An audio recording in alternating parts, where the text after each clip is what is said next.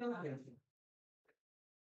morning, dear colleagues, dear friends, dear abroad partners.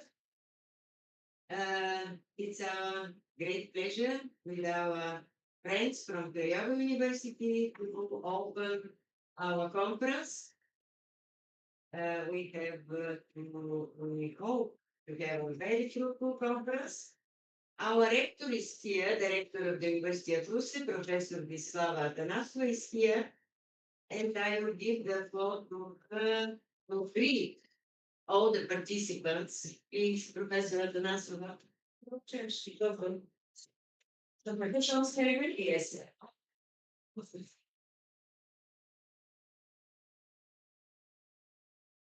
Hello,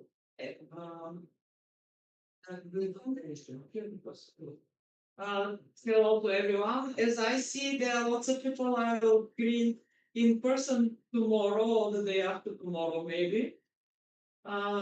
It's my pleasure to welcome you virtually in the University of Rosenau.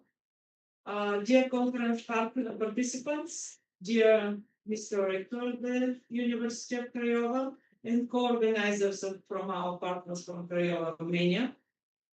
As director of the University of Russia, it is an honor for me to open the conference Language, Culture, and the Future of Communications in Digital Age, which brings together participants from the European University across. Over the next 4 years, and of course beyond, our common mission is to build a truly strong university in the European education and research space, in which joint educational programs and research will contribute to the development of each of the universities in the cross alliance, and together will make us stronger and more convinced in the potential of knowledge and science to overcome borders and distances. This conference has a special significance and meaning for the University of Lausanne, and it marks the beginning of our festive events on the occasion of the 80th anniversary of our university, culminating on 9th November 12th, the day on which the University of Russia was established 8 years ago. Special thanks to the Director of the University of Craiova, Professor Cesar Ioanu-Spinu, and his team, who supported the idea of jointly organizing our conference, and together, and of course, to our friends and colleagues who attended it. Gratitude to all the rectors of the Cross Alliance and to all our friends, professors, and collaborators from the 9 universities in the Alliance for the established spirit of cooperation and mutual assistance in the organization of such significant event. Thanks also to all of you, the conference participants, who will contribute with your work to the constructive debate on the significant topic of the forum. The future of communications in the digital age is an issue that concerns not only professionals in these fields, but has an interdisciplinary scope, and I hope that your presentation will provide a wide range of ideas contributing to the development of this area. I wish the conference success and hope that it will become one of the annual forums of our. Good luck to all. Thank you so much, President Atanasova. And probably we now would like to give the floor to the Professor Panu, Romanian rector of the University of Craiova, or Professor Kazakh probably will greet the Professor. Yes. Okay. Hello. Hello, everybody. I'm sorry, but our rector just got in another call with the National Council of Rectors of Romania. It's an emergency situation, and he assigned me to read his address, if that's okay with everybody. Thank you. So, dear Madam Rector, distinguished colleagues, esteemed guests, I'm very glad that I can address you in the opening of the international conference dedicated to language, culture, and the future of communication. as I believe this is both a very relevant topic today and an extremely meaningful initiative for our University Alliance across. Language and culture are far more than mere instruments of exchange. They are the living architecture of our identity and of our human connection. As communication evolves with unprecedented speed and a critical point, these innovations hold the promise of greater accessibility, but they also pose the risk of diminishing our cultural and linguistic diversity. In this context, university alliances assume particular significance. By fostering collaboration across borders and disciplines, such partnerships enable the co-creation of knowledge that has global relevance and local impact. Through joint academic exchanges and research initiatives, we can cultivate the intercultural competence and the ethical awareness necessary for meaningful dialogue in an interconnected world. The Across Alliance reaffirms that the pursuit of knowledge transcends geography and that intellectual progress flourishes through cooperation. I wish you all a very fruitful conference, and I hope this will result in the publication of very inspiring academic papers and constitute the beginning of new collaborations. Last but not least, congratulations on your 80th anniversary. Thank you very much. Благодаря ви. Thank you. Thank you so much, Professor Kazako, and special thanks to your rector, Professor Spanu. Now, dear colleagues, we can start our conference.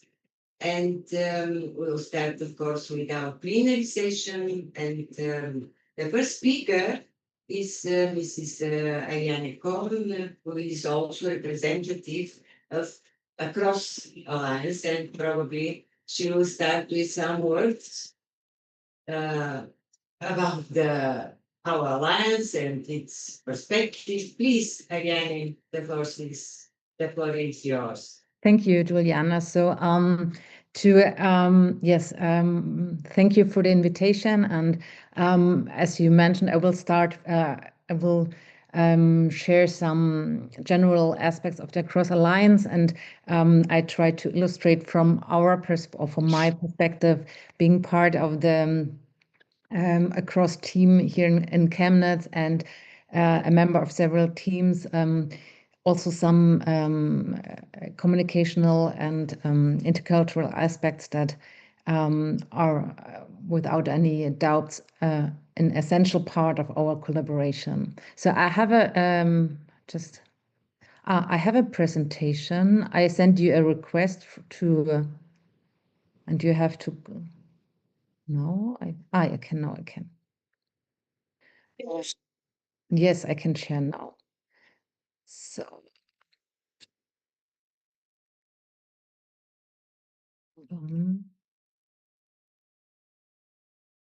So you can see it now, right? So so I click. So just very brief, like a general introduction. So Across is part of a major initiative set up by the European Commission, the European University Initiative. This is a flagship initiative by the European Strategy for Universities. The aim is to bring together European universities to create alliances to share resources and knowledge. Across unites 10 universities in 10 countries from four border regions. And our goal is to, we strive for education without borders, and this through teaching, research, and engagement in our regions, in our cross-border or border regions. This is a map.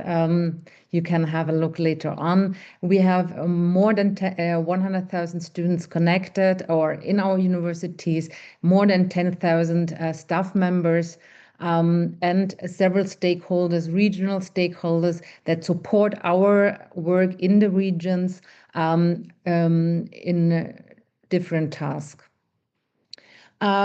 Why Across? So there's a challenge. Well, 1 of 3 Europeans live or studies in a border region.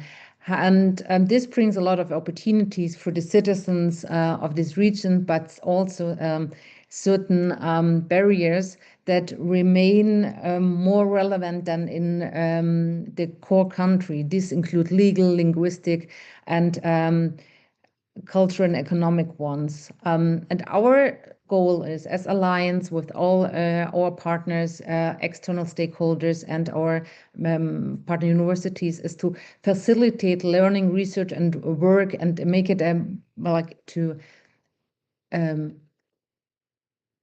just they asked me something. So to make it more accessible for all participants, to increase access to education, to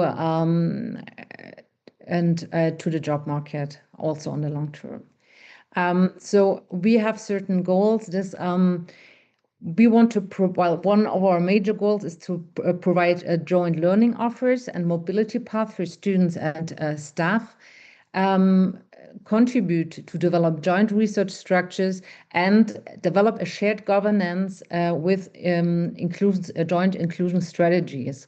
And we are funded for the next 4 years. However, as Desislava was already mentioning, of course, our goal is to make this a very long time success, like for all of us, and sustain. So the 4 years to come, we need to make it a sustainable approach to last much longer than this funding period. So identities in dialogue, what does it mean for us?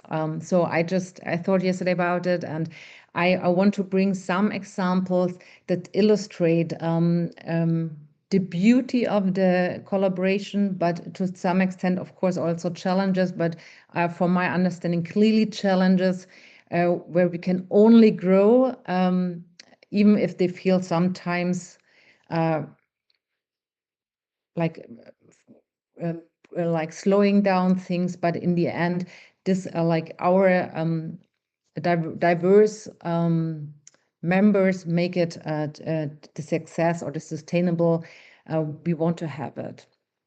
So this is mainly through connecting people. So what are our activities?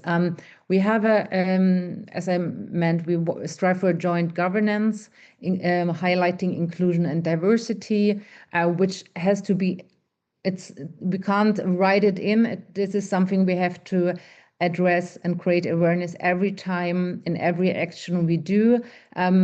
We have to bring people in to reflect what is needed for make it a real diverse and inclusive alliance.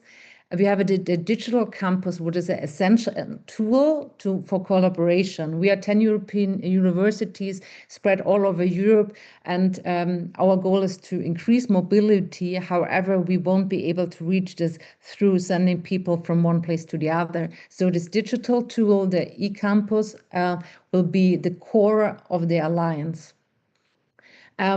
So for another target group of ours, our citizens, the cross-border engagement centers, or citizens and external stakeholders, are essential points. I will come to this to connect external and internal stakeholder. Joint learning offer, and of course research and innovation projects together with SMEs and public authorities to have this transfer from university towards the economical sector, and create also, well, and from an economical perspective, maybe have startups and revenue increase later on. So very short on that, I'm not going to go deeply in the governance. We have the core of our alliance are the task teams. They work on very different topics of what a university can do. Each task team, this is, I'm telling this because this is one of this where we see dialogue, and we're working also online mostly. Is essential to make our projects assess. These task teams, each task teams, we have 16 there, have 2 representatives of each university. So this is a very mixed group, plus students And the task team leader is moderating, organizing, structuring our tasks. But in the end, all partners' opinion carry the same weight. So there's a lot of ongoing discussion and the need to find a compromise, one not only very often also due to institutional or national regulations, but also for preferences within these teams. And this is, I think this provides a lot of room for development for all these task members to live this negotiation process that is needed to fulfill the role in these task teams. As mentioned before, the Across eCampus is the digital core of the alliance. I know this image is very, very tiny, but I can tell you this platform is meant to support communication, collaboration, learning materials. This will be the bridge to the university business corporations. And to design, we are currently designing this eCampus. There's an ongoing process with the user needs. And the eCampus is a very good example where we work very closely with students. As one part of it is, of course, meant for the students. So they are very, very well intensively working with our members from Chemnitz, who's leading this task, to develop prototypes that match the needs of the students. So then another beautiful example is the Across engagement centers. These places, we have them we have on-site places and we'll have an online virtual campus too. The virtual campus is more for business communication or more likely, while the on-site engagement centers are more places for the people of the regions to go there to have exchange on what is across, what are our goals, what is in for them. And these physical centers are, well, at least I can tell from Chemnitz perspective, it's very located in the city center, so it's accessible for everyone. It's an open spot. We have events there, and you can see, as you can see in the picture, we try to bring people in that usually are not part of academic life, or not anymore. So very short summary. So what is our goal? Our goal is a sustainable transformation of our institutions with a positive impact on our regions. Well, and to reach this, we need colleagues, students, the regions, citizens, companies to work together. And having so many people involved, it's like linguistic and cultural differences are, of course, on the table, but these are not only due to like for different nationalities, also like because of our professions. We speak a different language that our academics and administrative staff is speaking. So it's every time it's a negotiation or what's important for them from their perspective. So the differences they're present everywhere. I think or we believe it's the strength of the endeavor of the Across Alliance that we bring so many people together, and only together we can reach this long-term goal of lowering barriers between not only like the accessibility of study programs, but also within our institution and towards an openness to others in a broader sense. Yes, that's it. Thank you. So I'm very grateful for this conference here. I think the program tackles a lot of aspects is very important for us, and I'm really looking forward to it.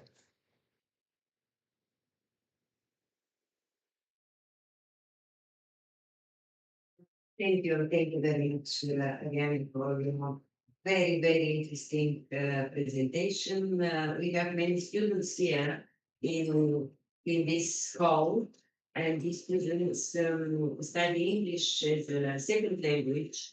And for them, and of course for all of us, was very, very interesting to know more about across its ideas and its future result. I like very, very much a sentence from your presentation that dialogues transform diversity into creativity.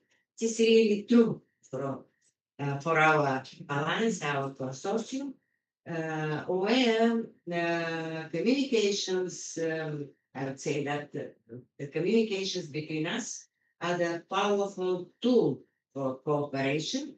And our conference today will prove this. If somebody has questions, comments, this first plenary speech, please, the floor is yours.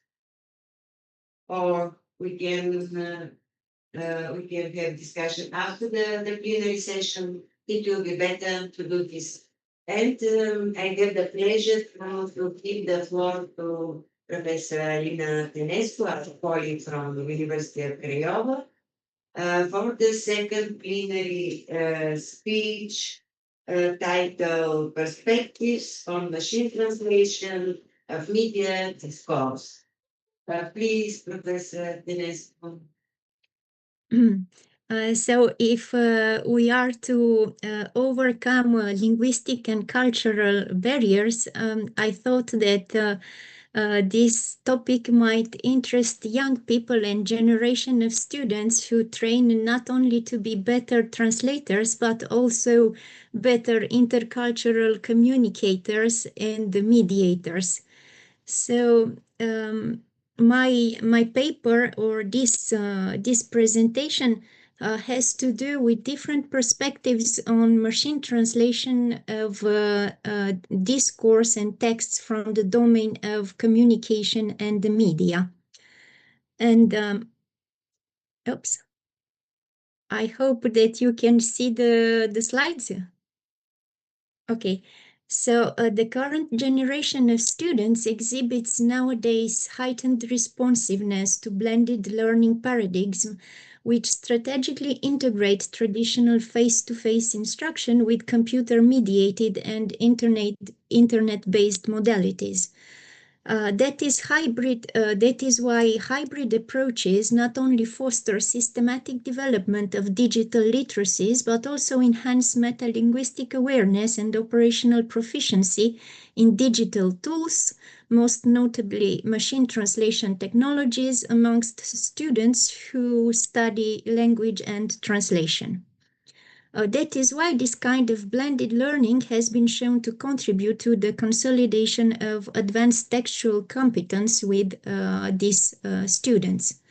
The scope of this study is to evaluate the quality of some French to English, English to French, and Romanian to English translations generated through the automatic processing of media texts within our corpus of study by translation memory software such as Bing, Google Translate, and Sistran, using two established evaluation metrics such as SAE and BLEU. These are the only standardized evaluation metrics for the quality of translations, be it human or machine translated. A second objective of this study is to examine the most recurrent errors that appear in machine translation of these texts, as identified by students in translation, but also by specialists, following the automatic processing of English to French, French to English, Romanian to English by this translation memory applications Google Translate, Sistran, and Bing. The analysis will focus on the 7 primary errors that are committed with automated translation systems, such as terminology, semantic structure, spelling, punctuation, and completeness. And what we did with the first evaluation metric is to apply it in order to evaluate the quality of translations from English to French and French to English on the corpus of study, taking into account these 7 categories of primary errors. And what I have done is to translate the source text into the target language, which is either French or English, and then to apply a test that is named concordance test. And we retranslated the text resulted from the translation back to the source language, to the English or French text, in order to see if the result of the reintroduction of the translation within the same translation application will get a result as close as possible or as further as possible from the original text, from the source language. And the text T1, for example, is in English. It is translated into French with the help of GT or Sistran, and we obtain a text which is T2 in French. Then in a second phase, we introduce again the text resulted from the translation T2 within the same application, and we translate it back to English. And we apply the evaluation metrics, taking into account its 7 primary errors and the way that we can count these primary errors. But I would only like, before showing you how we count the primary errors, to start with this metaphor about translation from Kumara Jiva, that asserted that translation nowadays resembles, in fact, to an already masticated food that will be given to him who cannot chew it himself. And automated translation would be then tantamount to victuals chewed by the mouth of an artificial organism, whose aim would be to guide the human operator in his work as validator, as post-checker, as verifier of the linguistic solutions that are generated by the machine translators. With these approaches, we chose, because there are a lot of machine translation softwares nowadays. We know that Google Translate and DeepL and Sistran are amongst the most used machine translations online. We chose Google Translation because it is a statistical machine translation, and Sistran because it is another type of machine translation software. It is a hybrid one. And we wanted to see if the hybrid machine translation performs better than the statistical machine translation on the same corpus of study. Of course, if we were to compare the two, we also have to say that Google Translate has much more pairs of languages that get translated and enriched each year.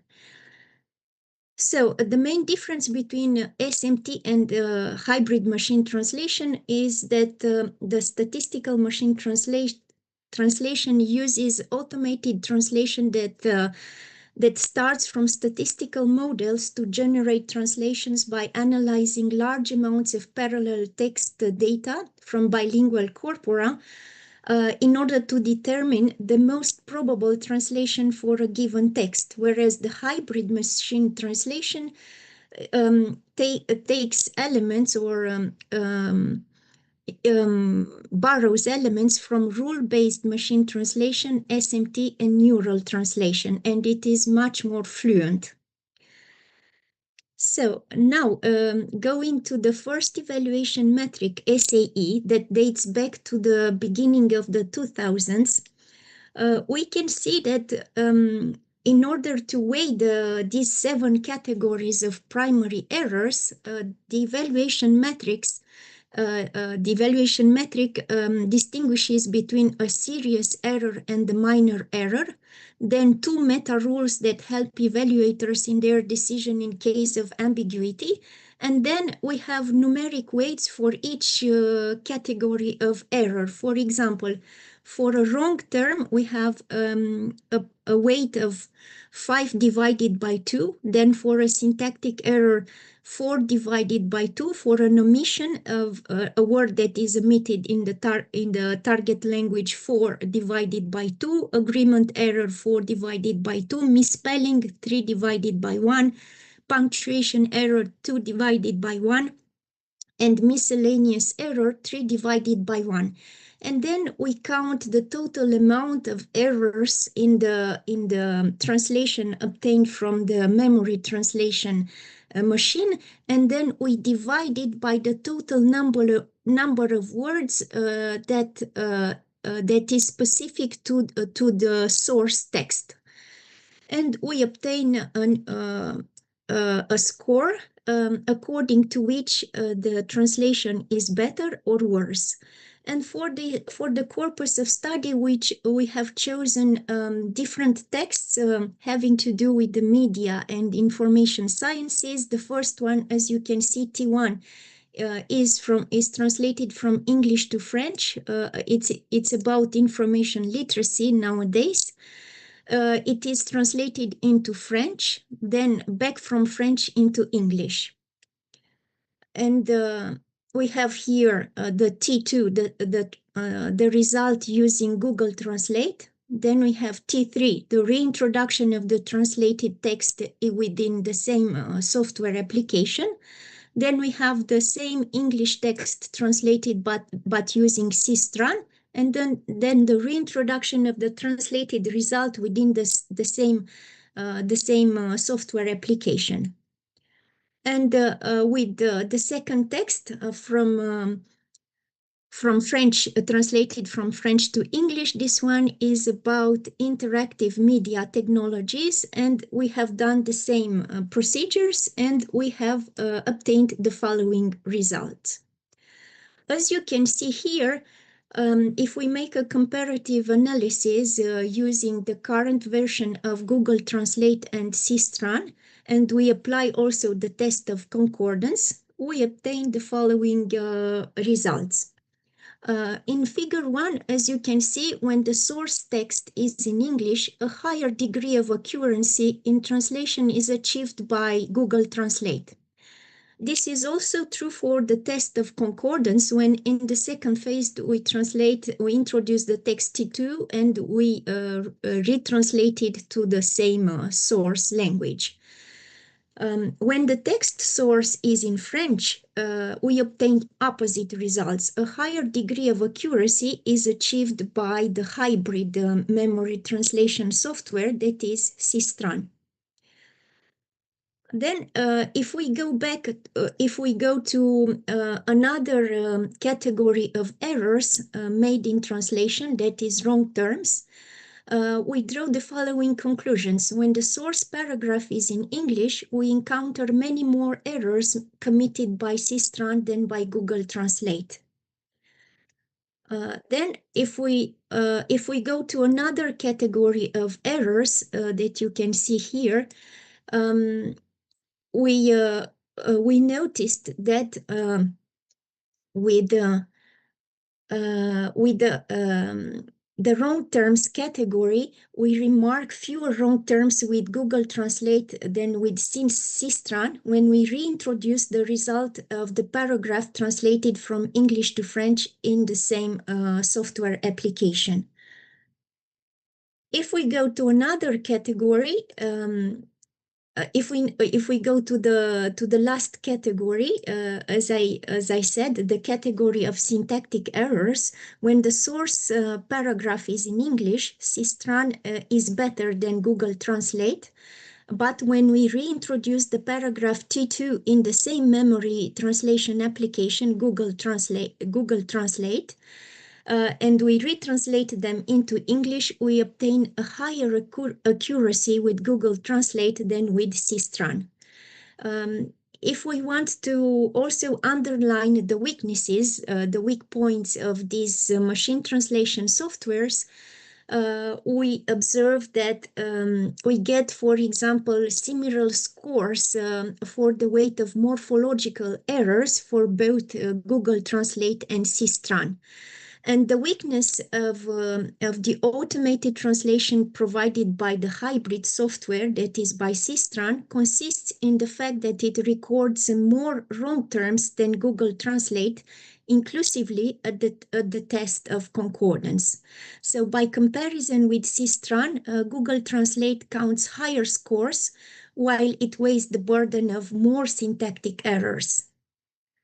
And it is something interesting to notice that if we also make a comparison between the hybrid machine translation and the statistical machine translation, in general, the statistical machine translation will make many more grammar errors, whereas the hybrid machine translation will not be able to decode or to translate idiomatic expressions at all.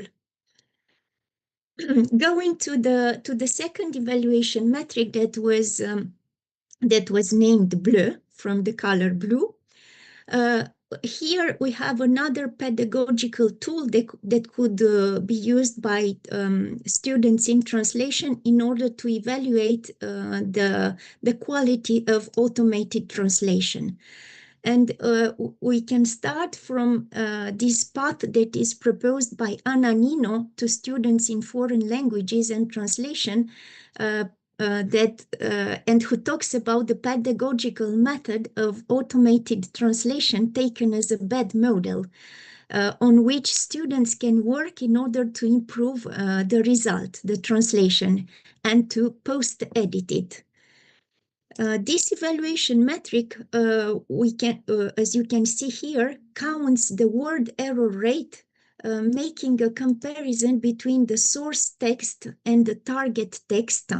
The target text can be a translation that is supplied by an automated software, and that can be compared to the same translation that is proposed by professional translators.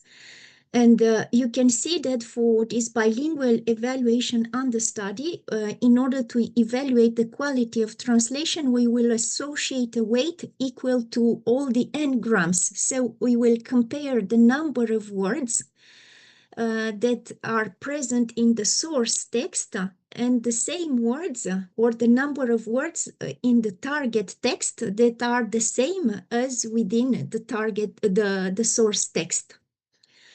According to Clau, students and sword translators can manipulate the weight and the values and the sentence brevity penalty, because sometimes, as we can notice, the translation that are generated will contain fewer words than the source text. And we have chosen for exemplification a paragraph on telecommunications from the book Comunicarea by Mihai Dinu, a professor from the University of Bucharest, and we have compared the results of translation of this paragraph by Google Translate and Bing with two references represented by human translations into English, provided by two English professors from the University of Craiova. And what we notice is that we have here the source text in Romanian from Mihai Dinu that counts 40 words. We have the candidate one, here the translation into English done by Google Translate, the translation into English done by Bing, and the references proposed by the two teachers from the University of Craiova. And we will compare the candidates with the references 1 and 2 and the source text in Romanian. And what we get with this evaluation metrics is the following results. So candidate 1, as you can observe, counts 31 words, of which 24 are found in the references. in reference 1 and reference 2 proposed by the professional translators. So the translation candidate 1 will thus receive a weight or a unigram precision that represents the division of the number of words that are found on the reference texts to the total of words in the initial translation done by the machine translation Google Translate. And if you can see that it is a score close to 1, it's 0.77, a good score in spite of the fact that the result of the translation performed by the hybrid machine does not retain much of the contents of reference translations 1 and 2. Whereas candidate 2 comprises 39 words, of which 32 are found in the reference translations, and we will assign a unigram precision of P represented by 32 divided by 39, 0.8. That is to say that the scores or the comparison of these scores attributed to the unigram precision of the two automated translation reveal a better performance for the hybrid machine translation software Bing, whereas Google Translate, the statistical software does worse. Okay, so here you can see how we can count the unigram precision as well as the modified unigram precision for each word in the candidate translation proposed by the automated machine software. The algorithm helps us to calculate the maximum total count in all the reference translations. And then, for example, in our corpus of study, a word like television appears 1 in reference 1 and once in reference 2. So the maximum count would be 1. And for the candidate translation 1, the count MW of which word is related to the words MMax. And thus, we obtained the modified unigram precision and the scores for the two candidates.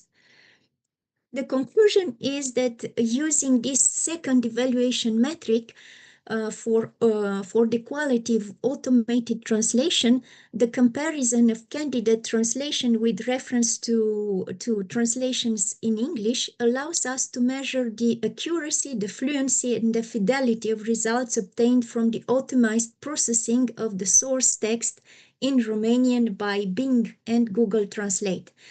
And we observed that these obtained scores using the second evaluation metric BLEU shows us that automated translations are at least 30% worse than human translations.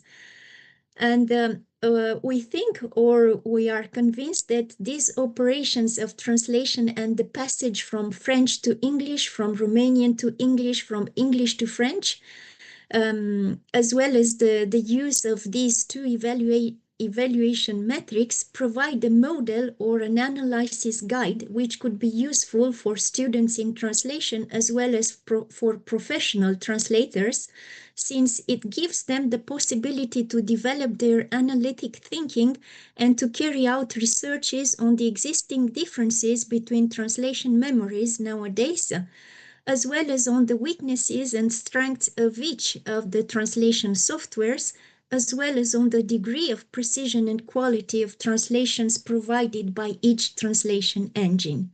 And of course, if we were to try and do this operation with the use of ChatGPT, we wouldn't be able to do it because with SAE, the first evaluation metric, we can only do the manual evaluation of these translations. Thank you.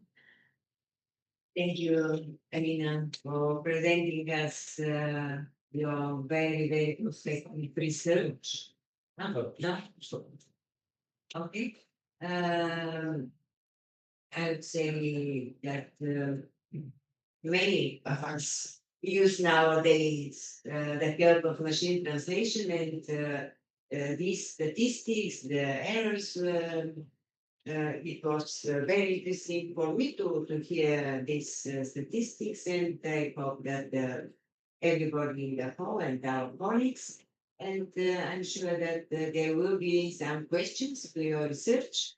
And I have a proposal because we have here colleagues from our department in foreign languages at the university, and having in mind your research and their research, we think that you can start a joint project together or joint research, and but in the future we can think about this. Okay. Thank you. Now, thank you once again, Marina, and now I have the great pleasure to give the floor to Professor Katerina Karakczewska for her plenary speech titled Artificial Intelligence Meets the Language Classroom, the Enduring Growth of Teachers. Please, Professor Karakczewska.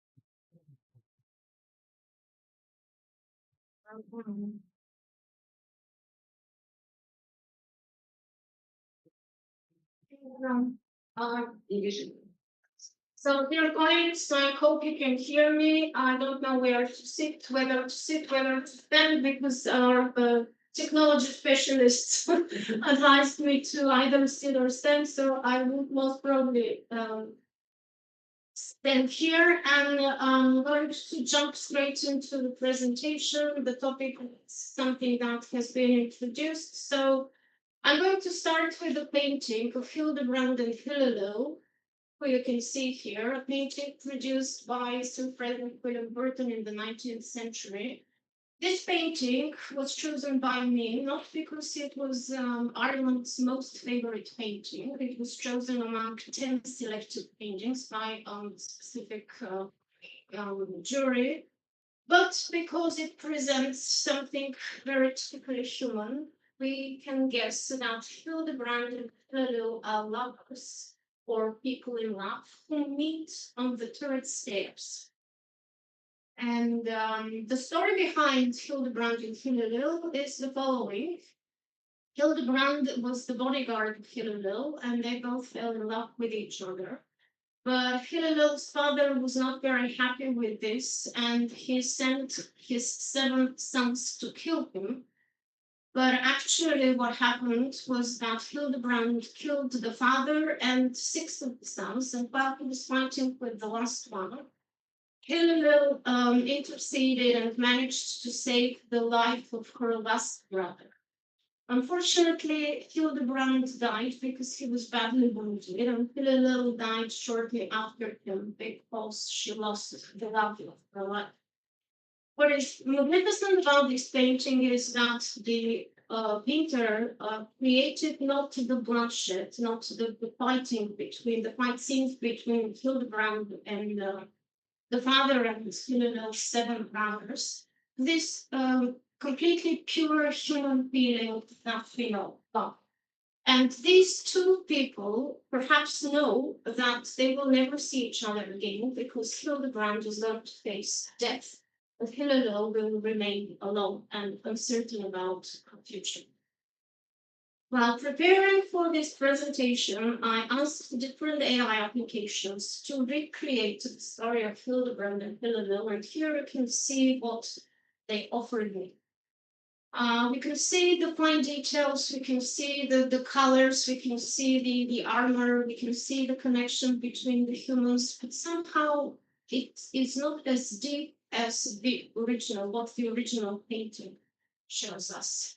So if we are to define AI, we can see that it can produce text, summarize thoughts, participate in dialogue, personalized learning, and it can do it with the speed that we have never imagined a few years ago.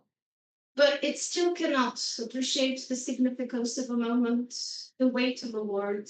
It cannot interpret silence between the teacher and the student in the classroom, and it cannot definitely decide when feedback becomes guidance and guidance becomes fear. So it still has not mastered our purely humane or human features. But we can also say, with regards to this, that artificial intelligence can generate the surface of understanding, but not its depth, at least not at this moment. And when mentioning understanding, we can't ignore language teaching and learning, because language teaching and learning has always been about understanding, and we don't mean just words and grammar, but how and why language is used in particular ways. And in this AI-saturated world, we, the teachers of English, should guide our learners beyond the mastery of forms and functions and help them realize how language functions as a tool of thinking, relating, and making sense of the world. And last but not least, we have to help our learners move beyond production toward empathy, because language is what connects us with other people. We can reconnect, we can even disconnect, but that's what we use language for, communication with others. And just as Hildebrander and Hillel are at the intersections of two worlds, the one that is familiar, in our case, in our classrooms, the world of human language, intuition, and lived experience, and the other one, the unknown, that is still emerging, that is still creating, because it is shaped by artificial intelligence, by data, and by completely different ways of making think. We have to transform ourselves and assume a new role, the role of guides between these two worlds, helping learners navigate the complexity that has been created by AI technologies, and help them think critically, approach technology with care, and also with creativity and imagination. But is this the reality in which we live in? And do we as language teachers feel that way? Well, that is a question that not only me has been asking, but also other researchers. And among the myriad of research that is available, I will mention just one. This survey that has been produced by the British Council in 2023, and which gives us an idea of what teachers around the world think about artificial intelligence. We can say that there is generally the positive attitude towards it, but still, within this positive attitude, we could feel the insecurity of teachers, because only 20% of the participants claimed that they feel sufficiently trained to use it, to apply it in the classroom. And also we can feel and see the challenges that they shared: technology breakdowns, limited capabilities, fears about data privacy, and issues related to standardization in language use. I'm going to mention also another one, a different survey, which has been produced by the Digital Education Council in 2025, at the beginning of this year. And it is not focused so much on language teaching and learning, but it's more focused on what happens at universities. And why I chose this, a very simple answer: because universities are the institutions that train teachers and languages. And we can see that university staff, academic staff, also have this positive disposition towards AI and its integration in the classroom. And they also perceive this, AI technologies, more as an opportunity rather than as a threat. And when the participants in that particular survey have been asked about their opinion on incorporating artificial intelligence in the different teaching areas, we can see that generally they are positive about it, with just one minor exception, and that refers to grading and generating feedback to student work. The reason behind it, we are not, as teachers, absolutely sure that what we get as feedback from our students, especially on assignments that they have prepared on, has been produced solely by them and not with the help of artificial intelligence.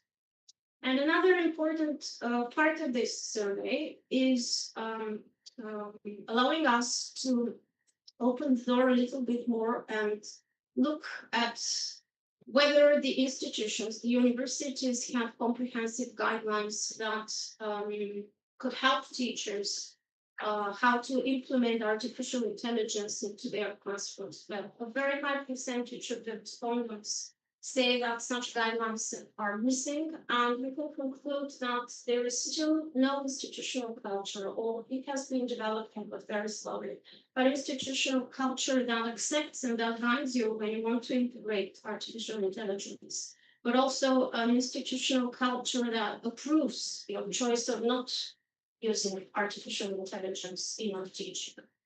So based on this, and based on other research, which I'm not going to mention because of the time that we have for this speech, I have decided to create a short survey which focuses on 3 aims. And these aims are to explore how teachers perceive AI tools, whether they're useful or not, which AI tools they use and for what purposes. Second aim is to examine their perceptions on artificial intelligence, on language learning, so whether that's beneficial or it's more a risk or concern, and then to investigate about their opinion on the professional roles of English language teachers in AI-enriched classrooms.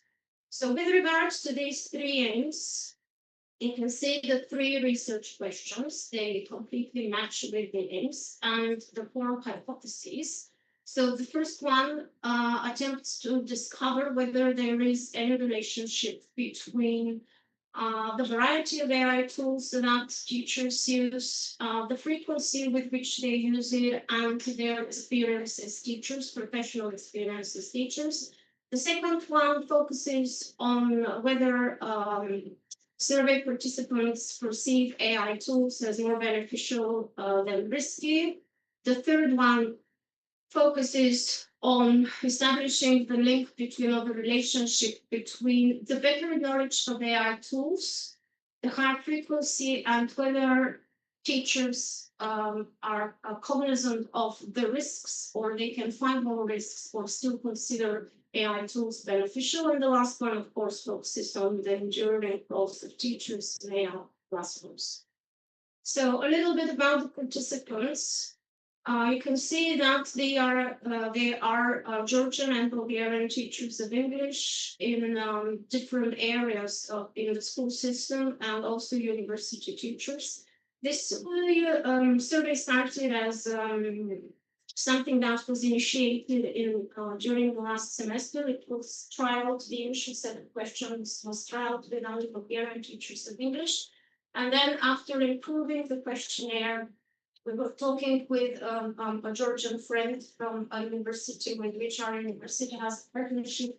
And we were talking and thinking about collaboration. I asked her, I have a survey, would you like to test it with Georgians and decide whether it's good or not, and still improve it, and then search for other partners to complement it. So she agreed, and she helped me to reach a wider audience of Georgian teachers, and not only in university but at schools. I also use former Erasmus students that we have had from Georgia, so they helped me multiply the survey. Not a huge number of participants, only 50, and you can see the age groups of these participants, generally people from 25 to 54, the majority of the respondents. And these people are people, again, the majority of them having 11 plus years of teaching experience. So in terms of how often they use AI tools in the classroom, this is not part of the demographics, but it's important just to outline the profile of the participants. You see that the majority of them use it occasionally, which means less than once per month or only for specific tasks or lessons. And also nearly a similar percentage of the respondents use AI tools often, at least once per week. And when asked to define, to self-assess their feelings towards artificial intelligence, we can say that they are curious, optimistic, and excited, with only a small percentage of teachers who are worried. This is the this gives you an outlook on the structure of the survey. It was administered as a Google Forms survey distributed online. There was the first part for asking consent for the participants, and the other parts comprised of 20 questions, which were questions that contained a different number of items. And the last question was an open question, which started like this: AI can help students learn English, but only teachers can. So participants had to finish the sentence. In terms of how or which artificial intelligence tools they use most often in their classrooms, of course, that is ChatGPT. For writing prompts, grammar explanations, conversation practice, then Kahoot and the similar types of tools for designing interactive activities, then AI writing assistants integrated into different platforms, and Grammarly for giving students feedback and correction. I would say that the results that we have match with what is available in current research. Yes, the last one that I chose to show is AI-powered translation tools in terms of the percentages that was used. The purpose is, of course, lesson and material preparation, developing student speaking and listening skills. This one contradicts with the British Council survey because it was said that they use mostly AI tools for speaking, reading, and writing, and not so much for listening. Language feedback and assessment and grading. Again, there is a similarity between the findings and what we have available from existing research. The first hypothesis, as I said, tries to find the relationship, whether there is a link between the frequency of use, the tools the teachers use, and whether they have received training or not.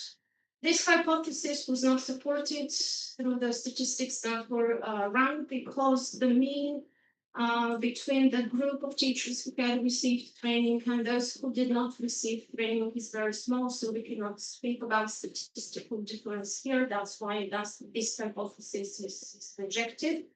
The second question gives us an idea of the benefits. Of course, easier and faster preparation, opportunities for students to practice English outside the classroom, immediate feedback on language accuracy, and reduction of teachers' routine workload.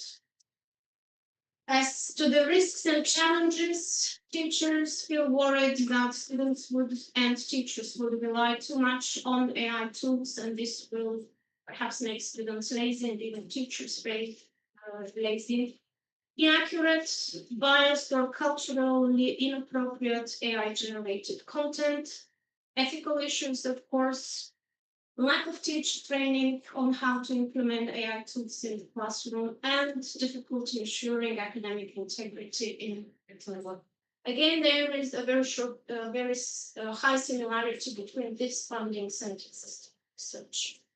As to the second hypothesis, whether L2 teachers perceive artificial intelligence as more beneficial than risky, we have found, based on the statistical analysis, that there is a highly statistically significant difference, and the results supported the hypothesis, which means that our sample of participants consider artificial intelligence tools and applications as more beneficial than risky.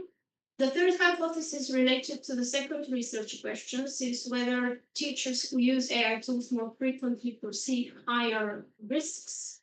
That was rejected because the statistical data found a very small positive correlation that was in fact not statistically significant. That's why this hypothesis was not supported for this sample. And the last questions about the enduring professional roles of teachers. Of course, number one, critical thinking and problem solving.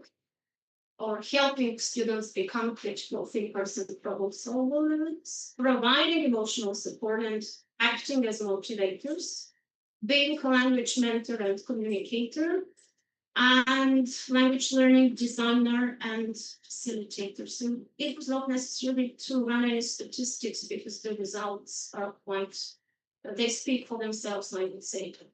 And as to the last sentence, only teach the sentence that participants have to finish. AI can help my students learn English, but only teachers can teach how language functions, prepare students to communicate.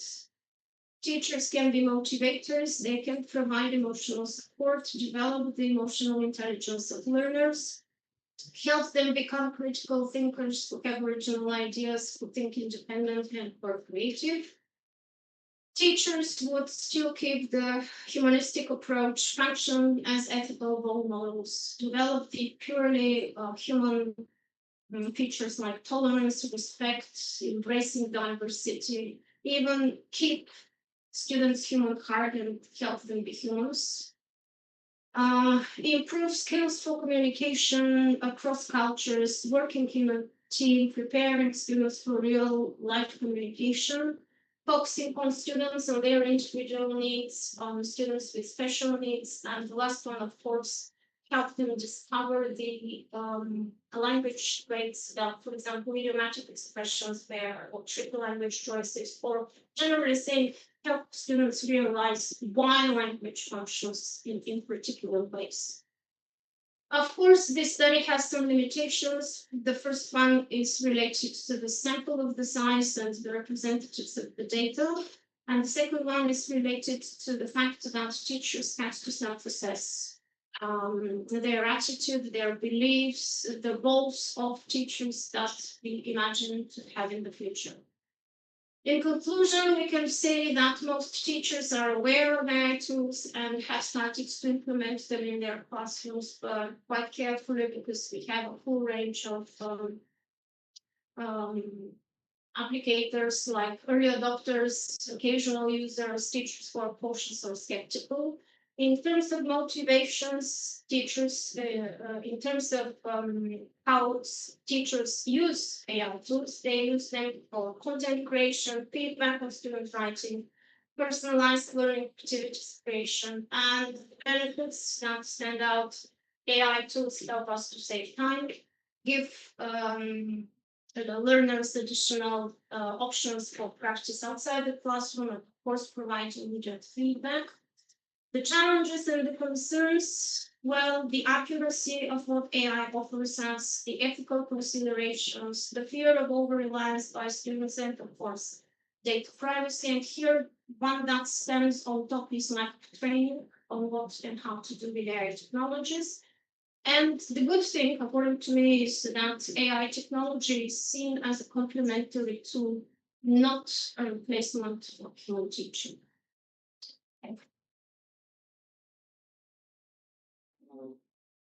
Sorry. Okay. It's okay. It's okay.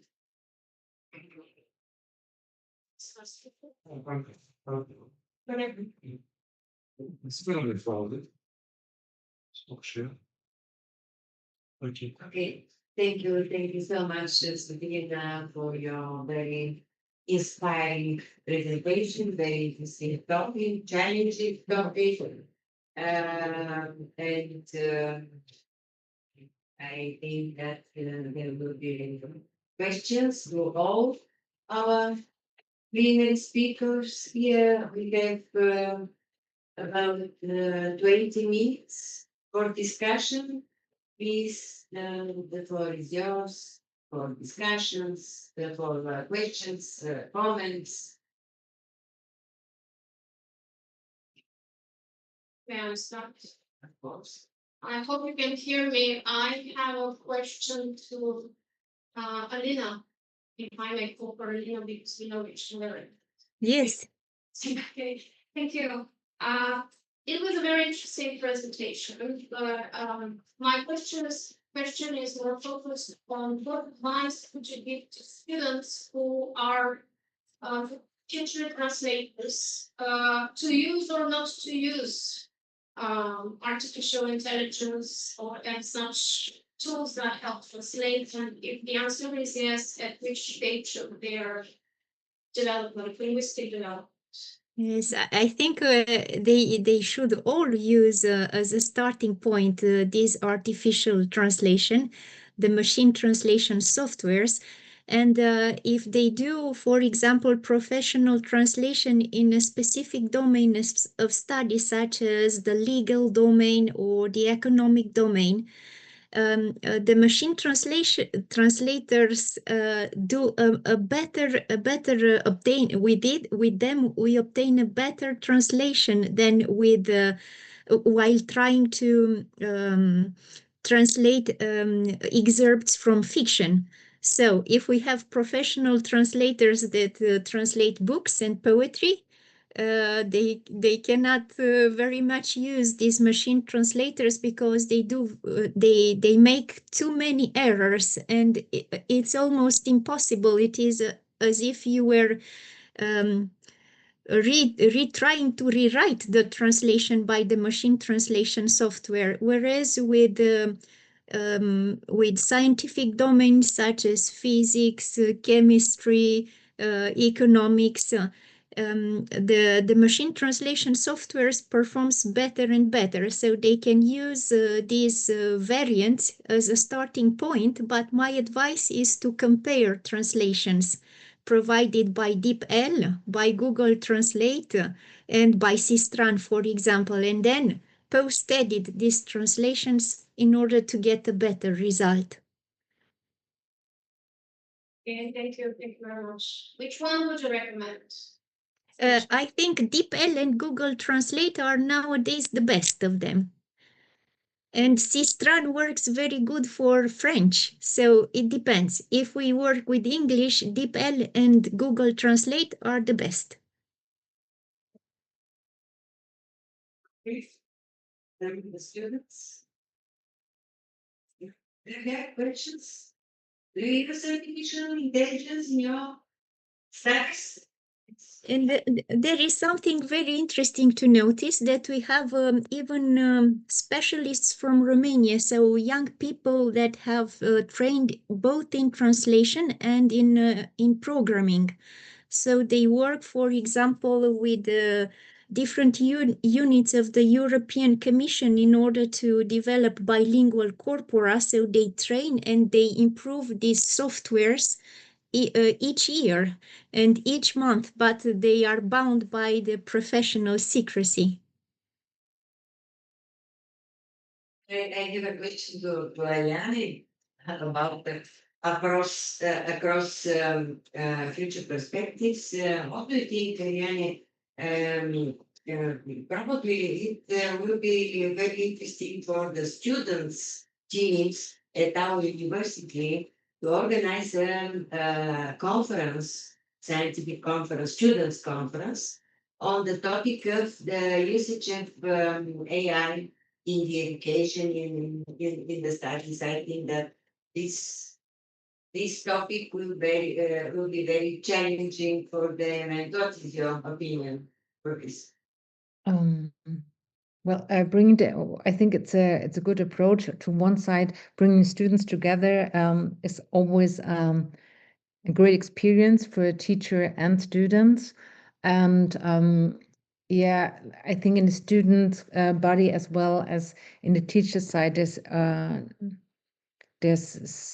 in some cases still clear, as Svetlana was mentioning, also clear guidelines or how to use different tools missing. So it would be probably a good approach to organize event like that, and also like for this for sure for the students. Yes.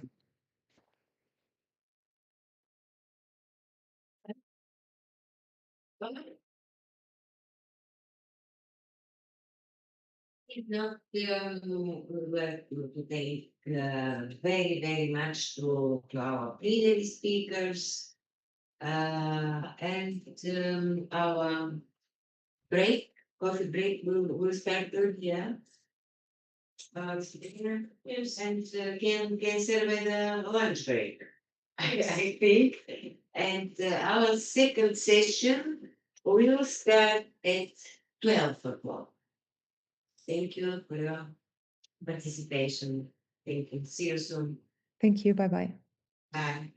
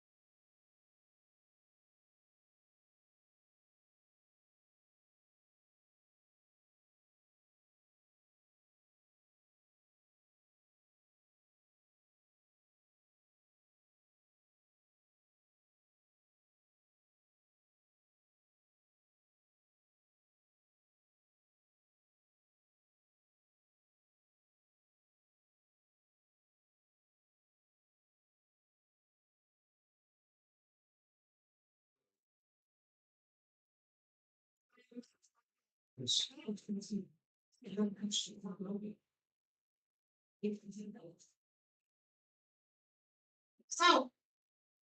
welcome to all participants who have joined us for the session. We are ready to let me switch turn on my camera. I will manage, okay? And I'm sorry, coming back. Oh, okay, so we're ready to continue with the second session of our conference. And we are turning towards culture and identity in language. So I'm pleased to give the floor to Mr. Emmanuel Souchou. I hope I pronounced it correctly. Yes, So thank you so much. if you could share your presentation. Yes, I can. Thank you. Well, thank you. Sexual. Yeah. All of it, so.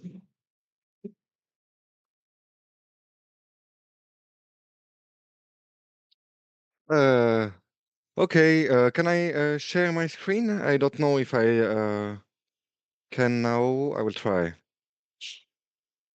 Okay, that's it. Check.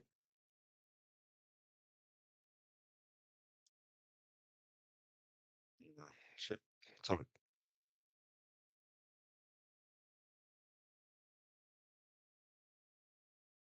Oh, that's it. Hello, everybody. Thank you very much for allowing me to present my work in front of you. I'm really happy to do it. Thank you. I'm really happy to participate to this Actros International Conference. And thank you very much for all those organizers, for Jose and Craiova, and thank you very much. So I will go to the point. Um, this is a part of my work with on the relationship between the visual self-representation um, and French far-right activists. My method is through direct observation and interviews as I infiltrate a far-right organization in 2015-2016. It was the monarchist organization Action Française, and I conduct direct observation and interview with activists and also with activists of several organizations, identitarian, national revolutionary activists from the GUD, Groupe Union Défense. So let's enter in the subject, the visual self-representation. There is three key dimensions in the self-representation through iconography in the far right. The first of it is, and the more obvious, is heroization of the self or themselves through a mythologized figure from the past and a mythologized role model from the past. They are different for each organization. For example, for the identitarians, they will be really interested in a Spartan figure, Hellenistic figure, like Europeist and pagan figure. The monarchist organization and the nationalist organization will be more interested in chivalry figure, in a Templar figure. But the common point, there is also variation, and each group try to shape their militants following different role model with their own value. But the common point is in all these organizations that I call radical far right, there is this role model and heroization of the past, heroization of the self, because they associate themselves with this image from mythologized past. Okay. But there is another point, paradoxal. It's through the meme culture, there is a self-derision dimension. And the meme culture takes all this iconography and turn it into self-derision. So there is, in a way, in a hand, heroization, and in other hand, self-derision. So this is paradoxal, and this is, I think, interesting. The next point is political individuation.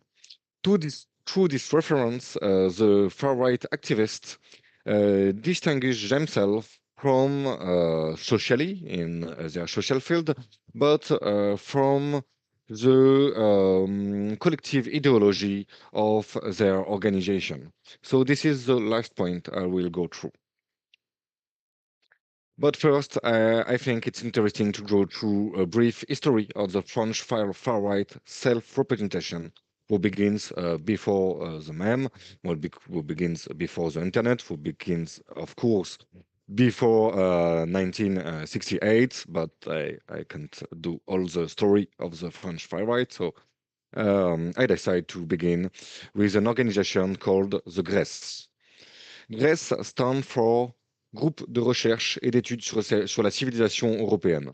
So it's a group and it's research center of the European civilization, something like that. They are also called New Right, and their approach, the political strategy, is called meta-political. Because they aim to influence society not by direct activism, but by creating cultural reference. They are in a pseudo-academical approach. They are consulting reviews, they are doing colloquium, and they are theorizing this role model system inspired by the past. So they are mythologizing some part of the past, and that is interesting is they are more in a pagan and Europeist perspective, which clearly new from the other nationalists, French nationalists of this time, who were more in a Catholic approach and in a French nationalist approach. And these pagan and Europeist references are often martial. For example, they are not really interesting in the city of Athens from the Greece, they are interesting from Sparta. But let's go through, we need to continue because as you understand, I am interested in youth and contemporary approach. And we are now in the beginning of the 90s with a review like Lutte du Peuple. So Lutte du Peuple is the fight of the people. This is a national revolutionary review. It was the mainstream approach of the far right. I'm not said it, but at this time, that was the radical far right in France was in this approach. So as you can see, it's really youth-oriented. It's skinhead inspired. You can see the boots, you can see the haircuts. It's in a popular approach, and there is explicit reference to Greece, but critical reference. We are a bit. We are now in the end of the 90s, but this is the same people and the same ideology. This is from the FAQ section of the Unité Radicale website. So this is the group after Nouvelle Resistance. If you see, I put a little timeline of the groups Nouvelle Résistance and Jeune Résistance at the beginning of the 90s and Unité Radicale. And we will see after what happened. So we are in the Unité Radicale website, and there are so if you remember on the website at this time, there was really often a question and answer section where they were explaining their view in the about section most of the time, and they're speaking about the cultural struggle. So cultural struggle in French, it's combat culturel. This is another name for the metapolitical approach for the Greece. And they're saying that sympathizers are more interesting in a city, in a comics books, than in colloquialism and intellectualism of the Grace Conference. And I think this is really interesting. They are really taking the idea of the metapolitical approach of the cultural struggle of the Greece, but in a critical way, saying that youth and cultural youth and popular approach is more effective. So let's continue. This is another image of the same style. We are between Nouvelle Résistance and Unité Radicale. You can see the skinhead style. You can see also that they are attacking American Israel, which is interesting because you can see that it's another approach than the actual the current French far right. But let's continue. In 2002, Unité Radicale got forbidden because one of the sympathizers tries to kill Jacques Chirac, so the former president of the French Republic. So Unité Radicale was, of course, forbidden, and a new movement appeared, the Bloc Identitaire and the Jeunesse Identitaire. And I call all these mouvements identitaires because it's simple. It's simplest. And this movement identitaire, so this was people from Nouvelle Résistance and Unité Radicale, but with change, ideological change, totally modernized the design of the Unité Radicale and Nouvelle Résistance. For example, you can see that the skinheads reference totally disappeared, but you can also see there is pop culture reference. If you can see, this is Brad Pitt, but it is a really special Brad Pitt is Brad Pitt from Fight Club. So Fight Club, a really popular movie of the 90s, was still popular 20 years after. And this was a big point of the identitarian.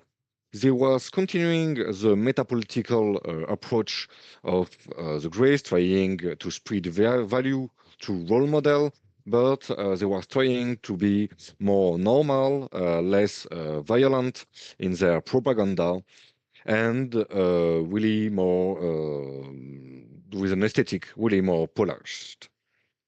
Let's continue. This is a book from Philippe Vardon. Philippe Vardon was an activist from Unité Radicale.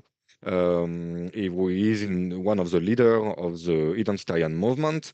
He is in a music band who was a skinhead past of the time. His name was Fraction Hexagone. Now it's Fraction. You can see there is a Spartian reference from the Grace, of course, but also from the movie 300 from Zack Snyder. And this is the title, Element for Identitarian Subculture. It is a reference to the Greece Review, which is Element for civilization European, an European civilization. So they take the same idea of the Grace, but they put it in a youth and subcultural approach, and this will have a big influence on the other far right groups. So this is one of the main influence of the modern iconography of the far right, the work that did the identitarian in the end of the years 2000, but it's begin earlier, as we have seen it. The other big influence is the meme culture who come from America and was spread during the first Trump campaign in 2016. And we will say now, what is a meme? A meme is a cultural reference shared online. It's often declined into humorous variation, and most of the time using an image. And the interesting point is everybody can do his own meme. The far right memes appears on the social media platform such as 4chan in the early 2000s, and since the beginning it was racist, misogynistic, and they were representing positively far-right activists and the golden age that are interesting for the new right perspective. But the interesting point is they also mock the gap between the real life and the glorious ideal, and they are reinterpreting the far-right role model with a critical distance.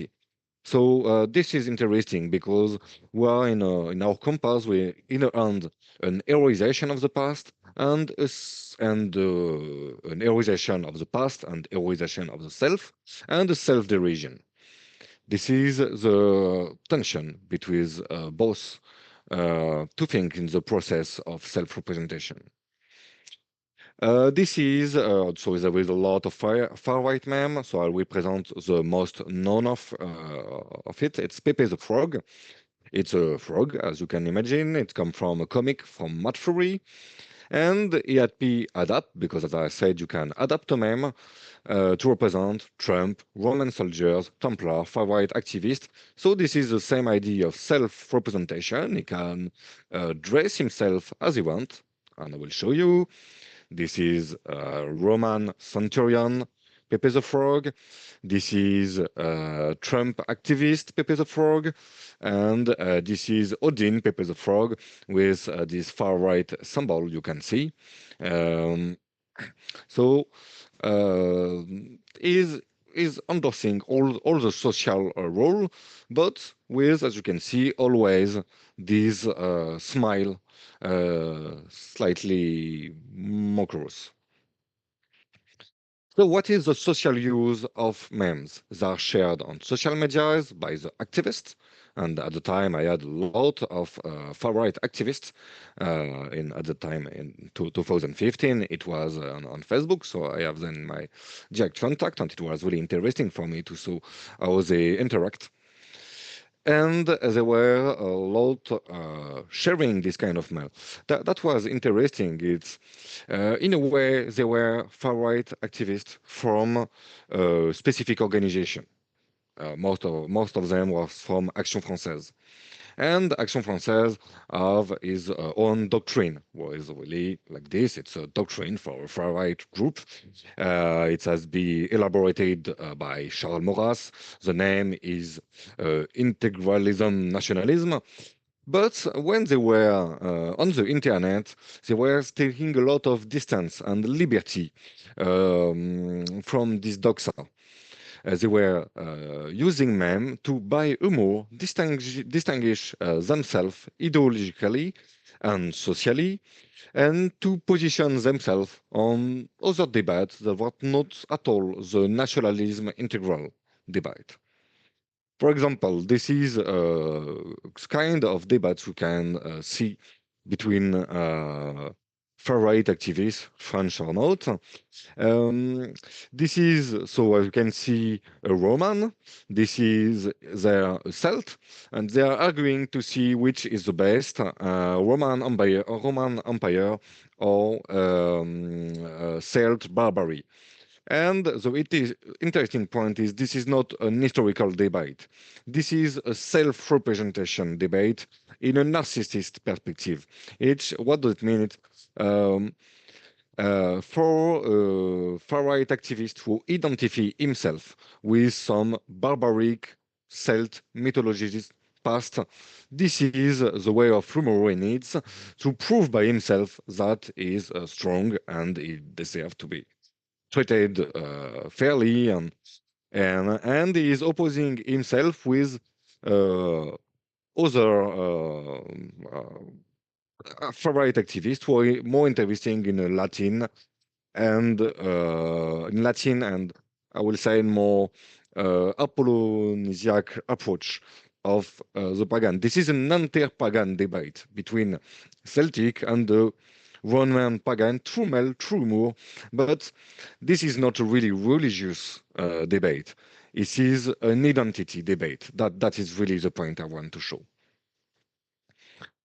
This is, so as you can see, one of the points to distinguish yourself with meme is through martial reference, which this really important question, who is the stronger? We are in a, I will say, capital warrior approach. But this is another way to distinguish yourself through meme for far-right activists is through obscure reference. So we are more in a capital cultural approach. This is from a book, an auto-print book you can find on Amazon. You can find it on the PDF on the internet. This is the first card of the tarot, as you can see. So this is the magician, and this is specifically a Telemist version of it, who is from Aleister Crowley, which is a guru, pop culture guru from the 20th century. And the name of the book is Esoteric Kekism Anew. The idea of esoteric, it's opposed to exoteric. This is the idea of an ideology who is from an inner circle and who is not broadly shared. And the idea of esoteric, so kekism is another word for Pepe the Frog. So this is the idea that in memes there is some kind of magic and some are initiate to more knowledge. This is a parody of religion. This esoteric kekism is more or less a parody of Hitleric cult, but true, obscure, and humorous reference.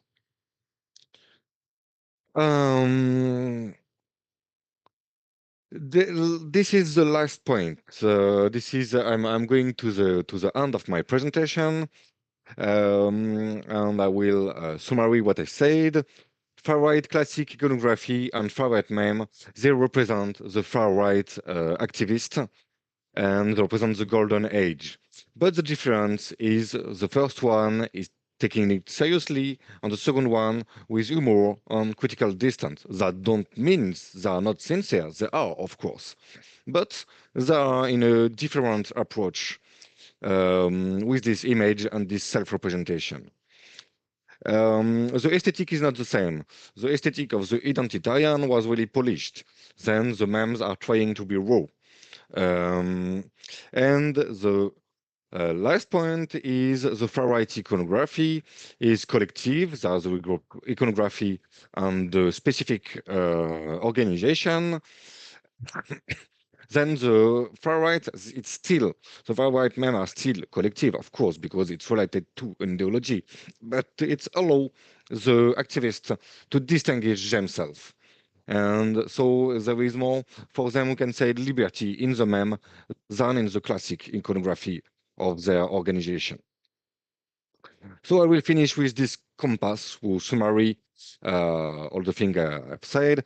There is, in a hand, loyalty to collective aesthetic. In the other hand, a desire for individuation. There is a narrowization, which is opposed to self-derision, an intellectual point aim to distinguish themselves through intellectual reference, and the other aim to prove they are the stronger, the more violent. So two type of capital who are to try to capitalism too, cultural and warrior. This is the warrior capital is a concept from the French sociologue Thomas Sauvadet. And the last opposition is between popular appeal, popular culture, and sophisticated culture, with the aim to show the more sophisticated and obscure reference as possible. So this was my conference. I hope you enjoyed it. I can, of course, develop if you have some question, and thank you for enjoying it. You can, this is some advertisement to my books if you are interested in.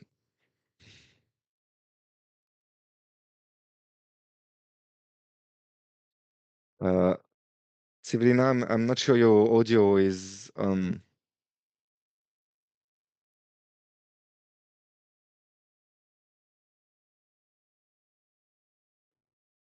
Great. It's really cool. Can you hear me now?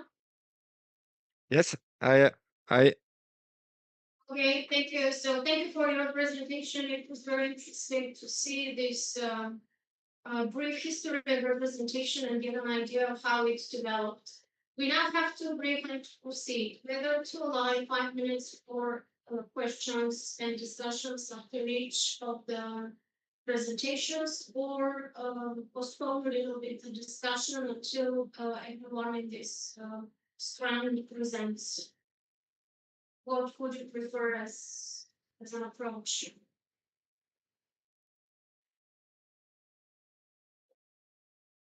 if I prefer, oh, yes, we can maybe do all the question and I will answer as you prefer. As you prefer. I can take the question one by one.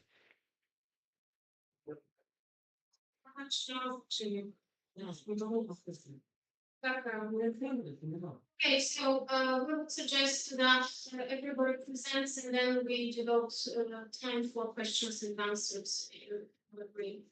Okay. Yes, yes, we can do that. You can do that. Thank you very much. I would like to give the floor to our next presenter, Ms. Daniela Naidoo. Hello. Let me try to see if I can share the presentation. First of all, does it work? Yes, we can see it. Okay, just a second. Okay. So I made the I made a research on how the community on TikTok works.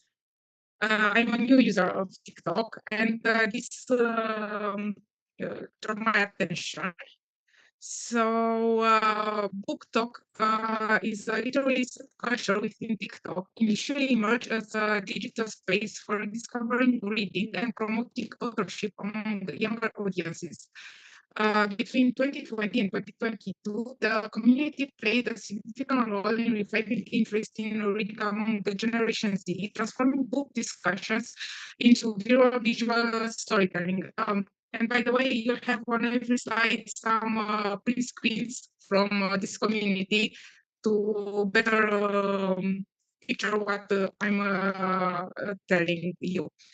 However, as observed, the field of BookTok has increasingly shifted from a space of authentic reader engagement to one dominated by algorithmic performance and social reciprocity.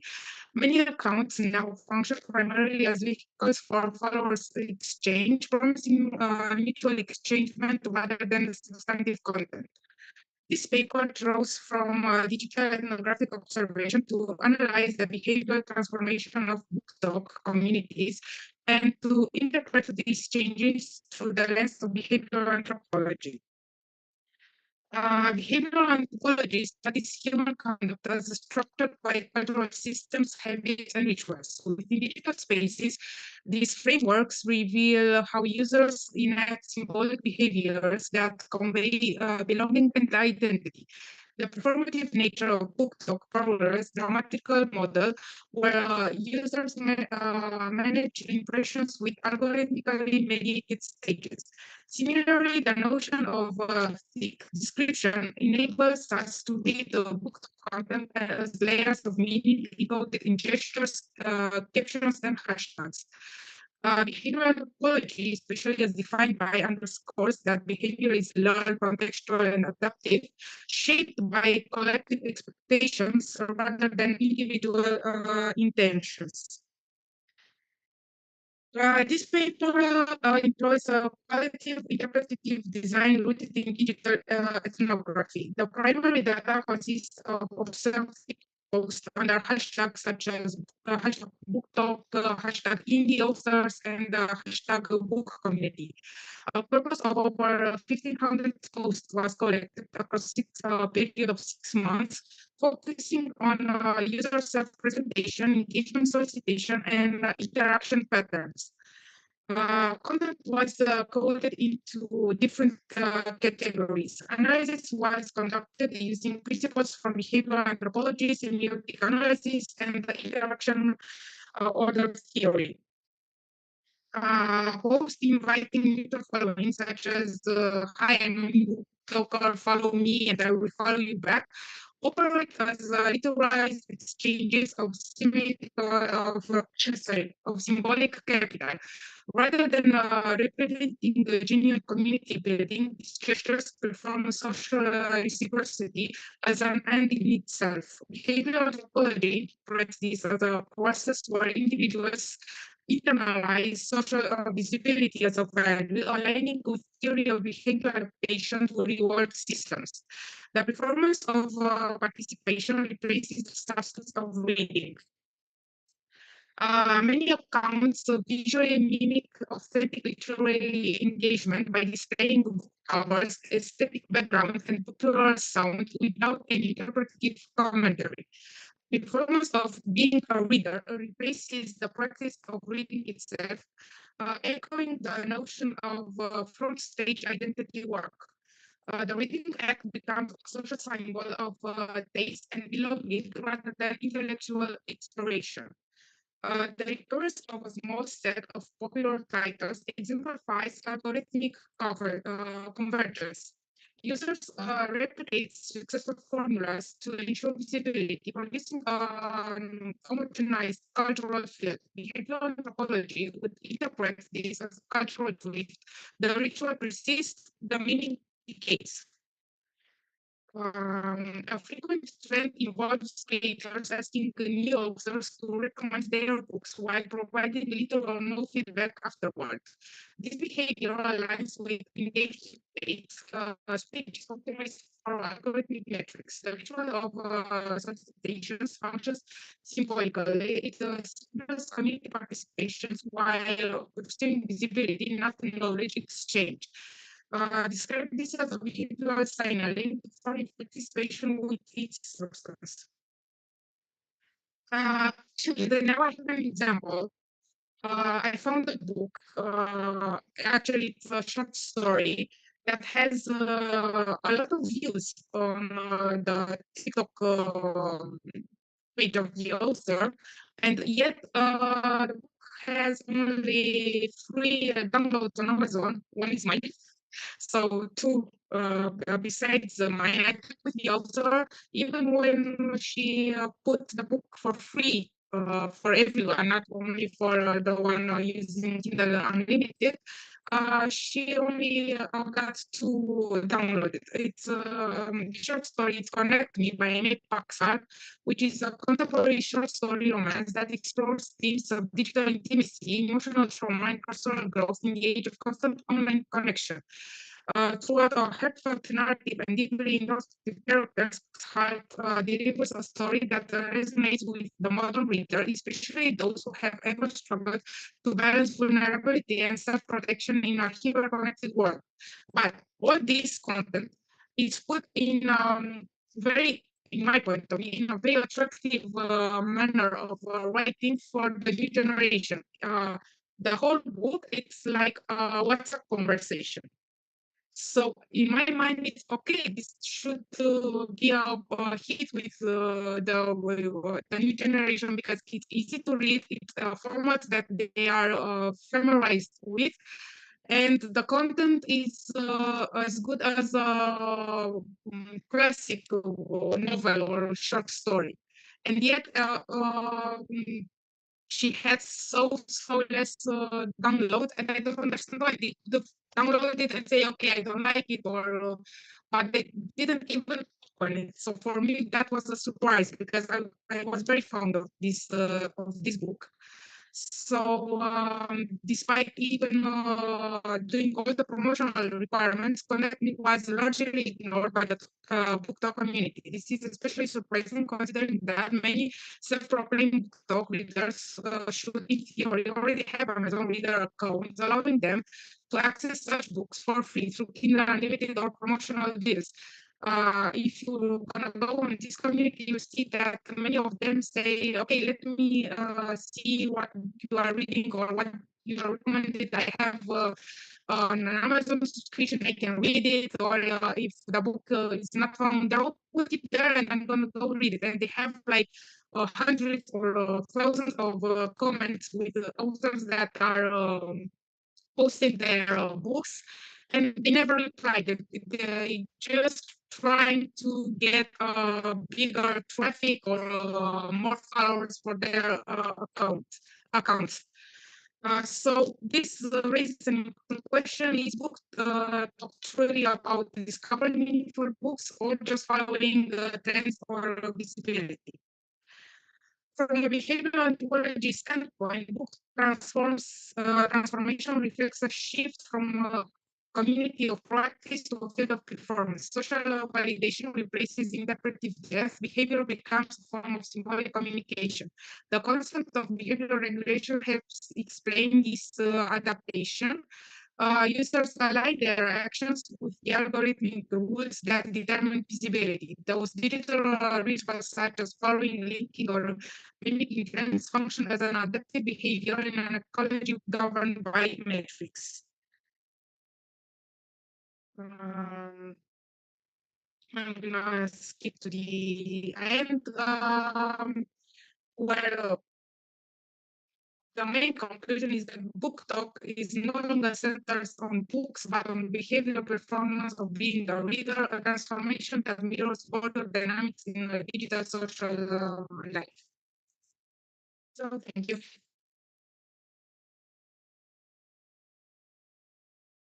Thank you very much.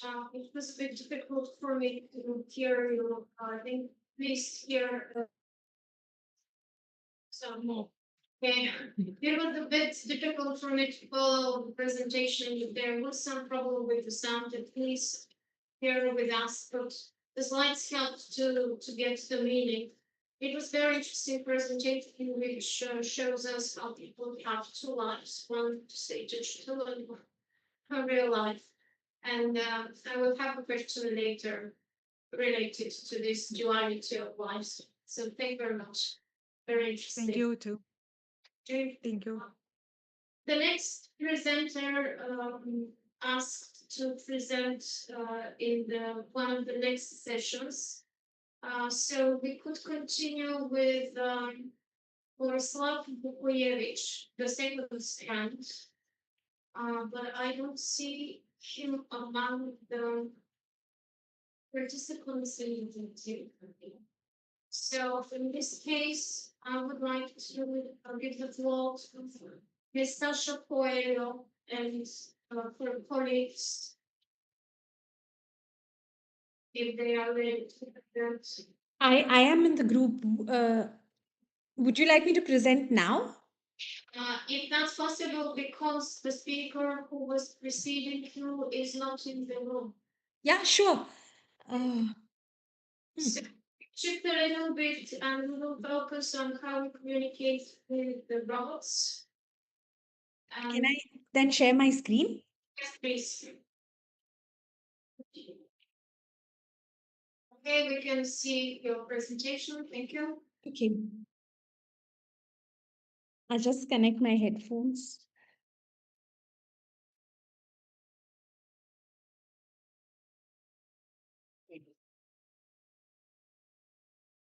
My name is Sasha Coelho on behalf of my team, Professor Christina Sanchez-Stockhammer, Sascha Karten, Marina Beckhardt, and Professor Florian Wohrbein. I'm going to present our paper, Do We Mitigate Face-Threatening Acts Even When Communicating with Faceless Robots? Politeness Strategies in Human-Robot versus Human-Human Interaction. This is a collaborative project at the Chemnitz University of Technology between English and Digital Linguistics and the Department of Neurorobotics. So I'm going to start my presentation with a meme. And maybe you've read this meme before. I found it on Reddit. It says, hey, Google, play us some music, please. Why are you being so polite, just in case? And then the last slide says, keep that one alive. He always said, please. So, why did we want to study politeness in human-robot interaction? Because first of all, politeness is a fundamental aspect of human communication. It governs our social interaction patterns, and it helps us maintain our relationships. It represents a core component of our human behavior, and we constantly make choices about how and when to use politeness strategies to navigate our social conversation. So, which is why, as a group, we asked ourselves the question, in today's technology-driven world where we are using generative AI, or we're using robots, or we're communicating in some form or another with an artificial agent, do we extend these politeness strategies to non-anthropomorphic artificial agents?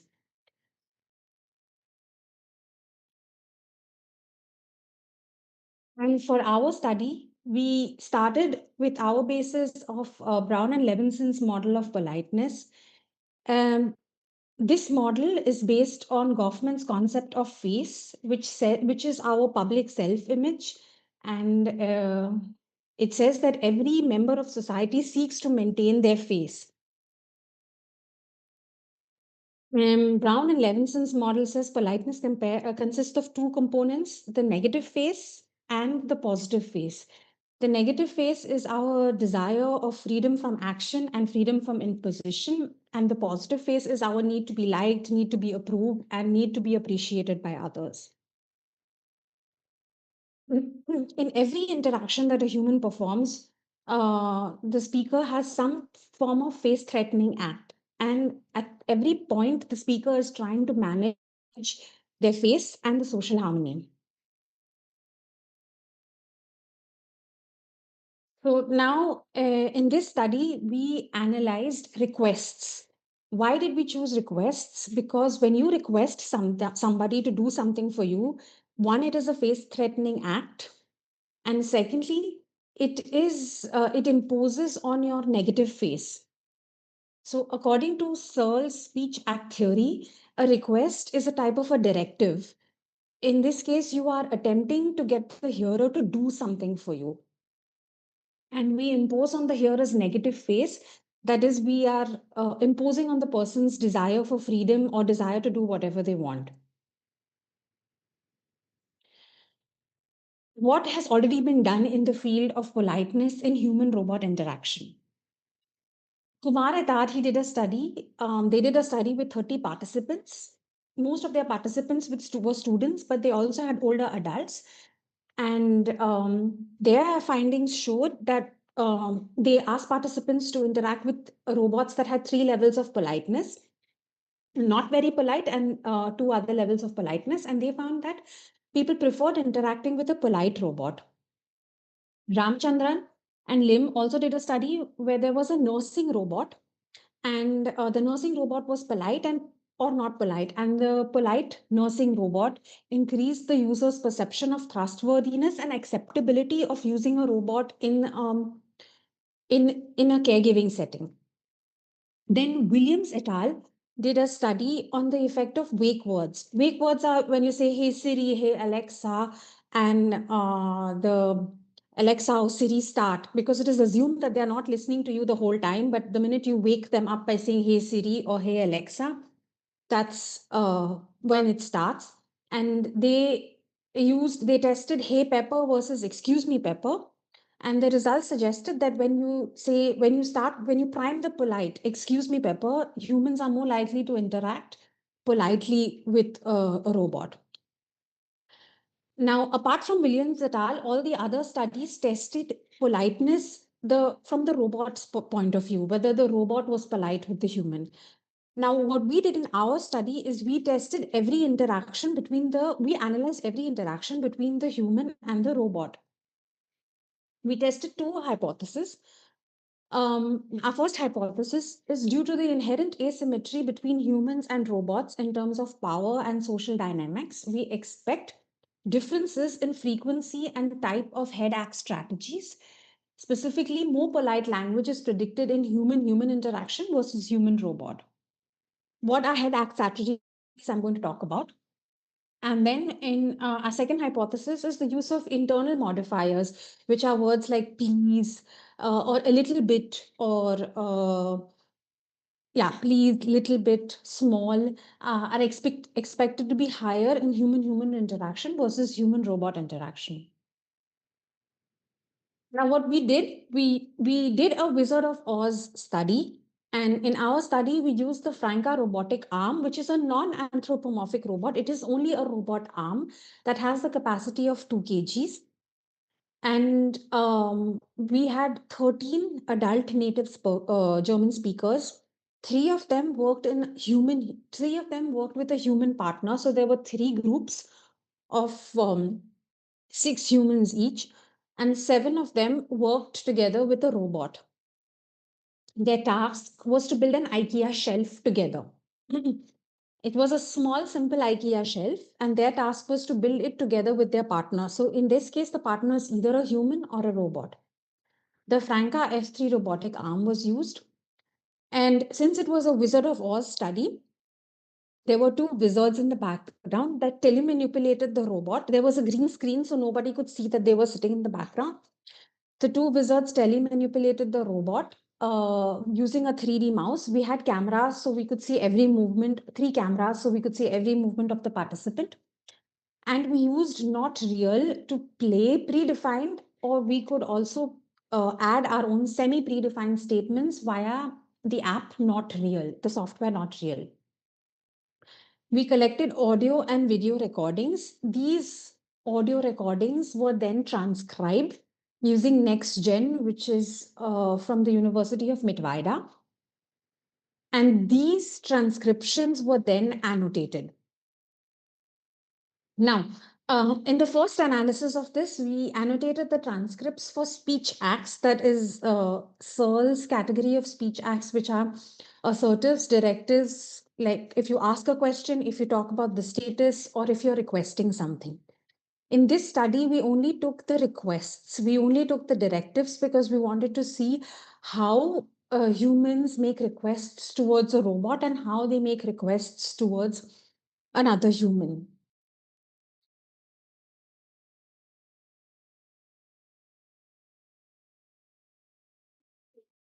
The annotation schema followed Ackerman's 2023 paper. Her annotation was based on the Cross-Cultural Speech Act Realization Project, which is also called the CCSARP, which was by Bloom Kulka et al. Now, in this CCSARP, this Cross-Cultural Speech Act Realization Project, they distinguished between 3 levels of politeness.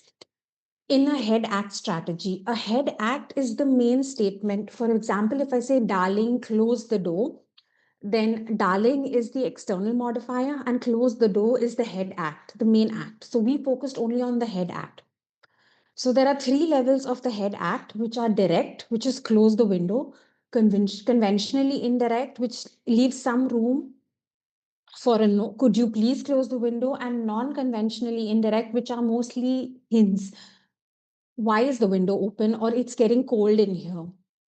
Where you're using your shared knowledge, but you're not exactly telling the person to close the door. Now, in our paper, we annotated whether the head act was direct, whether it was conventionally indirect, or whether it was non-conventionally indirect.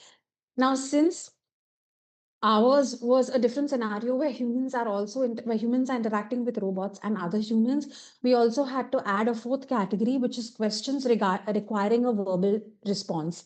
For example, these were not requests, but these were questions which are, is everything okay? Or should I do something? So we had 4 categories: direct, conventionally indirect, non-conventionally indirect, and questions requiring verbal responses.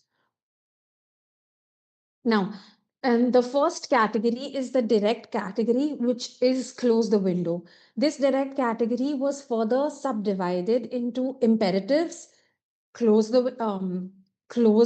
window, or must statements, you must close the window, or want statement. I want to close the window, should statement, you should close the window, or a declarative statement, which is that is enough. Now, this was called impositive. It was the most direct category. The second category is called the conventionally indirect category, which is normally in German, you always say the can you plus a verb. Can you open the window? Can you close the window? Can you hold the leg? In this category, we had three subcategories: the ability question, can you give this to me? An ability statement, you can give this to me, and a yes and no question. Now, everything that is in dark green has been taken from Ackermann's 2023 paper, and everything that is light green has been added by us so that it fits our dialogue.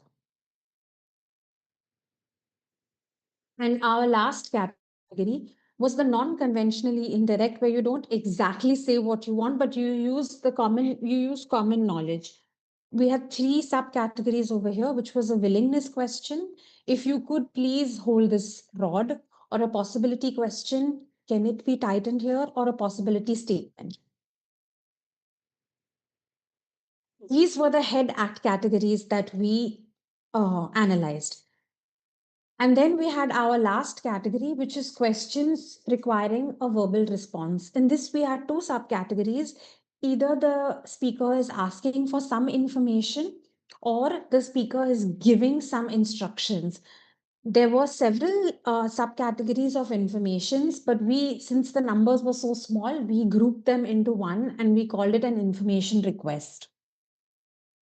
Because these are not requests, these are more like somebody is asking for an information or is giving an instruction. For example, is everything okay? Would you like me to build this vertically or horizontally? Or can you somehow, you know what I mean, build it like this? After we annotated the head act, so in this case, after we annotated, can you close the window? We also looked if these head acts had any internal modifiers. Internal modifiers can be added to a head act to make the sentence softer. For example, can you close the window? An internal modifier would be the subjunctive, which is could you close the window? It leaves room open to make the request a little milder. Then we also had, so we had the subjunctive, we had the down toner, which is could you maybe close the window? We had an understater, which is could you quickly close the window? And then we had the politeness marker, which is please, could you please close the window? Now, this was the annotation schema that we used. Now I'm going to talk about the results. So first I'm going to talk about the head act strategies, which was the direct impositive, the conditionally indirect, non-conventionally indirect, and the questions requiring verbal responses. On the left-hand side is the diagram, and on the right-hand side, we have the raw counts as well as the percentages. So the everything everything in green is human, and the human group, and what is in gray is the human robot group. If you look at the impositives, which are the close the window, we had in the human robot conversation, the most amount of dialogues were the impositives, which were the direct, could you hold this, or could you close the window, or could you screw this in? Whereas in human conversation, the highest amount was questions requiring verbal responses.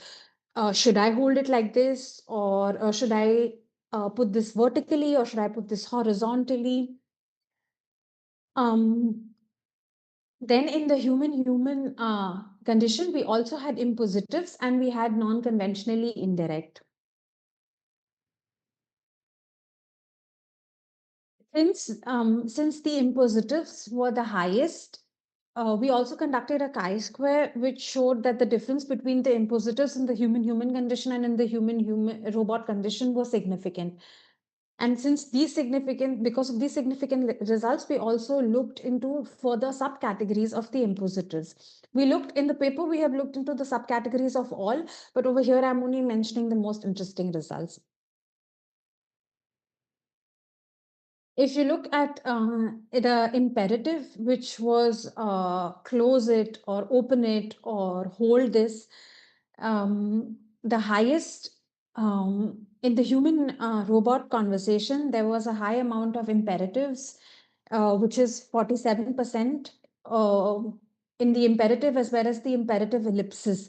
And we used ellipsis for sentences where it was not exactly clear what the form was, but the sentence was still clear. In the human condition also, there were a high amount of imperatives, but the counts were relatively low. If you look here, there are 97 imperatives, and if you look in 190 imperatives, if you calculate these two together, and over here, it's about 12. In the human robot condition, another high amount was in the declarative sentence, which was do this or do that. Then we also looked at the internal modifiers, where if you use, like, could you please open the door, or could you maybe open the door, or could you open the door quickly? What we found here, however, is there were a more number of internal modifiers used in the human robot condition than in the human condition.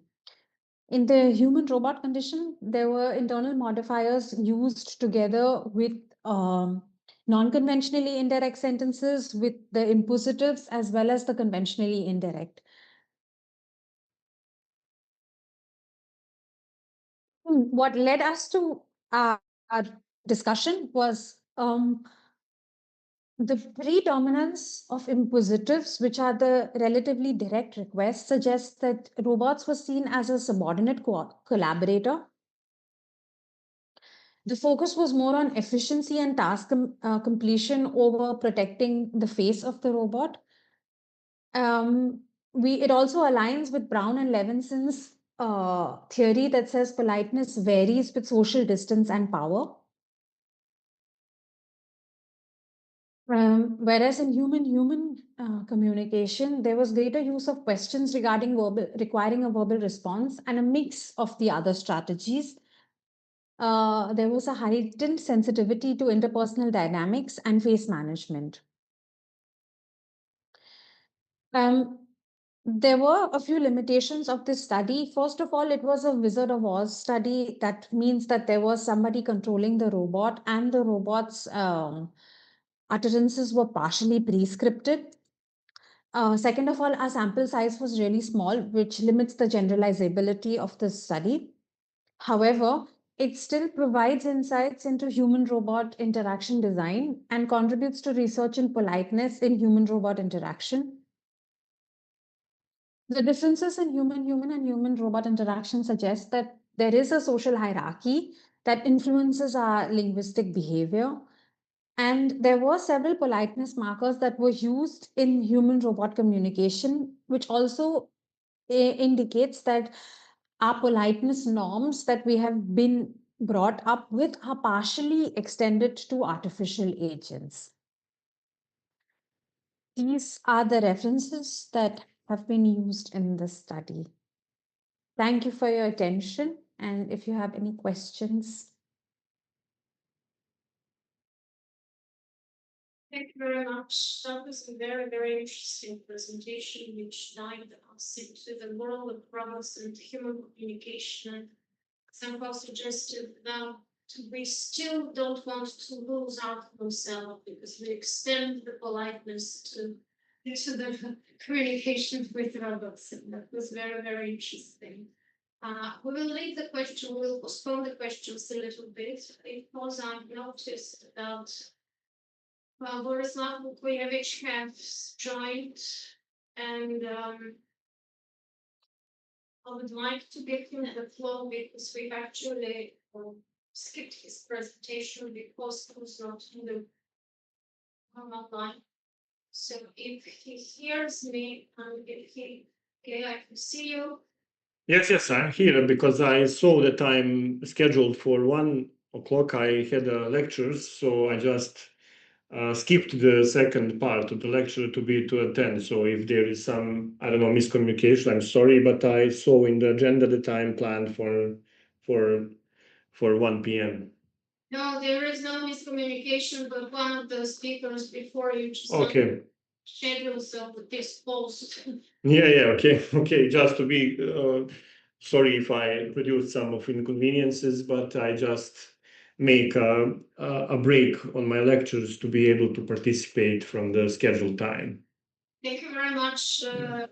We would like to give you the floor, and you can share your presentation. Yeah.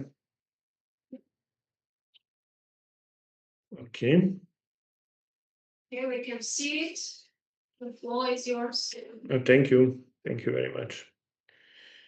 Okay, in the beginning, just to give a context, so this paper is still in the working phase. I will just give you some of my theoretical frameworks, some of my hypotheses, some of my maybe early work that I can share. So feel free to ask if there is some of the if some of the things need more explanation, I would be glad to give you. So my topic is navigating the generative AI revolution, quantitative evidence from advertising and PR agencies in Bosnia and Herzegovina. When I was creating this abstract and this headline, I had a couple of problems and couple of maybe issues that I was dealing with, because my general opinion is that quantitative measurements and quantitative methodology is good when there is how to say a stable environment and stable situation around some phenomena. But in the case of the generative AI, is the quite opposite. So for me, it's very challenging to generally treat my main respondents from the agencies, from marketing agencies, because I need to be cautious that I measure the real impact, because in some cases can be problematic, because in the case from the conceptual framework, sometimes what I think as an AI expert about AI and what the people from marketing agency think that AI is, there is huge discrepancy from those fields, because mainly in my region, the problem is that AI is still treated as a so-called quote-unquote chatbot. And from the chatbot perspective, there is so much guardrails and so much hallucinations and so much how to say limited work you can achieve. But the chatbot today is just a user interface to communicate with a huge potential, for example, from the case of using the AI agents inside of the marketing field. So that's why I need to just give my predominant position, because that's the very challenging, and that's why I'm still trying to find the main angle and the main method for surveying those fields, because I'm afraid that my work could be for nothing if the people who I'm trying to interview, or in this case to give me their response, that we are speaking about two different worlds. So in the case of generative AI, and I'm speaking about that Gen AI is transforming the marketing and PR landscape globally, I'm coming from the using the use cases or case studies from the global perspective. So there is already so much of the examples of using the Gen AI in the marketing. For example, I have data from Forrester from the last year that in developed markets, 91% of US advertising agencies currently utilize generative AI tools. which 59% applying them to audience insight and media reporting analysis. So you already can see, but it was last year, it was expected that the major point of using AI or Gen AI in the marketing was in some field that you don't need a Gen AI to be able to get audience insight and media reporting analysis. So we need to understand that, because generative AI is much more powerful than the algorithms from the previous phase where those agencies are. I assume that they was asked in general about AI. So that's why I'm just giving a small distance from those results. You have always, or also you have campaign examples like major brands, including Heinz, Coca-Cola, Mango, and they all successfully developed AI-powered advertising campaigns. For this particular use case, we don't have any, how to say, usable data or quantitative data on that. So we have it like a case studies, but we don't have a data on percentages of their success, their return on investment, their general transformative power inside marketing agencies, and I'm primarily interested in that. Not so much on the results. I'm more interested in how those technologies generally impacting the workspace and workplace in the same time. We also have already industry partnerships in between some of the marketing agencies and the huge companies who are behind the AI revolution, such as NVIDIA, as one of the most powerful companies in the world today. In the application areas, we already have papers around application spend content generation, media monitoring, audience segmentation, campaign optimization, and personalized customer engagement. And from the perspective of the specifically Bosnia and Herzegovina and the unique challenges we are facing, first we have emerging market barriers. So developed markets rapidly integrate AI technologies, but in our paradigm or in our market, some of the general pitfalls of the digital transformations we didn't get right from the previous phases now impacting the adaptation of the newer technologies. And also we have generally contextually speaking about Bosnia, and because we represent, or B&H represents developing country or transition country with very complex political system, we also need to be aware of those constraints.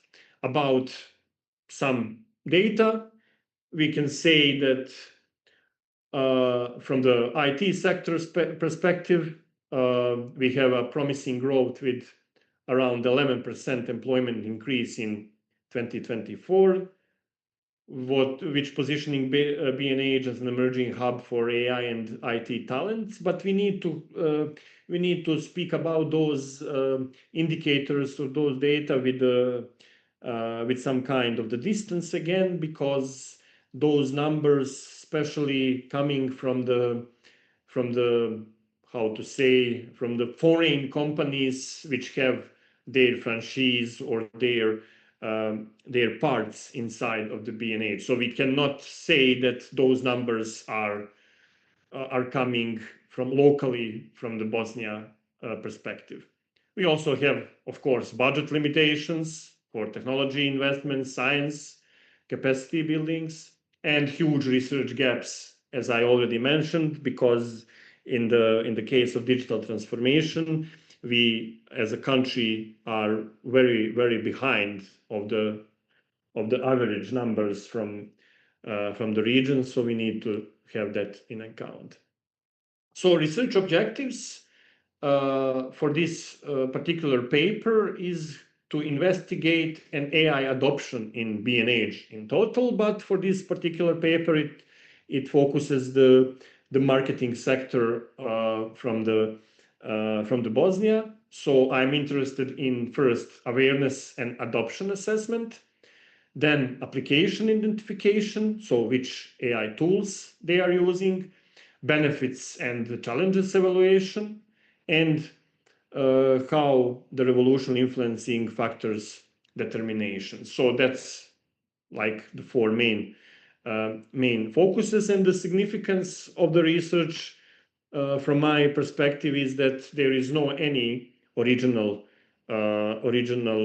scientific work here in Bosnia regarding AI, except some of the measurements and indicators from the EU institutions. But in those scenarios, AI is just one of the items inside of the digital transformation, so we don't have any data. The theoretical framework I'm using is mainly technology organization environment, or TOE model, and I'm taking in account the technological context, organizational context, and environmental context, and trying to measure those three groups of the factors. So that's my main theoretical framework.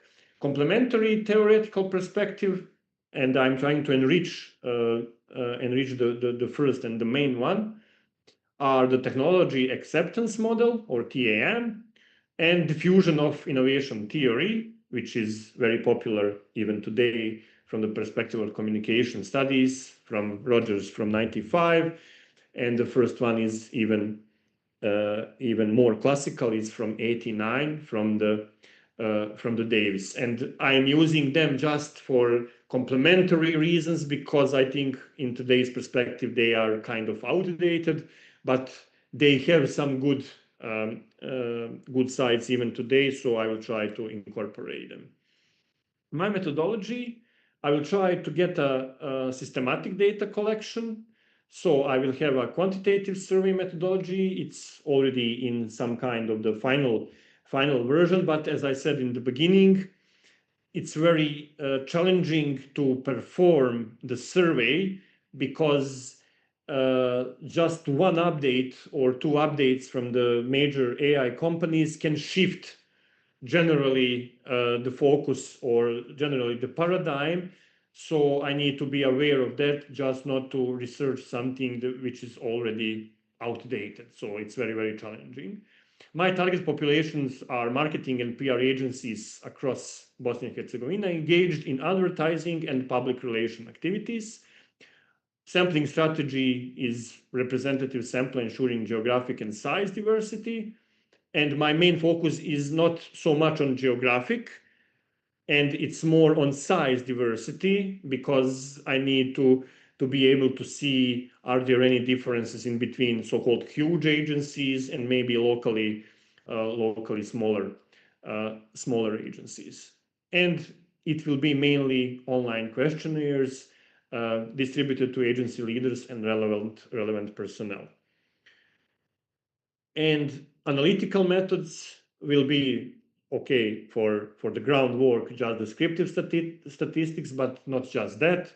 I will try to do correlation analysis to identify relationship between variables, and regression analysis to determine factors influencing successful or unsuccessful adoptions. It depends on the results. So I hope that there is a successful adoption, but we will see after the gathering of data. Those are expected benefits from the case of the generative AI, and I will use it just as a framework, not to overemphasize something in the beginning, but it's something from the global perspective. So the first assumption is operational efficiency, that automation of routine content creation tasks can generally influence the workplace and generally the work from the PR and marketing agencies. Second one is enhanced creativity. so AI-assisted ideation and concept generation. Third is improved client services, for example, enhanced personalization capabilities. Fourth is competitive advantage, and this is something that I'm personally the most interested, because all other factors can be, how to say, maybe based on individualistic approach, but competitive advantage, if there is any agency who can gain this advantage on the market, then we can say that it is because of the implementation of Gen AI. And anticipated challenges reflects emerging market realities. So we have 4 groups: technology-related, organizational barriers, environmental constraints, and ethical and quality factors. Current status, so as I said, data collection and analysis are currently underway. Preliminary findings will provide insights into the Gen AI adoption landscape among marketing and PR agencies in Bosnia. And as I said, I am not so interested to get a fast results or operational results because of the lack of those kind of research generally on in my country. I will rather sacrifice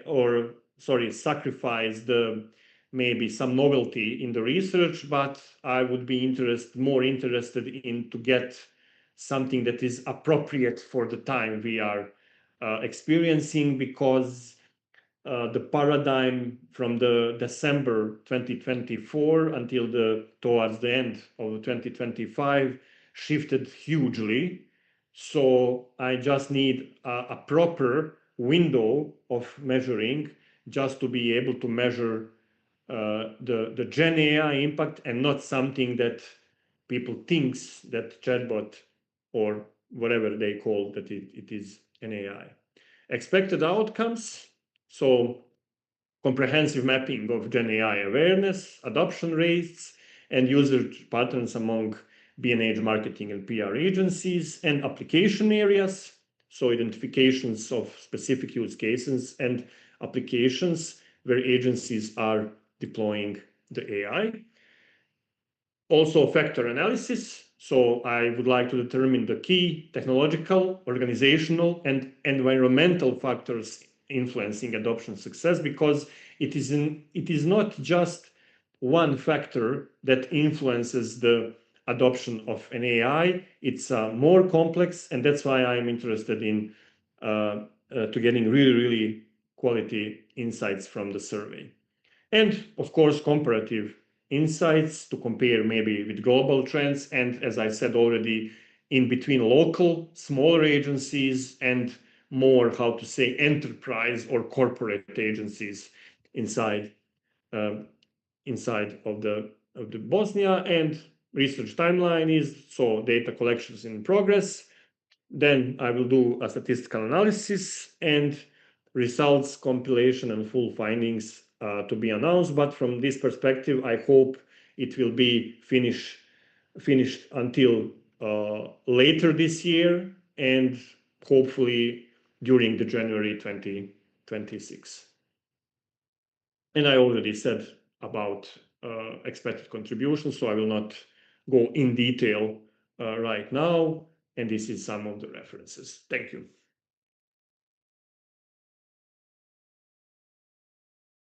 Thank you very much for your presentation. It's the focus towards markets and how they're resonating as a result of the implementation of AI technologies. I would like to give the floor for questions to all presentations that have been made. If your colleagues online have any questions to the presenters, then I have some. Can I please just ask my questions? I'm going to go backwards. So my first question will be addressed to Mr. Vukujevich. Do you think that the PC impacts of introducing AI technologies would lead to loss of jobs, because we know that people have to adapt to transform. And you said that you expect to get data about reskilling, about people who sort of shift the focus of their work. So do you think we will also get data about new jobs and their Yeah. So that's why I think that in this approach I picked from the beginning, it was very important for me not to be very, how to say, direct about asking, for example, the directors or owners or I don't know, creative directors, etc., with direct question, will this lead to the loss of job? Because it can be very, how to say, hard question to answer, and maybe they will tend to give, how to say, maybe political correct answers or something like that. So I'm more interested in getting the data from and directly from the analyzing the data, because my assumption, because I also work as a consultant for the companies and for the media, I see that people, and I'm witnessing that people are losing their jobs. So, and I know from the perspective of the owners and the management that it's not something popular to say, that using the AI, you cut, I don't know, 10% or 15% of the staff or something like that. So I'm not so much interested in just directly asking them, but I can assume that some of the transformational directions from the, especially from the AI agents perspective, will dramatically increase, but maybe in a larger amount from the perspective of huge PR and marketing agency. I don't see that the smaller local marketing agencies, for example, with 3 to 5 employees, will hugely be impacted, because they are working with, I don't know, small group of clients. They are, especially sometimes they are family companies. So I don't see the huge impact there, but from the perspective of, how to say, 50 plus employees inside of the agencies, I already, as a consultant, witnessed the in some occasions the cuts of the jobs, or in any case, I think all companies would need at least to transform their workspaces, their expectations from the employees from that sector, and it's already real to speak about in the fall of 2025, that we cannot go back on the place we had in 2 or 3 years ago. Even if, but we know that it's not true, but even if AI development just stops right now, it's already late to be in the same position as 2 or 3 years ago. So transformation is inevitable, but in the sake of on which measure, or is it on the human-centered principle, or it is just on the principle of, okay, if AI can do something, okay, I will just cut the job. So that's why I didn't plan to ask directly, because it's in smaller markets here, it's still a taboo topic to speak about that, because it's a huge notion to, or intention to, just not speak about that. It's not something popular, and I would wait for direct questions, but it will be measurable from the insights from the survey, if I get to the sample as I already planned. I have a question to I have a question to Emmanuel. Firstly, congratulations for your interesting work, Emmanuel, and Do you intend to continue your work in a comparative way? For example, to compare the menace in French context with the same shapes in another context like Romanian, Bulgarian. Do you have such intention? Your microphone. Mm. You're not here. Yes, it's okay. Thank you very much for your question, Juliana. Uh, sorry. I think yes, there is a lot of thing to compare. So there is a question about the far right. It's a really complex subject because I think the approach on far right has to be transdisciplinary because there is a lot of historical data. It's sociologically very complex. A lot of things are hidden and really difficult to find. For example, this little group, this little organization, they are act in a not totally public way. So it's really hard to get the data on them, and it's really hard to understand how they work. It's really important to understand their history, their cultural reference, the history of the country, and yes. So what I already did a bit, I interest myself in the Italian movement Casapond. Um, Casapond is a fascist movement who appeared at the beginning of the 2000 of our millenary in Italy. They inspired a lot the identitarian, and they open occupied house like squat in the center of Rome and different Italian city, and they develop really dynamic subculture with a music band, iconography, artistic movement, a shop, a library, and they are working really well since 20 years now, and recruiting a lot in the Italian youngness.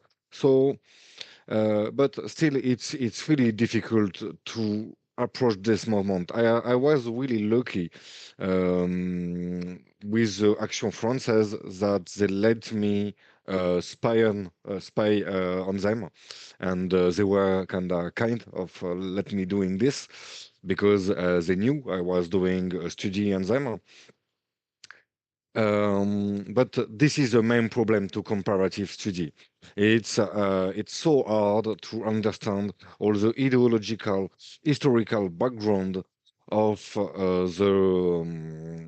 this organization that it's a lot of work to begin to work on one of them. Um, what I'm doing now, it's more a comparative perspective of this organization because they are in concurrential field, the one against the other, monarchist against identitarian and national revolutionary are this time more or less working together, and all these movements are growing in a lot of city because they got forbidden the identitarian organization or the revolution and the revolutionary nationalist organization. They just get forbidden in 2019 and 2020. So they spread in a lot of little groups in everywhere in France, and it's really hard to keep the trace of them.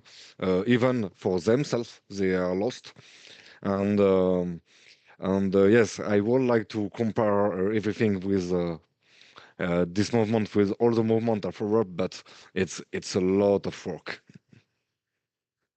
Thank you. But I will be really interesting to know what exists in Bulgaria or similar to this organization. I will be really interested in that.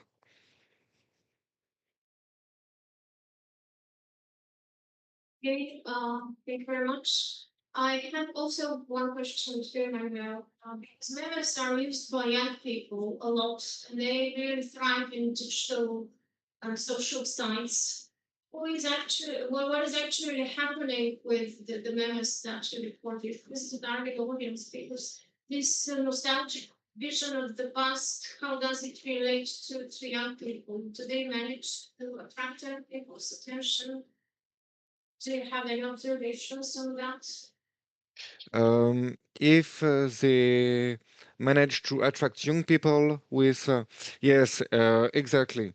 The so the strategy is to create cool model and reference, like for example, Viking. A lot of young boys like Viking because there is a series about the Vikings, because Vikings are strong, because in the popular imagery and fantasy imagery, they have axes and cool weapon, and they really play on this. They really play on the cultural reference created by video game, created by heroic fantasy and sword and sorcery books, and they really play on this. Sorry. Which is interesting is if you look at the history of sword of sorcery, so this type of books, for example, Conan the Barbarian from Howard, or The Lord of the Ring from Tolkien, um, it's it was not politically neutral since the beginning. For example, if you read Conan the Barbarian, so it's happened in a mythical past 10,000 years ago, between just after the fall of the Atlantis. So it's totally fantasy, and there is several barbarian and civilized kingdom, and in all these kingdoms there is the Shemite kingdom, and the Shemite they are merchants, they are liars, and they say they have big nose. And Howard write this in the 30s, so it's clearly an anti-Semitic reference, and it's the same for all the racial comment on this book. Tolkien was a conservative person, and if you read The Lord of the Ring, every time he speak about the Orientals people, they said in France, in the French translation, is Orientins, so not Orientals. They said they are in the bad part of the world, and they are for Morgoth and for so on, etc. So, um, the link between these fantasy iconography and national imagery and colonial exclusivist imagery exists before, way before the internet. And but these groups really cleverly are playing on it, and they are trying to use this popular image, this popular movie reference, to create a common culture that uh, that makes them, I will say, cool, and that makes them really close to the normal culture, just an extension of the normal youth culture. And it's the same strategy with, for example, the masculinist content. They used pre-existent, I will say, the patriarchal ideology, and they just put their stuff on it, and they formalize it, and they make it more structured, and try to attract young people with it, with idea was pre-exist, but they are making them political, or even more political than they already are. Okay, thank you very much. And one more question I have to Mr. Coelho, how the work she presented. My question is, are robots humanizing, or are we people trying to lose our human self when we communicate with robots? What do you think?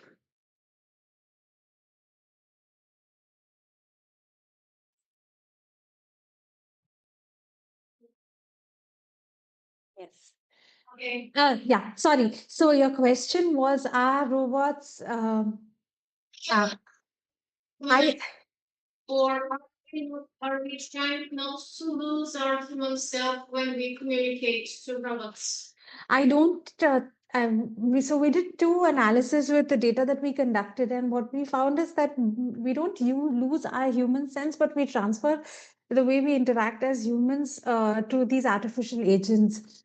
So there is still a lot of politeness. There is still a lot of expressives where, wow, you've done this great, or please, or thank you. Even though these for the artificial agent are just tokens that are not required. In fact, they are adding to the number of tokens that we are sending, and it costs money.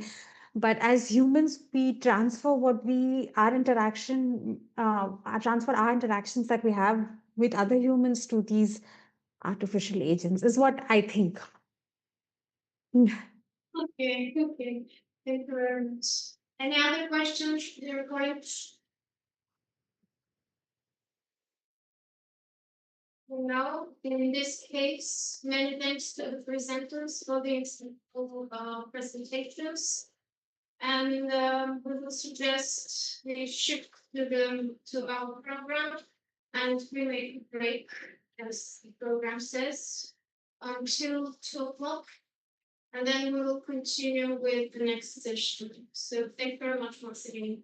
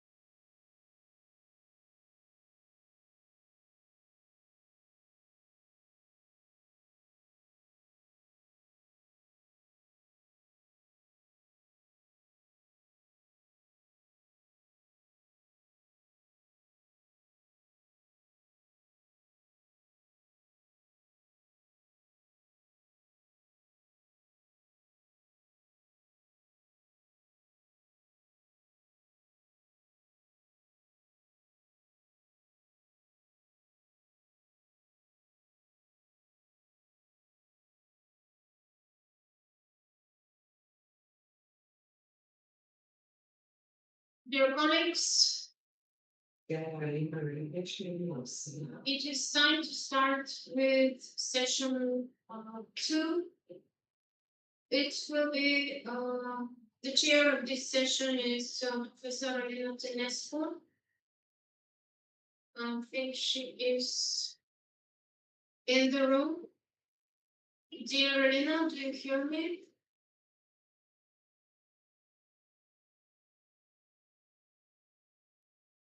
Elena?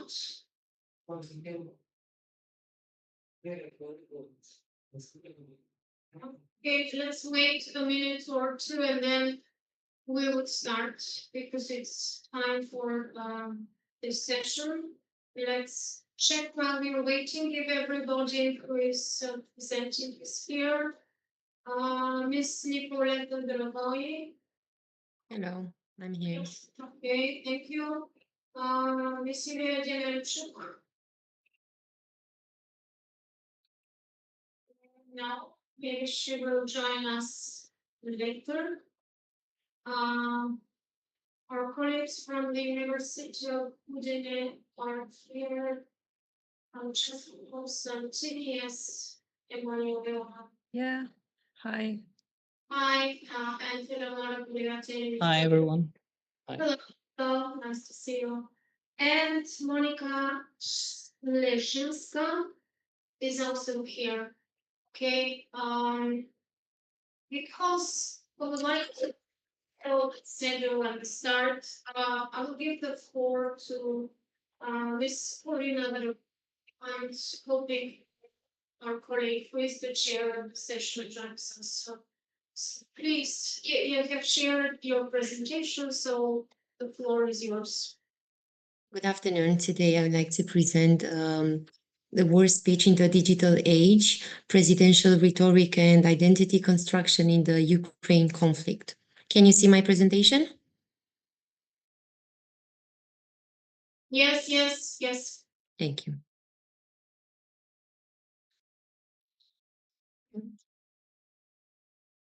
The keywords are war speeches, identity, digital media, and presidential rhetoric.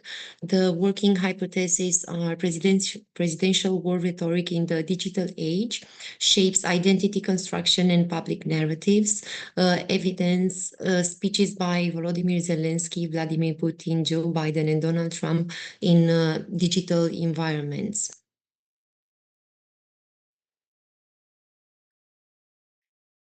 The fields of research are discourse studies, critical discourse studies, rhetoric, and political linguistics.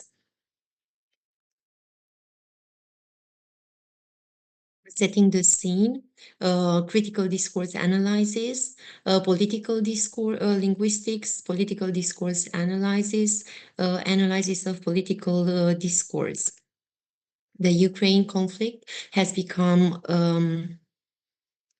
a defining geopolitical crisis of the 21st century, not only because of the military stakes, but also due to the unprecedented role of digital media in shaping public perception and discourse. Political leaders leverage speeches, videos, and social media posts to construct narratives that define collective identities, mobilize support, and legitimize actions.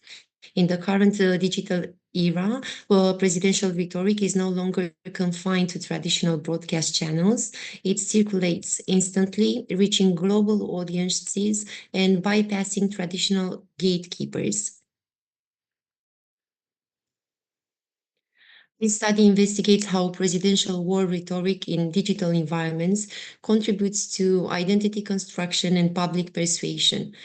Specifically, it examines 4 key figures' speeches: Volodymyr Zelensky, Vladimir Putin, Joe Biden, and Donald Trump.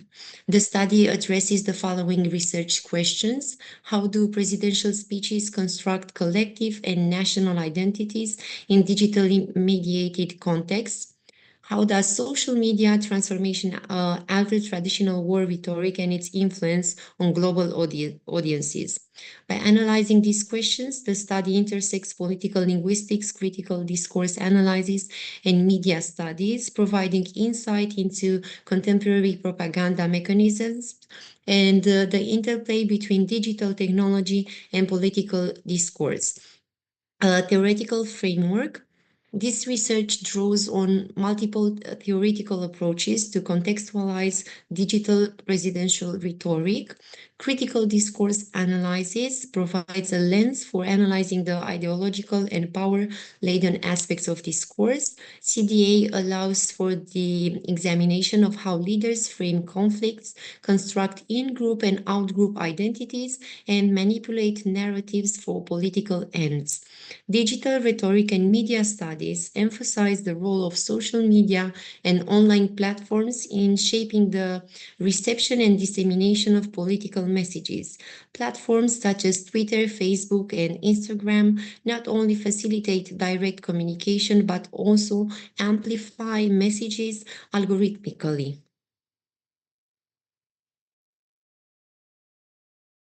Political sciences, digital media diplomacy situates presidential communication within the broader sphere of international relations, illustrating how digital media allows states and leaders to engage audiences transnationally, bypassing traditional diplomatic channels.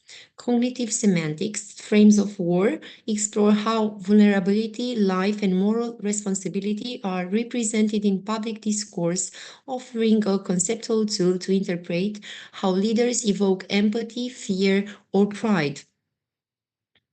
Methodological toolkit. The study employs a corpus-based qualitative approach. The corpus comprises speeches, press statements, and social media posts from Presidents Volodymyr Zelensky, Vladimir Putin, Joe Biden, and Donald Trump between 2022 and 2024. The analysis focuses on linguistic and pragmatic strategies, metaphorical frameworks, emotional appeals, and multimodal storytelling. Data sources include Volodymyr Zelensky official presidential websites and United 24 Media, Vladimir Putin official Kremlin statements and Reuters reports, Joe Biden White House archives, Donald Trump archived tweets and public statements. The analysis identifies recurring rhetorical patterns and examines how digital media facilitates the viral spread of presidential messages, linking official communication to grassroots mobilization. Deriving insights, corpus-driven analysis. Volodymyr Zelensky, digital leadership and heroic framing. Zelensky's rhetoric exemplifies the fusion of authentic vulnerability and heroic national narratives. In one notable speech, he suggestively states, "The future of the world is being decided right now on the battlefield in Ukraine." This framing position Ukraine not only as defending its own sovereignty, but also as a symbol of global democratic resilience. Metaphors such as David versus Goliath reinforce a narrative of moral righteousness against a formidable adversary. Multimodal storytelling, including social media videos showing personal sacrifice, battlefield footage, and public addresses, creates a compelling, emotionally resonant narrative. Vladimir Putin, disinformation and cultural mythology. Putin employs historical revisionism and cultural mythology to justify military action. He asserts from that moment, as we have repeatedly underscored, a regional conflict in Ukraine previously provoked by the West has acquired elements of a global character. Through such statements, he frames Russia as a protector of historical and cultural heritage while portraying the West as aggressors. His rhetoric strengthens national cohesion and legitimizes strategic objectives, reflecting sophisticated manipulations of historical narrative and patriotic sentiment. Joe Biden, alliance building and moral authority. Biden's rhetoric emphasizes democratic solidarity and international cooperation. At a speech marking the anniversary of the invasion, he urges Kyiv stands strong and, most important, it stands free. Biden frames Ukraine's resistance as emblematic of democratic values, aligning US and NATO identity with Ukraine's struggle. His language underscores moral responsibility and alliance cohesion, conveying a sense of global duty. Donald Trump oppositional war discourse. Trump's digital rhetoric, primarily through Twitter and public statements, emphasizes polarization and criticism of institutions. His communication illustrates oppositional framing, leveraging digital echo chambers to consolidate a loyal audience. Emotional appeals, particularly anger and defiance, are central to his strategy. In September 2024, Trump publicly called Ukrainian President Volodymyr Zelensky a dictator without elections and accused him of dragging the US into an endless war for the gravy train. Here, the internal enemy framing and adversarial construction are directed at the Ukrainian leader side rather than just the Russian foe. In December 2024, as president-elect, he tweeted that there should be an immediate ceasefire and negotiations should begin, while also intimating that Europe and China had roles. This frames Ukraine's war as a problem to be solved, a madness to stop. The opponent or the opponents are less explicit. Comparative rhetorical strategies. Zelensky, we have metaphors such as David versus Goliath, emotional appeals, hope and resilience, multimodal use, videos, social media. Key function mobilizes national and international support. Putin, defender of civilization, pride and loyalty. Media statements, he justifies aggression, reinforces nationalism. Biden, we have metaphors such as democracy versus authoritarianism, trust, moral duties, speeches and videos. And as key functions, we have strengthness, alliances, moral authority.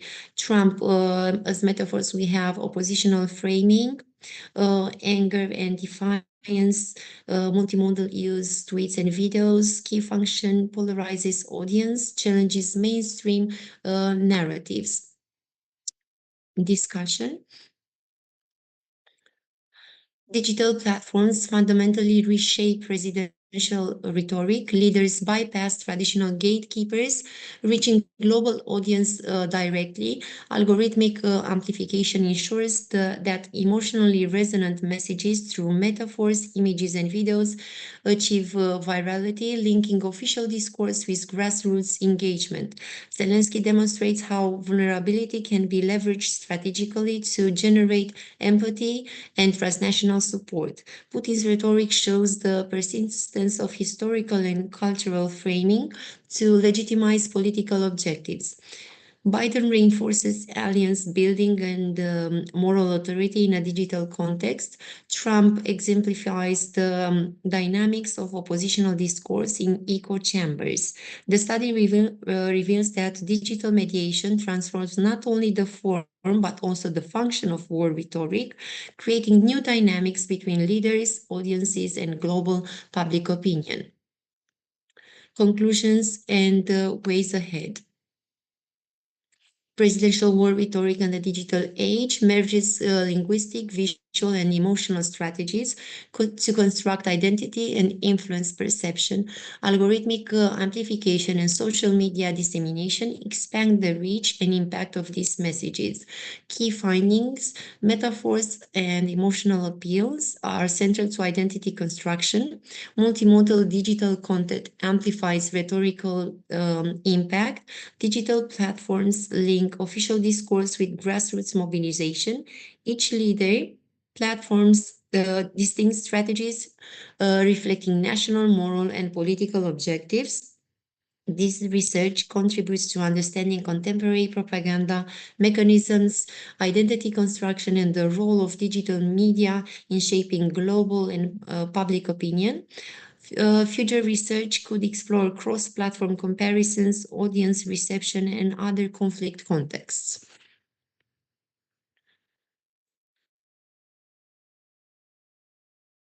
Thank you very much.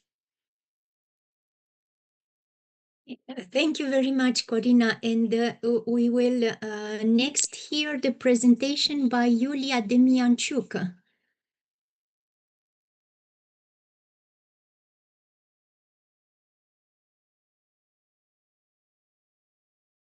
Good afternoon. Do you hear me? Yes.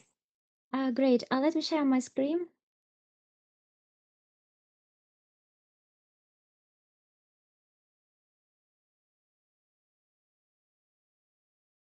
Do you see my presentation? Yes. Okay, great. 1 minute.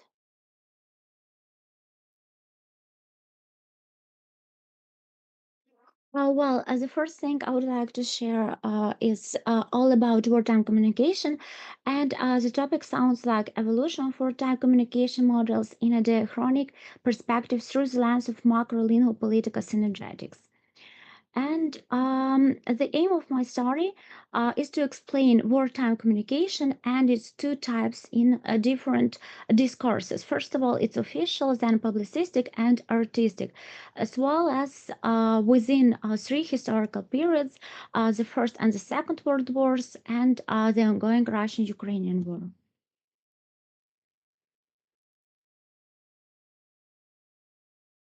Well, I have the extended methodology, and the research is based on the corpus that includes newspaper publications, as well as journalistic books like Christopher Miller and Bob Woodward, as well as artistic books including Erich Maria Remarque, Primo Levi, Tolkien, Anna Frank, and Matt Gallagher and Arthur Dvořák.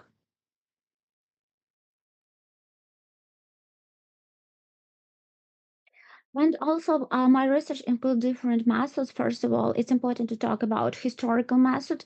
And what is important is that on the first stage of the study, I utilized the historical method. And the aim is at understanding the nature of wartime communication through the analysis of origins and transformations across different historical periods. The second method is descriptive analytical method, and at this stage, the specific features of both types of wartime communication were analyzed in text with different functional and stylistic marking from the period of World War I. The third method was a comprehensive approach, historical documentary and discourse analytical methods. So on this stage, it was also important in order to clarify the specific features of wartime communication during the Second World War, and comprehensive approach was used combining historical documentary and discourse analytical methods. And discursive analysis is actually the last method I will propose you. So this is the first stage of the study and is based on discursive analysis of official journalistic and literary texts, and applies a linguo-political approach to identify the specific features of wartime communication in the context of ongoing Russian-Ukrainian war. And going back to findings and discussion, analyzing wartime communication in text with different functional and stylistic markings makes it possible to identify the ideological positions of state authorities, military actors, civilians, international organizations, allies, and writers. In view of this, it is important to recognize that wartime communication in official and journalistic styles differs substantially from its manifestation in artistic discourse. Accordingly, in line with the objectives of the study, we will first examine the specific features of wartime communication in official and publicistic texts, and then proceed to the analysis of its implementation in artistic materials.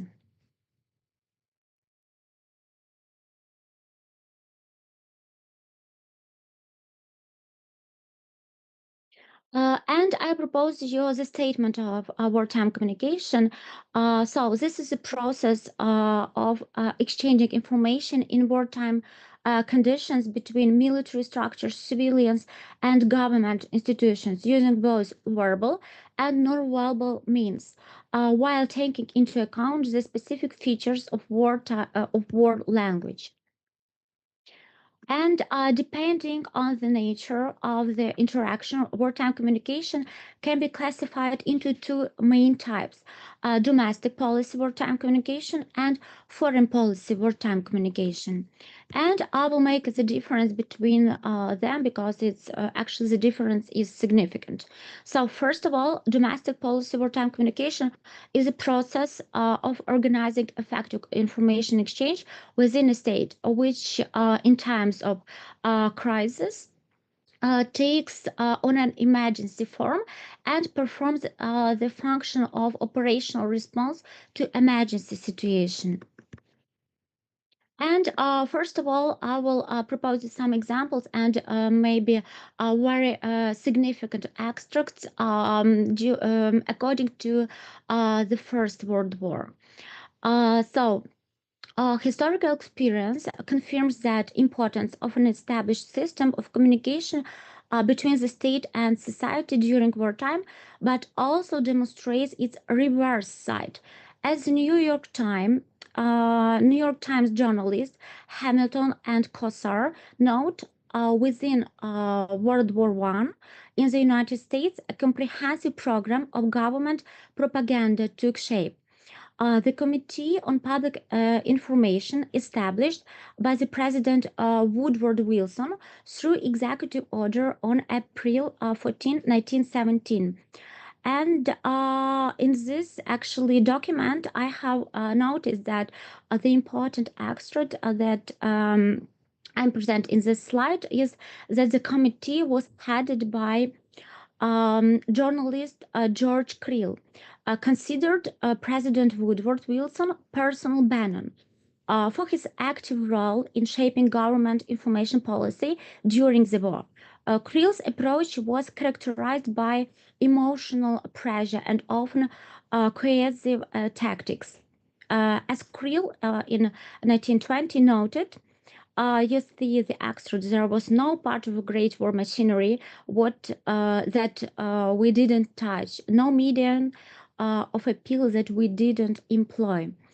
So official support of this activity is shown in the archival document of United States Committee on Public Information Woodrow Wilson collection in 1918.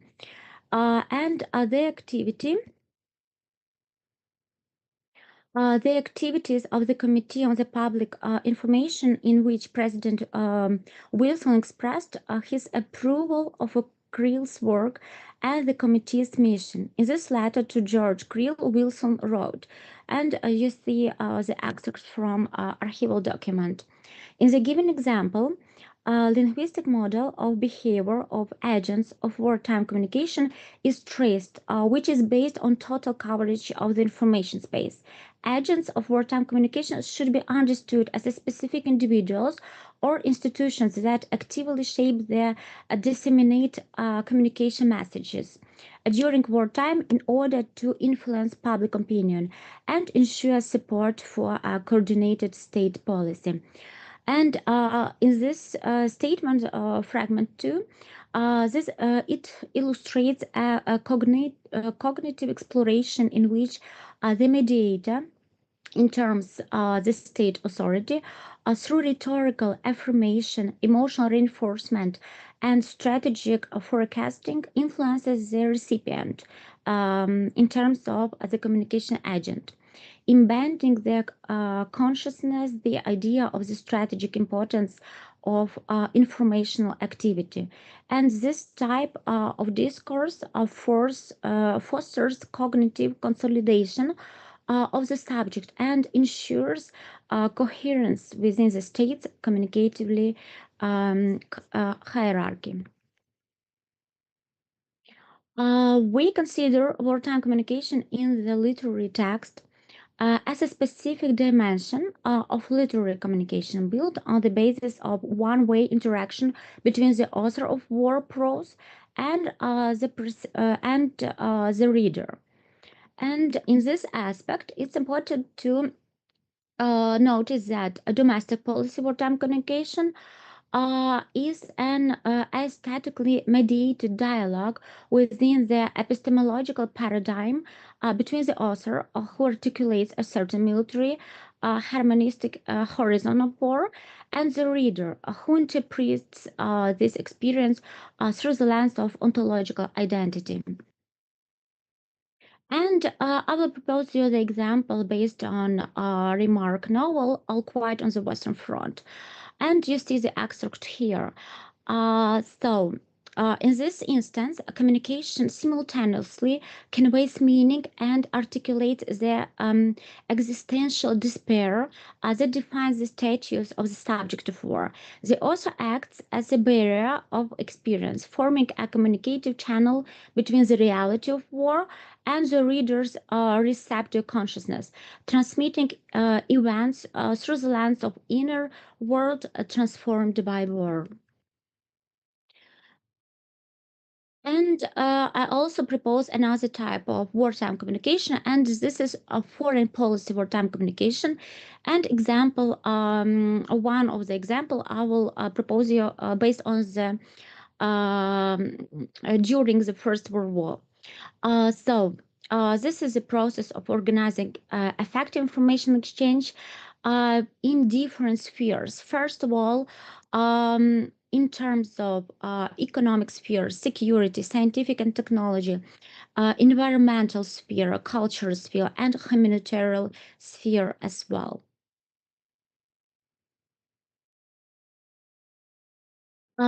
This principle of foreign policy wartime communication can be found in, can be reflected in the Covenant of the League of Nations, reflected in the Avalon Project. And here is some appropriate extract from the archival document of League of Nations.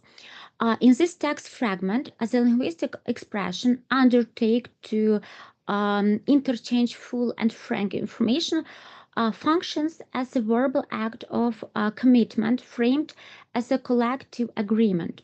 It serves as a political tool of mutual trust and fosters open dialogue. Such a construction contributes to strengthening international oversight and preventing a conflict by removing information barriers. Lexical units from the military register, scale of the armaments, their military, naval, and air programs specify the object of potential threat, which in the context of foreign policy wartime communication becomes subject of a coordinated interstate monitoring.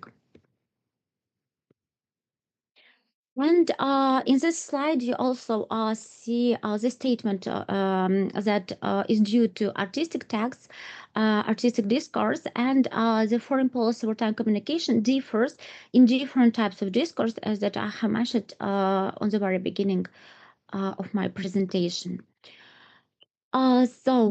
Here you can find the extract from Tolkien, The Lord of the Ring, and here is a very appropriate example of foreign policy wartime communication. An illustrative example of this type of communication can be found actually in this short fragment of text. The speech delivered by Saruman, the chief of the Istari Order and head of the White Council, who betrayed his mission and sought to form of alliance with Sauron to gain personal power, demonstrates how foreign policy wartime communication unfolds within the fictional narrative structure. In this episode, instead of direct depiction of armed confrontation, the focus shifts to an institutionalized and linguistically substantialized strategy for forming a political alliance. This strategy represents an alternative model of geopolitical interaction within an imagined world. And I'll also present you domestic policy wartime communication during World War II. Here you can find the example of historical experience of the United Kingdom during the World War II, and it demonstrates the effectiveness of the domestic wartime communication system. According to the National Archive, 1944, we can observe this type of communication, which is important in line of operational interaction. In this example, line 6. In this example, verbal instruments of legitimizing power under a state of emergency include institutionalized vocabulary. The phrase "the machine of government" serves as a technocratic metaphor, transforming the traditional concept of the state as an institution into the image of an impersonal, powerful, and a coordinated system. This is a typical rhetorical device of a centralized discourse. The state doesn't merely act, it functions as a machine operating efficiently.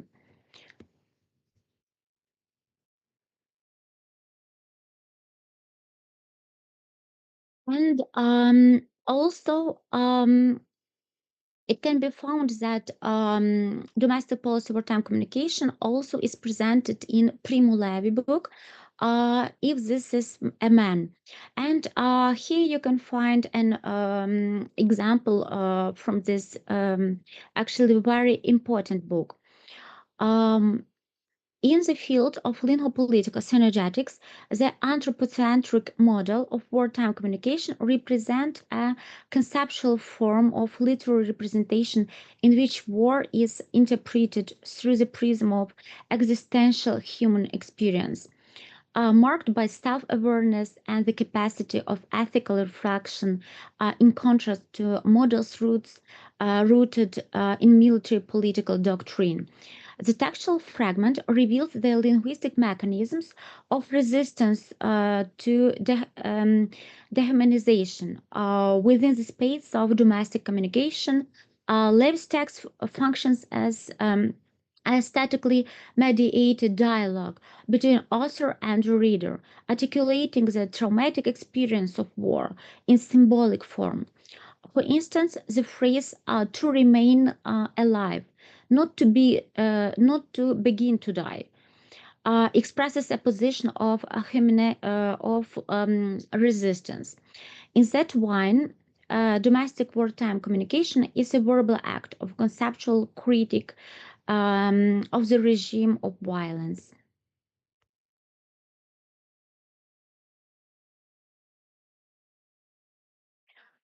And foreign policy wartime communication during World War II.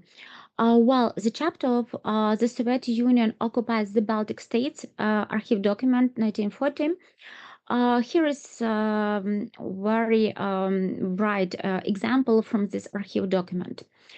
In the text of this extract, we identify foreign policy wartime communication, which consists of a political decision, demand to change the government, projection of military power, occupation of territories by the Red Army, and media mediation documentation of the event.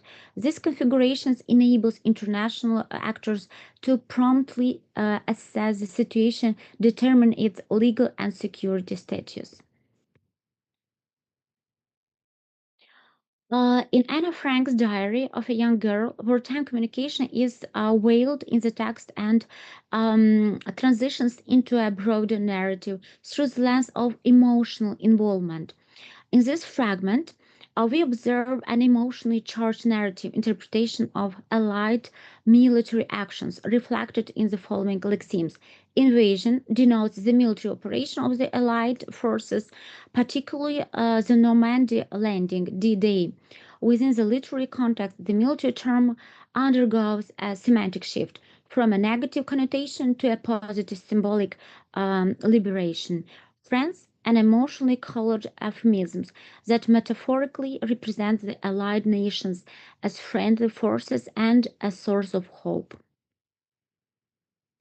Then talking about Ukrainian ongoing Russian-Ukrainian war, in the excerpt from Christopher Miller's book, The War Came to Us, Life and Death in Ukraine, in chapter 31, it is revealed that domestic wartime communication serves as a tool for national unity and a political self-assertion at a moment of historical turning point.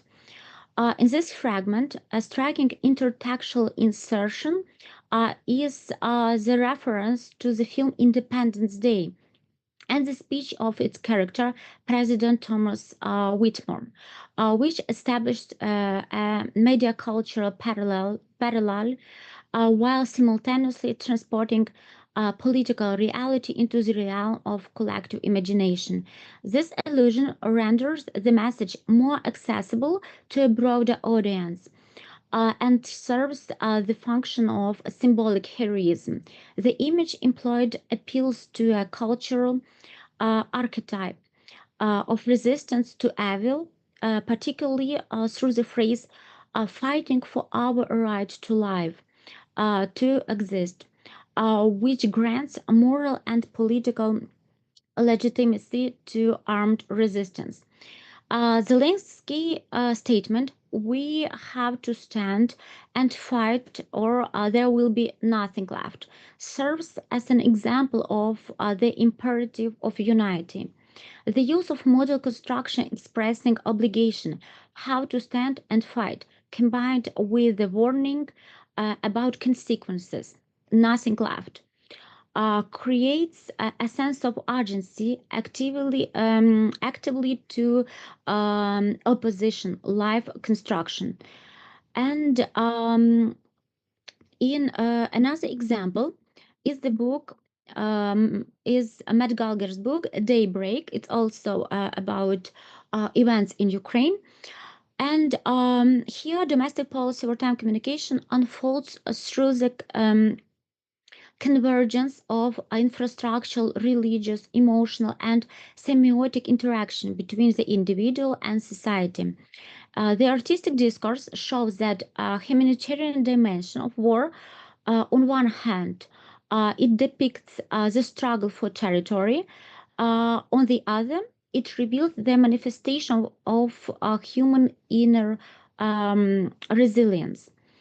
And effective involvement of the civilians in the realities of war is conveyed through an institutional signal, the voice from loudspeakers, which symbolizes centralized control. The phrase reminding of the national blackout signifies a communicative act within the state society diet. And I have the lack of time.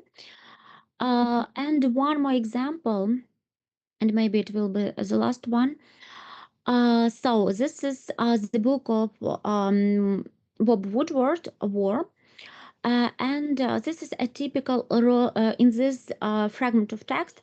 You may see a typical role-playing game that develops within the framework of foreign policy wartime communication, where political actors implement institutionally established scenarios of achieving peace, employ rhetorical appeals to historical memory and the necessity of a strategic partnership.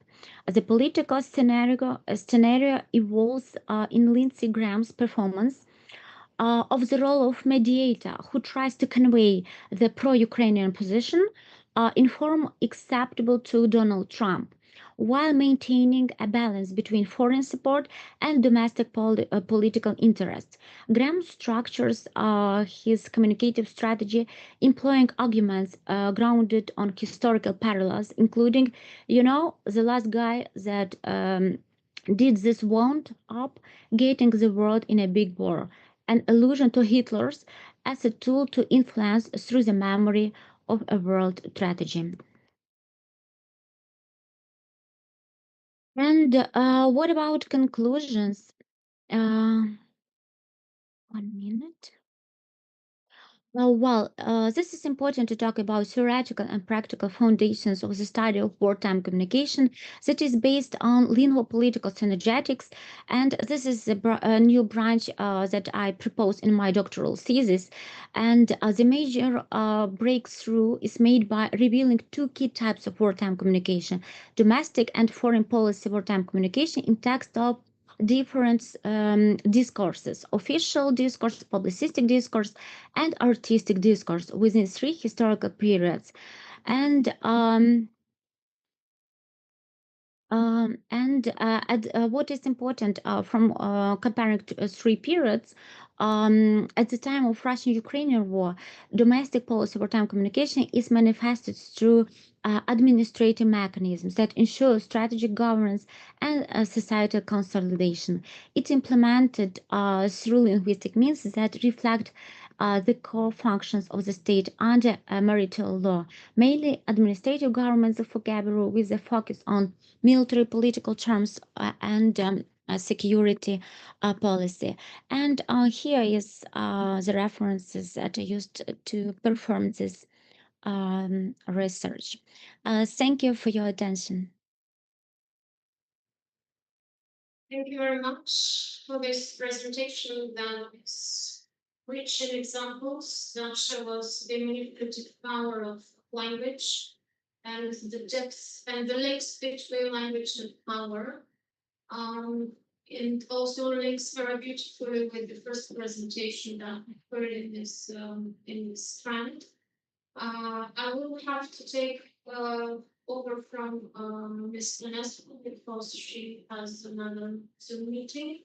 So we continue with the next strand, technology and language teaching and learning. And I would like to invite our colleagues from the University of Udine, Francesco Constantini, Eleonora Galitelli, and Emanuela Di Desti. Sorry. Hi, good morning, everyone. Много благодаря, and thank you for the organizers and for this very stimulating conference. I will share my desk. Okay, I think you can see the slides now. Yes? Yes, you can. Okay. So I'm here today with my colleagues Emanuela Di Destri and Eleonora Galitelli to discuss something that is already having and will surely have a profound impact in language education, namely artificial intelligence, as we have already seen some of the presentations in this conference. And specifically, I will discuss this topic through the lens of a collaborative Erasmus Plus initiative, the Elite AI project, empowering specialized language acquisition with integrated AI. The integration of artificial intelligence into foreign language teaching and English for specific purposes instruction represents something that may fundamentally reshape pedagogical paradigms. And in this context, AI surely involves exploring innovative ways to enhance language learning, especially within context where domain-specific knowledge is predominant, such as language for specific purposes. The introduction of AI technologies has created huge opportunities in language education. A major advantage is the ability to personalize learning through adaptive learning environments. AI has the potential to promote more engaging and effective language acquisition. And specifically, AI tools provide learners with real-time feedback on their language proficiency and progress, allowing for the creation of personalized learning pathways tailored to learner specific needs. And furthermore, AI algorithms can dynamically adjust the pace, the difficulty level, and content of learning activities to optimize outcomes. As we will know, all this comes with some challenges too, because while the potential is huge, the integration of AI must address complex challenges. A key area of concern involves the ethical standards that must be upheld when refining these AI integrated approaches. And the ethical dimension include managing issues related to fairness, of course, transparency, but also data privacy, because AI systems handle personalized data. So to tackle these questions, the project is designed to better understand the new technologies and how they can affect education, to assess their potential, their drawbacks, and also to define good practices. We believe that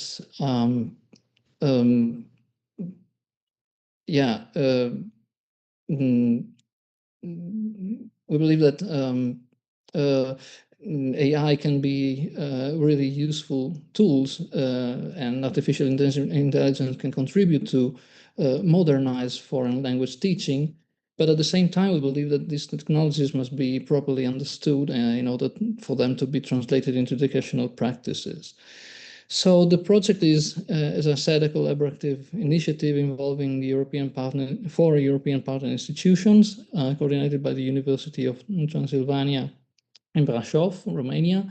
The other institutions involved are the University of Maribor, Slovenia, Pula, Croatia, and of course, Udine. So our primary goal is to investigate how foreign language teaching can be integrated by digital tools and artificial intelligence. And to achieve this, the project activities are structured in 3 work packages, plus 1 dedicated to management. So work package 2, which has already been completed, was designed to examine relevant literature and develop a database of AI solution designed or useful for English for special purposes instruction, and create online education resources using AI-driven tools, which are available on the project website, which I warmly invite you to visit. Work package 3 is focusing now on the implementation of AI-powered language acquisition tools across teaching, learning, and assessment. It is also responsible for designing English for special purpose curriculum models that integrate AI technology. And work package 4 will center on methodology refinement, identifying best practices. It also involves developing training materials for educators and evaluating the impact of these methodologies on student outcomes, their effectiveness, and how ethical standards can be achieved and can be upheld. Some of the results of the work packages already achieved will now be discussed by Emanuele and Eleonora, to whom I hand over the floor. Thank you. Thank you. I'll share my screen. Yeah. Right.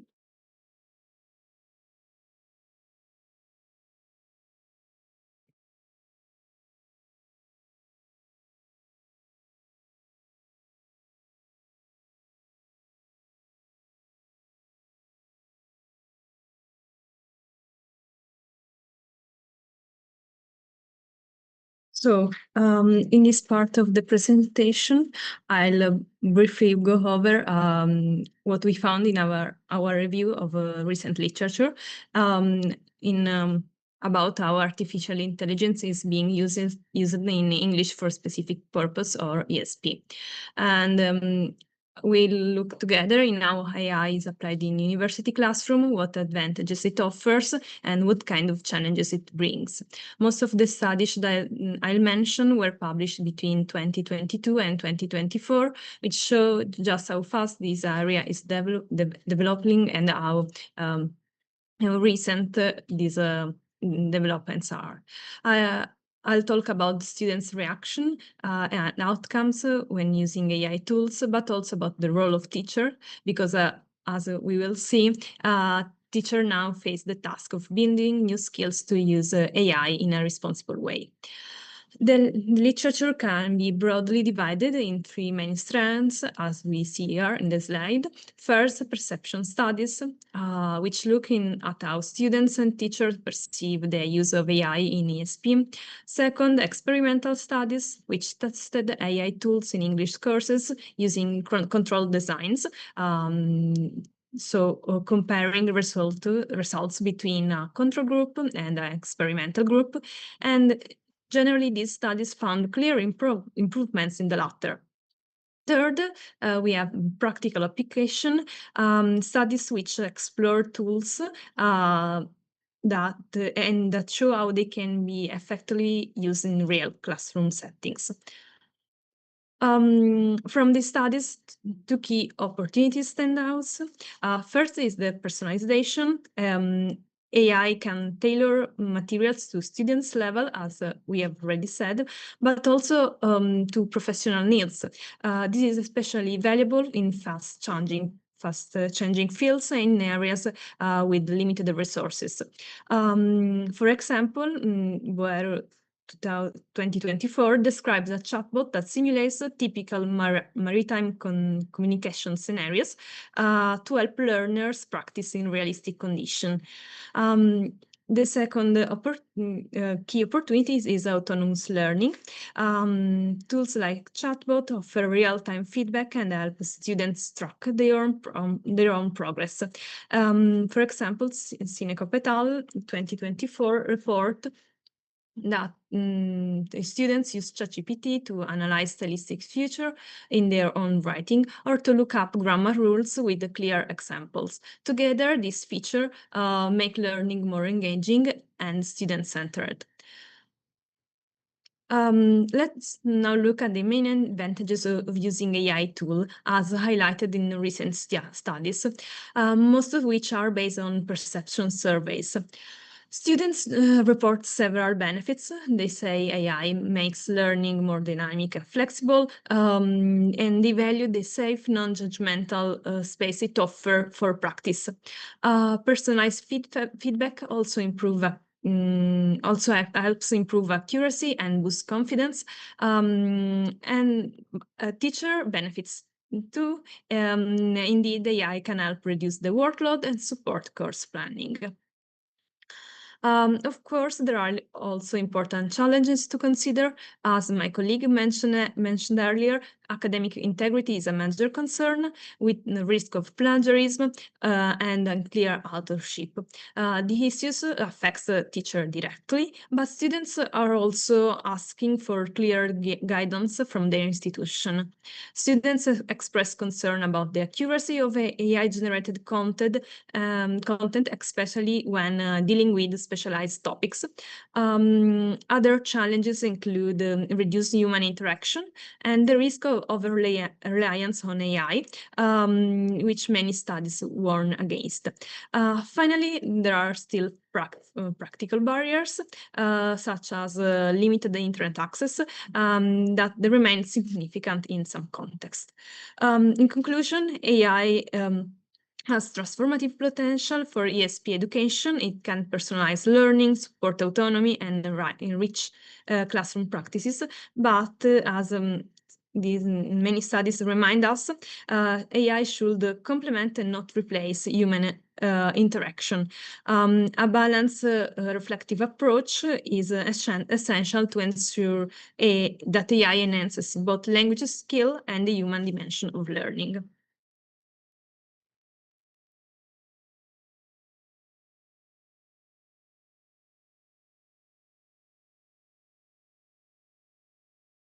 Very much. That was the end of the presentation. Is it? Yes? It is my turn now. I'm the third member of the group, sorry. Maybe we should have told you. So my section, sorry, am I sharing my screen? Yes.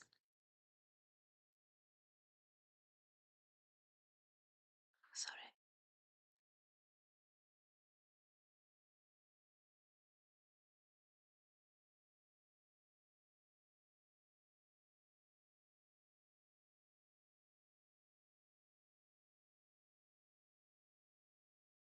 Sorry, because I can't see for some reason my screen, the bottom of my screen.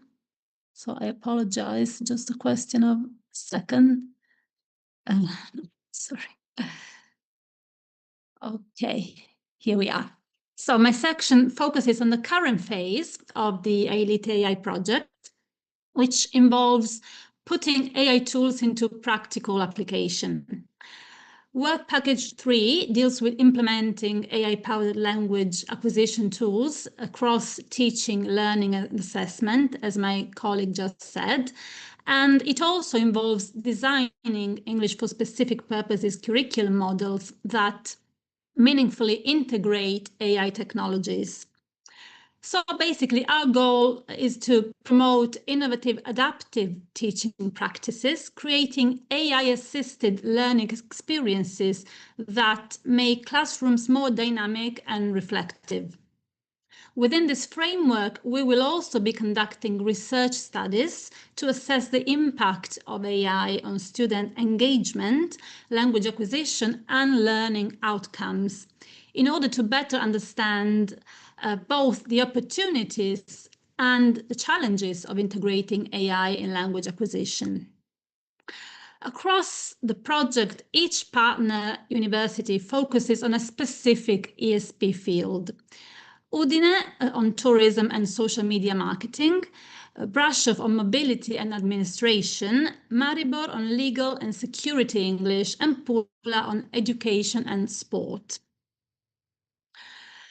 To conclude our presentation, I will show you a few examples of our AI-based classroom assignments where students of English for Tourism at the University of Udine use ChatGPT, Copilot, and other AI platforms, not just for correction, but as creative partners in learning and reflection. So this is assignment 1, which asks students to write a professional email to a fictional contact and then use Microsoft Copilot to correct it. The students compared the original draft with the AI suggestions and discussed whether they agreed with its choices.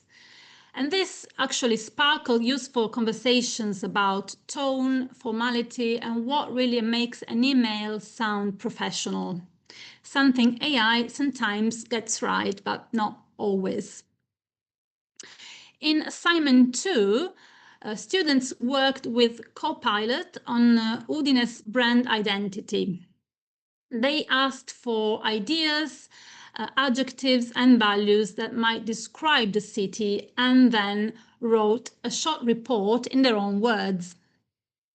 Here we wanted them to experience AI as a creative partner, helpful for brainstorming, but not a source to copy from.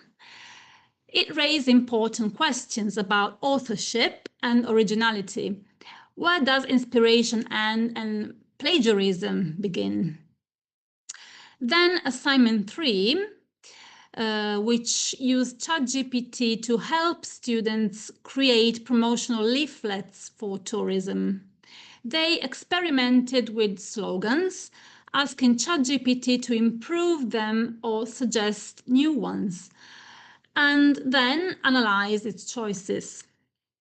Students quickly realized how persuasive language works, but also that AI-generated content needs careful fact-checking and adaptation. So this task helped them understand AI's strengths in style, but also its limits in accuracy and context. In assignment 4, the focus shifted to language itself, specifically the use of adjectives and adverbs in tourism writing. Students wrote short brochure paragraphs and used Grammarly this time to analyze their use of modifiers. They noticed how changing one adjective could alter the tone from neutral to overly promotional. And AI in this case served as a linguistic mirror. It made students more aware of subtle stylistic choices. Finally, assignment 5 brought the focus back to professional writing, polishing a cover letter. So the task was to use Copilot to check grammar, vocabulary, and cohesion. The students learned to balance their own voice with AI-generated clarity, aiming for a professional yet authentic tone. Across all assignments, so these are our findings, we observed strong engagement. Students enjoyed experimenting with AI and appreciated its instant feedback. They became more self-aware, more reflective about choices of tone, style, and structure. However, we also saw potential risks. Some students over-relied on AI corrections, while others found it difficult to critically assess AI's advice. This confirmed that teachers need to guide the process carefully, providing scaffolding, context, and discussion. Overall, AI worked best when it was framed as a conversation partner, not a substitute teacher.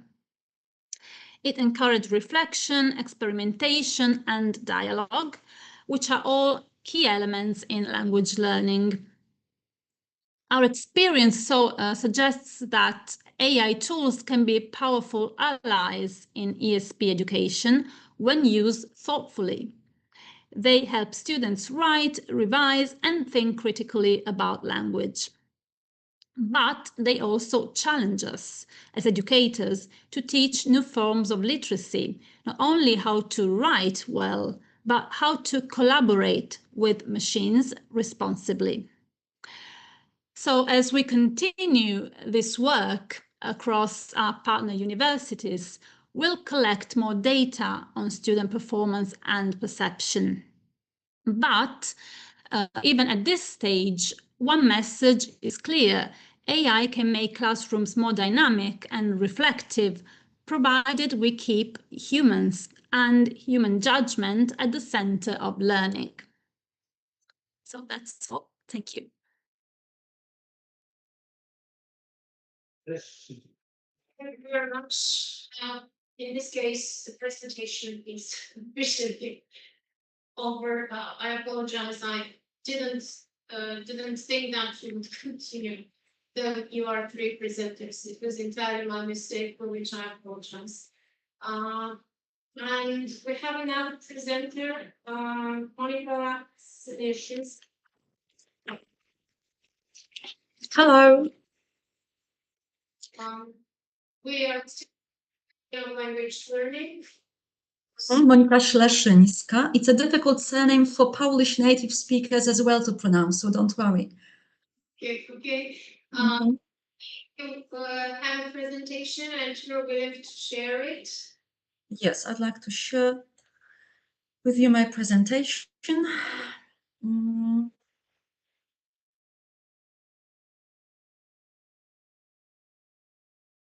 Okay. All right.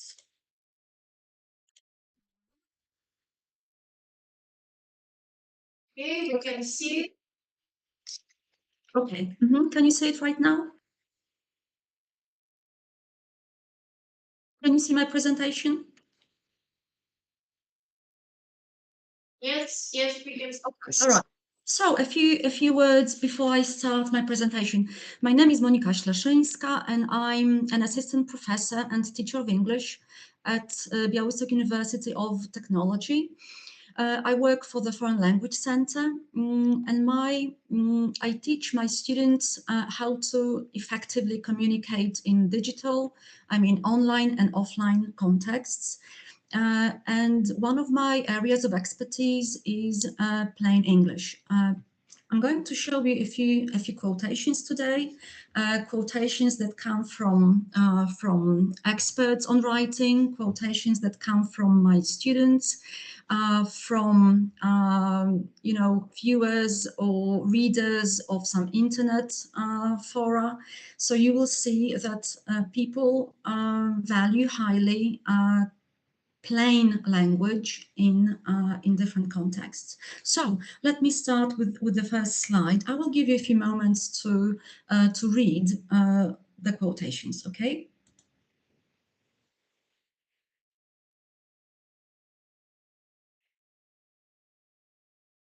Everyone wants to be clear and admires clarity of expressions in others.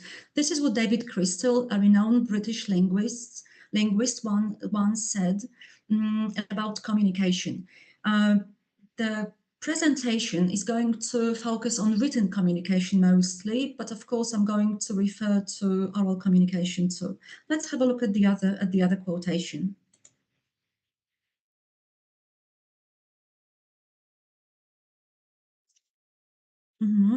So, I guess we all value clear and concise prose, but many of us do not know how to achieve it, especially when we communicate specialist and non-specialist issues in a second or target language. Now let's have a look. Let's have a look at the synonyms of the word plain. I checked the definition of the word plain in Oxford Dictionary, in Webster's Dictionary. So you can see here in this slide some synonyms. So plain means simple, clear, not complicated, not difficult, and easily understood. The books that you can see in this slide, especially Foster's book, is the one that I would highly recommend, because it's about plain English and it's written in plain English, which means it's written in simple, clear, and not complicated language, which makes it easy to follow for people who are non-native speakers of the English language. Let's have a look at the definition of the plain language.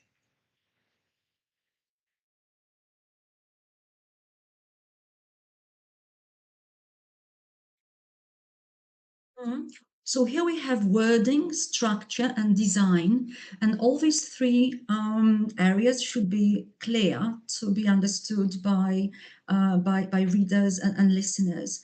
Because I'm a linguist and a language teacher, of course, I'm going to talk about wording today only, although during my classes, I also pay a lot of attention to how our texts, written texts, should be designed so that they follow plain English principles.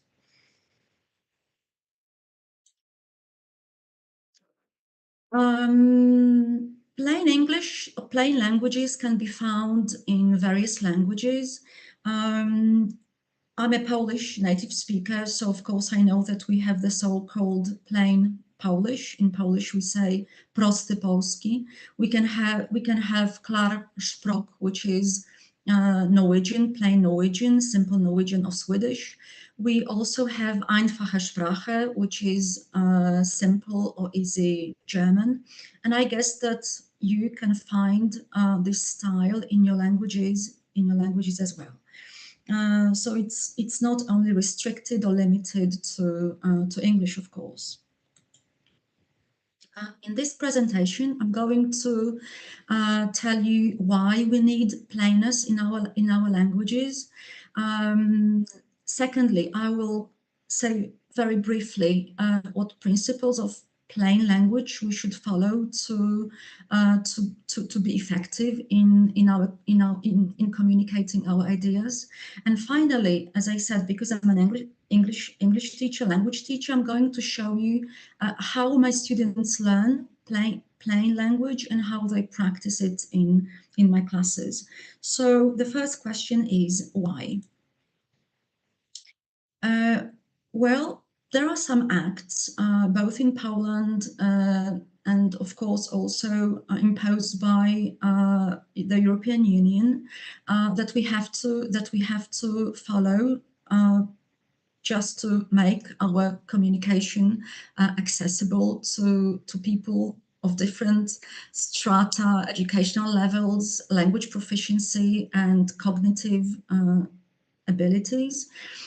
So we have some acts that were enforced in Poland in 2019.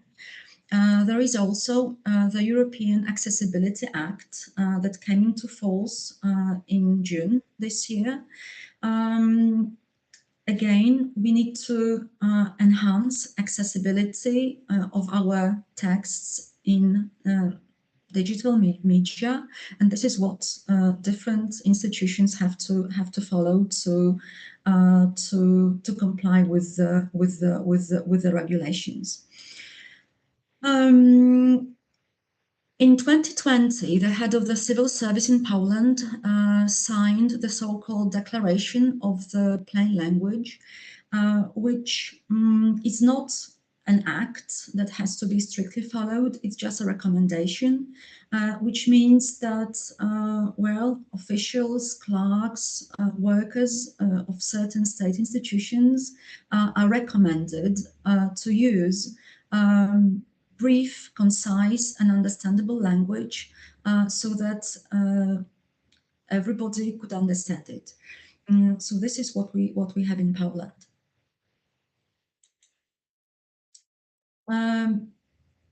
Another standard which was enforced by the International Standard Organization was Plain English Part 1, Governing Principles and Guidelines. As you can see, the status, it was published in 2023. And again, you can just buy an access to this standard, and you can see how the organization recommends using plain language in different documents in various contexts. Here we have just a few examples how plain English can be executed in writing, but also in speaking. So one of the principles is using the simplest word possible. So here we can see the word start, not initiate. And the words which are recommended by plain English followers are Anglo-Saxon based words. They are the most frequently used words in English. Every learner of English learns these words very early.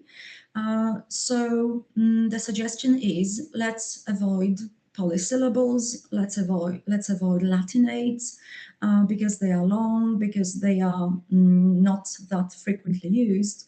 So we should use the words like start and show rather than initiate, terminate, or demonstrate. The other principle is using strong verbs. So analyzing is much better than doing an analysis of something. Confirming is much better than providing a confirmation of something. Recommending, again, is better than making a recommendation of something. So we have just words, not phrases. We don't need to remember what prepositions a given noun combines with, whether we should use this or that article, whether the word is countable or uncountable. So using a strong verb is not only shorter, but also helps us be more grammatically correct. Another principle is using the so-called parallel forms or grammatical consistency.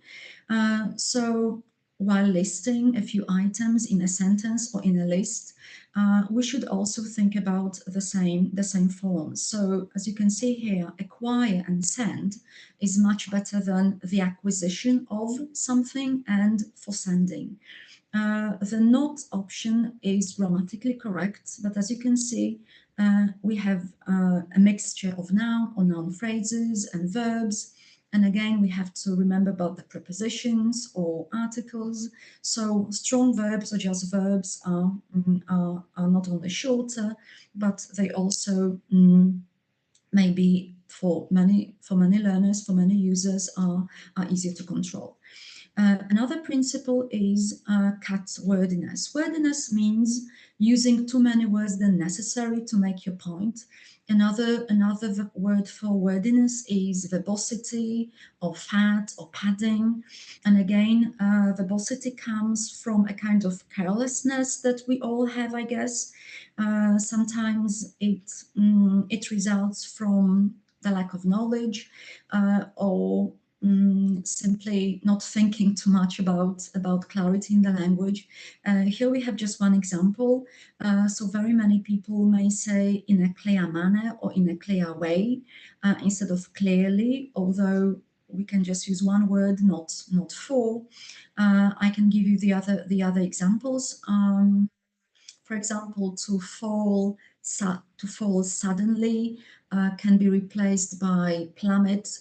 To raise or rise immediately, or we can use the word soar.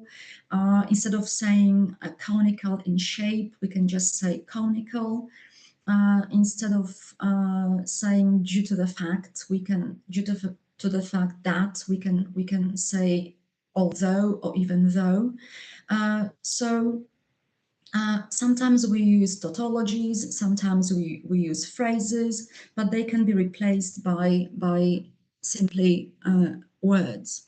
And the last principle that I have in this slide is choosing the active voice over the passive voice. It depends on the language, but in Polish, we say that if you use the passive voice, we can be more objective, and in scientific writing or academic writing, objectivity is valued and expected. But I always say, well, you can use the active voice and be objective. So, for example, in research papers or in thesis, you can say chapter 3 explores, chapter 1 focuses on, chapter 3 examines. You do not have to say it is examined, it is focused on, it is explored in chapter 3, right? So we can use the active voice and still be objective. All right, let's move on to the other slide. This slide shows some examples of opinions, I would say, how both students and scholars and, let's say, lay audience value clear, simple communication. I will give you a few moments to read this extract.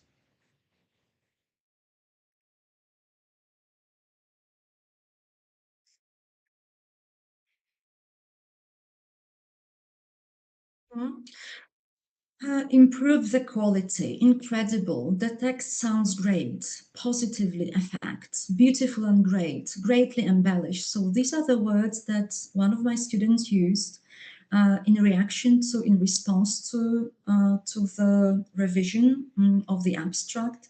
I just implemented or integrated just a few principles, the ones that I've just shown you, into the original abstract that my students wrote.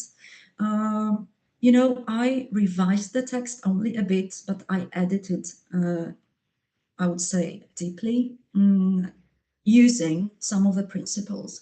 So the result was, as you can see, incredible, because these are the exact words of my students. So you know, I would say implementing very basic plain principles led to a massive change, which was noticed by the student. I will show you the other opinions.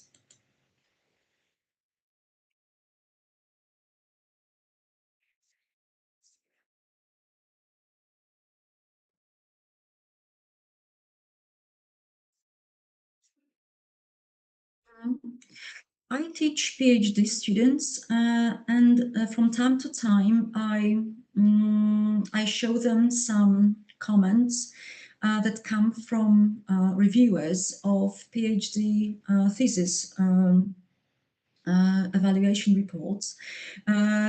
And they just value, as you can see, uncomplicated scientific language. They value the language that is light, accessible, clear, that is pleasant to read, that is readable, as they call it, that makes the reading the text not difficult. And this is a bit eye-opening for my PhD students because they just believe that academic language should be very sophisticated, should be posh, should contain advanced vocabulary and very complex syntax structures. Whenever I show them that the opposite is true, they are surprised, and they, as if, boost their courage to write their text without referring to AI or just writing support tools. Of course, I know that at these times they are going to use them, but I also try to show them that if they know how to improve the text by themselves, they can be more critical while evaluating what AI tools create for them.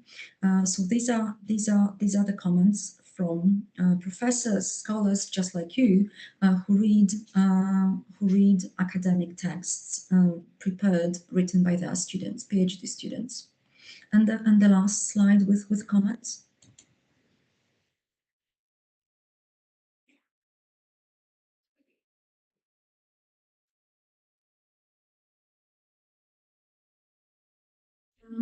So these comments are on spoken language. I just listened to a few podcasts, and this is what I found in the comments. So people really value simple, cohesive, clear texts, oral texts delivered by experts. Because some of these interlocutors, some of the speakers were experts, but they were able to, convey their specialist messages using plain language. And now the last part of my presentation is about how I implement, how I teach plain English in my classes. So of course, first my students have to learn what plain English is. I just teach them using different ways. I very often use learning platforms or testing platforms, just like Testmoles or Kahoot or the other learning platforms.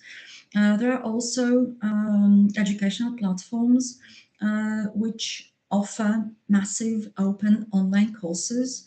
I will show you an example of such courses in a few moments. And then I practice plain language skills, plain English skills, because I teach English with students of different majors.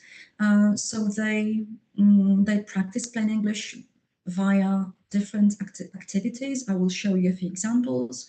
And we also write instructions or user guides, because most of my students are engineers or potential engineers. So they will one in the future work in some technical contexts. Let's have a look at some details. So I prepared a few quizzes. One of them is technical writing for beginners, and the learning platform is Kahoot.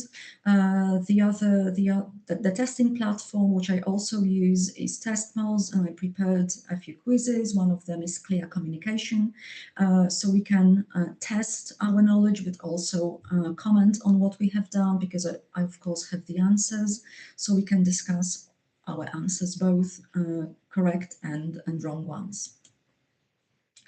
In 2019, I authored a massive open online course. My university got some funds from some national institutions, so we prepared a few massive open online courses for Nawojka, which is the first Polish educational platform. And in my course, I focused on many language-oriented issues, and one of them was word saving, in which I talked about plain English. So this course is still available at our platform, and it's available till the end of this year. Some writing activities which I very often do with my students are the ones that you can see here, right? So explain it like I'm 5, it's one of the tasks. Avoid jargon, the other task. Simplify news, the third task. So my students write them. Sometimes I use different methods. It can be a flipped classroom, so I ask my students to write these texts before we talk about plain English and its principles. Sometimes I leave it for homework. Sometimes I just ask the students to bring their texts, and then we work in our computer labs and we use AI tools, text generators or writing support tools, just to check how these texts can be improved. So this is what I do with my students. I also ask them to write some user guides. One of them is buying a ticket in a ticket machine. So here I also focus on design. As you can remember from the definition, plain English is about structuring, about wording, about designing your documents. So here in this activity, I also pay attention to the design. So we need to have lists, a lot of white text. We need to break the block or wall of text just to give extra space. I just say for a reader to breathe.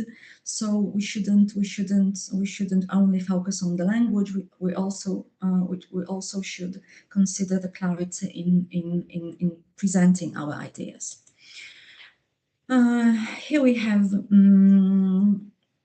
a task for my civil engineers. So we watch the video and then we just try to present what we have understood from the video in a written form. So the students do it in digital contexts, or as you have seen earlier, they just do this in the classroom without any devices. Here you can see some larger projects. So students just prepare an instrument or a process from their majors, their specializations, and they prepare user guides, and they have to follow technical writing principles which are deeply rooted in plain language. So this is what we can see here in the pictures. As I told you, I teach PhD students, so I use some of the materials which are based on the books that you can see here in this list. I also, well, my very recent book was published in September this year, in September, by Springer. It's based on my PhD dissertation.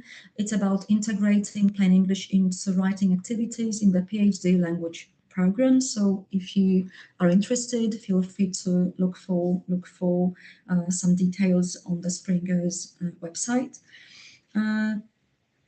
And here you can see some books which also recommend using plain English in different contexts.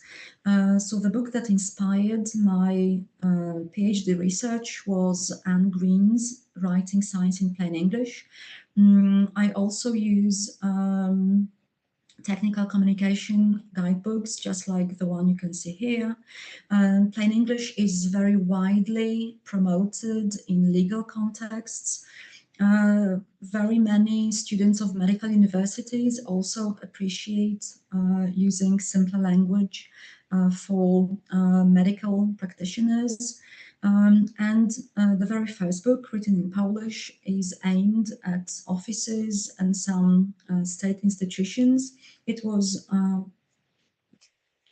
written by Polish scholars at one of the universities in Poland, and is very widely used by the admin staff in one of the Polish cities. So this is what I highly recommend, and I always promote whenever I'm an Erasmus Plus teacher or I have classes or workshops at my home institution. I hope that I've inspired you to integrate plain communication into your teaching activities, also into your scientific or academic writing, because I strongly believe that plainness in language well enhances effective communication. Thank you very much. Thank you very much for inspiring us to shift to plain English. Well, a lot of thoughts in my head, because what the school system teaches us is not to use plain language, rather be more eloquent and use more words, perhaps. So we have some 10 minutes for questions and answers. Are there any questions, presenters, in this session?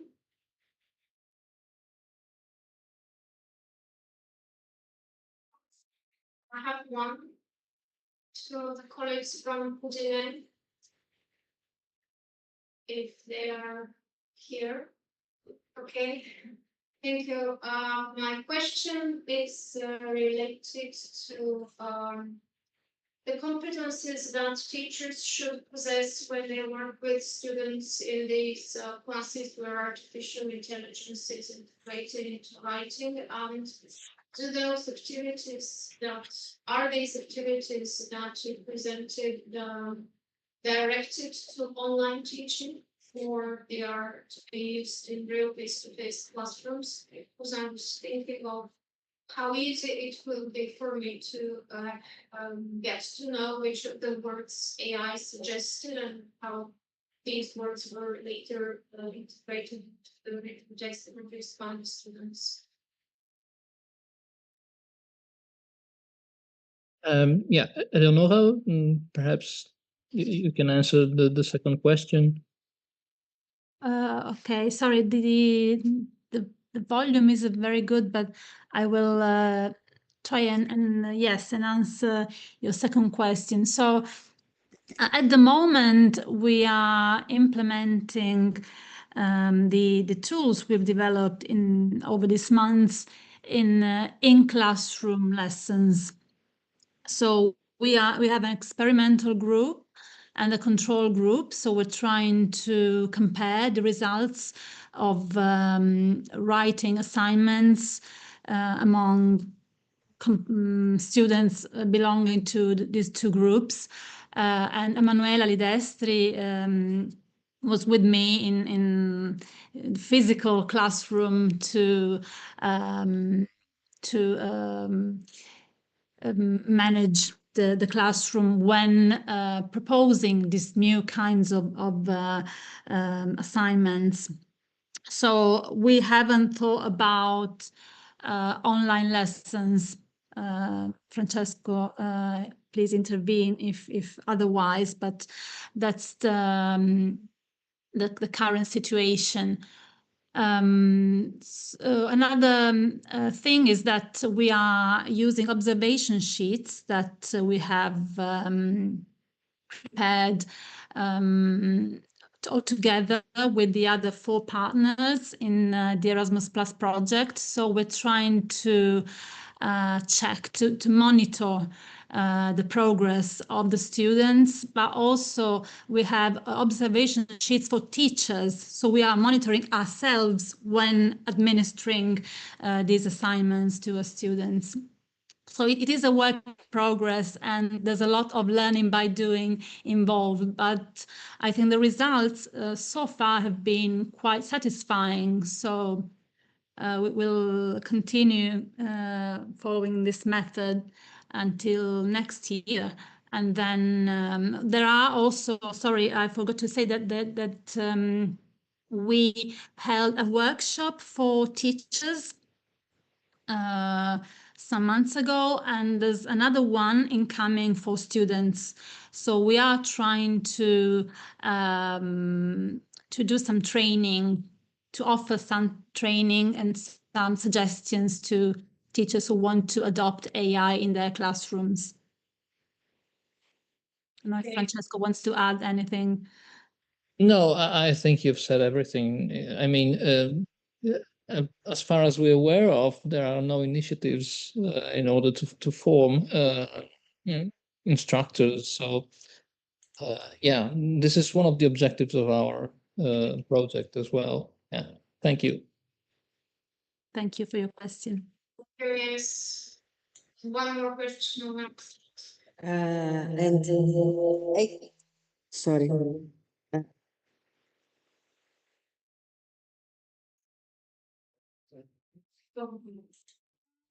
Okay, I have a question to Monica. In the beginning of your presentation, you cited some disability acts. Did you investigate this relation between the usage of plain language and improvement of the accessibility, for example, of website and other public materials? No, I haven't investigated into that, but I'm observing one of the Polish leading scholars who is interested in plain Polish, proste polski, Professor Tomasz Piekot. So I know that this is what he is very much into. And I can see that yes, what we can do with documents is trying to lower the complexity of the structure, language structure, syntax, and lexis, just to provide more accessibility to the documents. But still, we need to remember that plain English is let's say B1 level, and it's not ETR, which is easy to read and understand writing, which is about A2, which is let's say a lower level plain English. No, I haven't investigated into that, but who knows? Maybe in the future I will try to do this just for my own interests. As I said, I'm a language teacher and I teach at a technical university, so I'm more into technical writing and, as I said, user guides, instructions, assembly manuals. So I don't investigate into let's say official or admin documentation.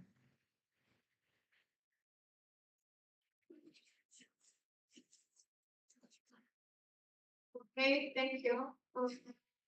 Should we 8 the time for the break? Should we make 5-minute break before we continue, or are you ready to jump straight into the next session? Because there we have one more presenter, a colleague from the second session asked to have a presentation in the last session. So do we continue or we take a short 5-minute break? What do you prefer? Shrek. Okay, 5 minutes, then I'm going to write this in the chat and then we continue. Okay. Edit Michael? And oh, okay.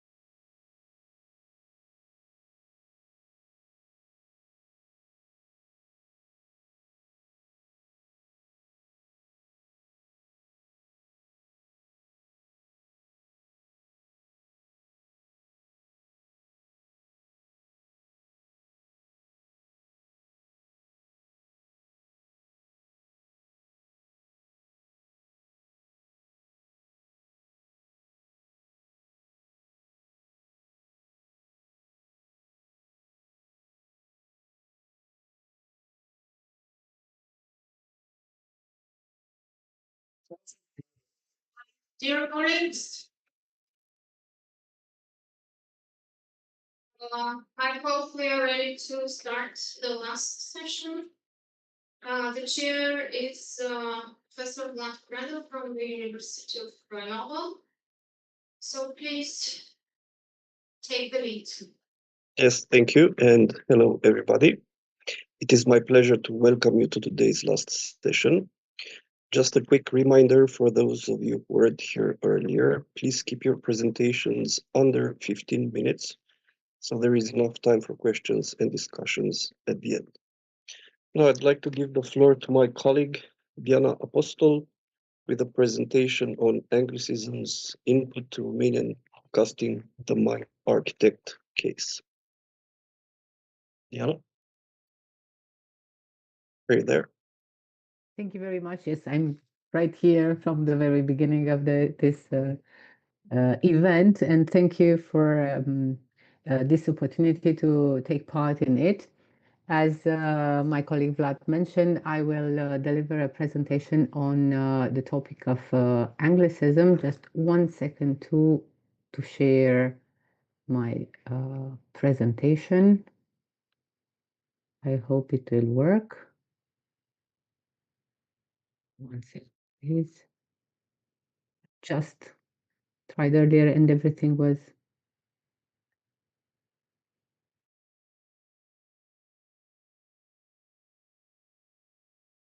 okay.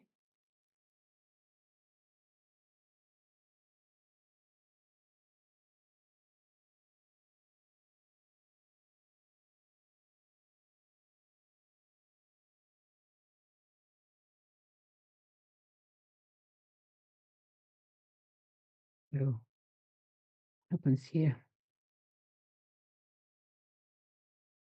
I'm very sorry. I'll make it work as soon as possible.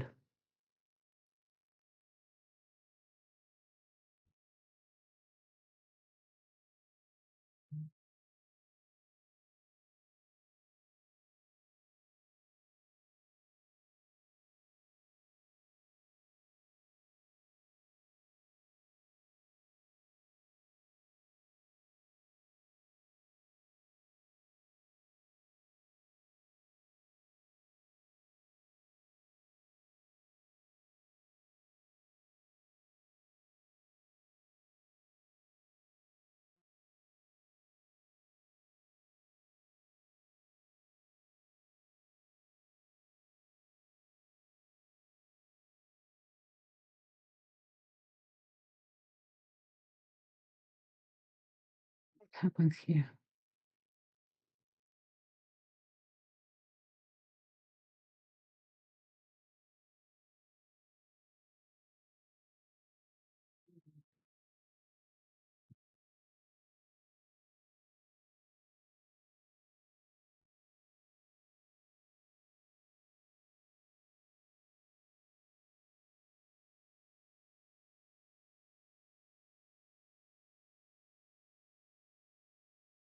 Okay, I think it must work now.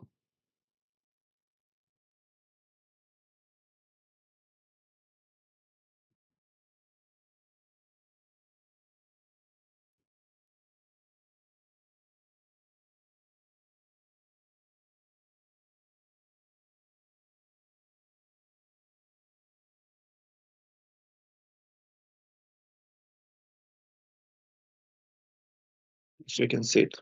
I'm very sorry for the delay. Something reset it here.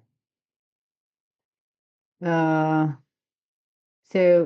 paper of today's Anglicism input to Romanian podcasting, the Mark Architect case. Very short about the rationale. TACT was one of the best-selling phenomena of the contemporary humanities. Web-based audio files, commonly downloadable to computers or mobile devices, empower individuals to worldwide to communicate, generate, meeting, and network, while capitalizing on technological advancements and globalization. Thus, the paper approaches the podcast phenomenon within the ever-expanding scope of digital humanities to shed light on how this multimedia content reshapes human culture, communication, and identity. Thus, in what follows, we resort to dedicated software to record and investigate the impact of such digital resources in terms of language patterns and communication density in specific context. Addressing the joint effects of Anglicisms in Romanian podcasts, our research study aims to develop an integrated corpus-based investigation of a series of multimodal texts using MaxQDA data analysis software. In this respect, we set out to record any escalating trend with a view to the influence of English among an ever-increasing globalized community and correspondingly some specific language-related effects and novel communication patterns in Romanian. Under the circumstances, special attention was paid to the frequency rate of false friends that may trigger message neutralization, loss of nuances, and potential misunderstandings. In order to validate the above-mentioned hypothesis, we embarked on the design and implementation of a computer-assisted analysis model to look into the use of frequency rate of Anglicisms in Mind Architect, the first self-development podcast in Romania, grounded in psychology and neuroscience. And just a few key points in motivation and background. We keep in mind that podcasts are increasingly important in digital humanities and linguistic research, and Romania has a rapidly growing podcast audience with over 3.2 million regular listeners aged 16 to 50. Also, to keep in mind that English terms are frequently incorporated into Romanian multimedia content, reflecting globalization and digitalization. Podcasts consider multimodal data for language and culture research. We point out that such content serve as authentic corpora, providing rich data for linguistic phenomena such as discourse analysis, pragmatics, and even phonetics. Research has explored conventional structures, intonation, pragmatic particles, and stylistic variation in podcasts. Additionally, podcasts support language learning by exposing learners to diverse accents and real-life topics, enhancing listeners and speaking skills. Studies have also examined podcasts' role in informal language learning and educational impacts. In terms of objectives and methods, the research study aims to analyze the frequency and use of Anglicism in the Mind Architect podcast, investigating whether English influences Romanian language patterns in podcasts and how false friend Anglicism may cause message neutralization or misunderstandings. The research also explores translation procedures facilitating the transfer of Anglicism, considering audience, context, and internationalization trends. Just a few aspects about corpus design and research methods. The corpus includes over 20 seasons of Mind Architect episodes spanning 6 years, totaling 30-40 minutes episode, focused on topics like stress management, leadership, and emotional intelligence. The corpus reflects Romanian professionals' language use in psychology and neuroscience with over 20 million listeners. Using MaxQDA software, the study imported multimodal data. We organized it chronologically and conducted both qualitative and quantitative analysis, encoding Anglicisms by morphosyntactic categories and translation procedures. In terms of quantitative findings, the analysis found noun phrases to be most frequent Anglicism, including terms like attachment relationship, pairing perspective, and toxic relationship, which often represent specialized or trendy concepts more familiar in English. Verbs such as know, want, and neutralized verbs like avdata also appeared frequently. Adjectives like basic, super, trendy were used less often but increased over time. Adverbs and prepositions were rare, with examples including non-stop based on verses. The study observed a regression in noun phrase Anglicism, but an increase in adjective Anglicism since 2019. We have here one document portrait generated by the software by MaxQDA 24. Following the encoding of our text, the color-based labeling, in fact, we the software could generate a document portrait on the frequency of anglicisms, and we had the chance to, or we can generate a document portrait per episode as well as per season, or for the entire, for subcorpora, or for the entire 12 seasons, that is the entire analysis corpora. Also, we could generate some word cloud to measure frequency rays in terms of word clouds. And this was at the corpus level, not subcorpora, just to have a better better overview of the anglicism most frequently encountered in our corpus. As far as translation procedures and false friends are concerned, our research identified borrowing as 40%, calques 35%, and naturalization 50%, the predominant translation methods for Anglicism. Also, we had encountered examples of modulation, semantic translation, and cultural adaptation, though less frequent. False friends, words that appear similar in English and Romanian but differ in meaning, were mostly noun phrases transformed mainly by calque and borrowing. The study classified Anglicism into loanwords, pseudo-loanwords, shortened words, hybrid Anglicism, and foreign words, pointing out that pseudo-loanwords and hybrid Anglicism frequently caused misunderstanding. We followed the same procedure and encoded our multimodal corpus via or by means of a color-labeled coding,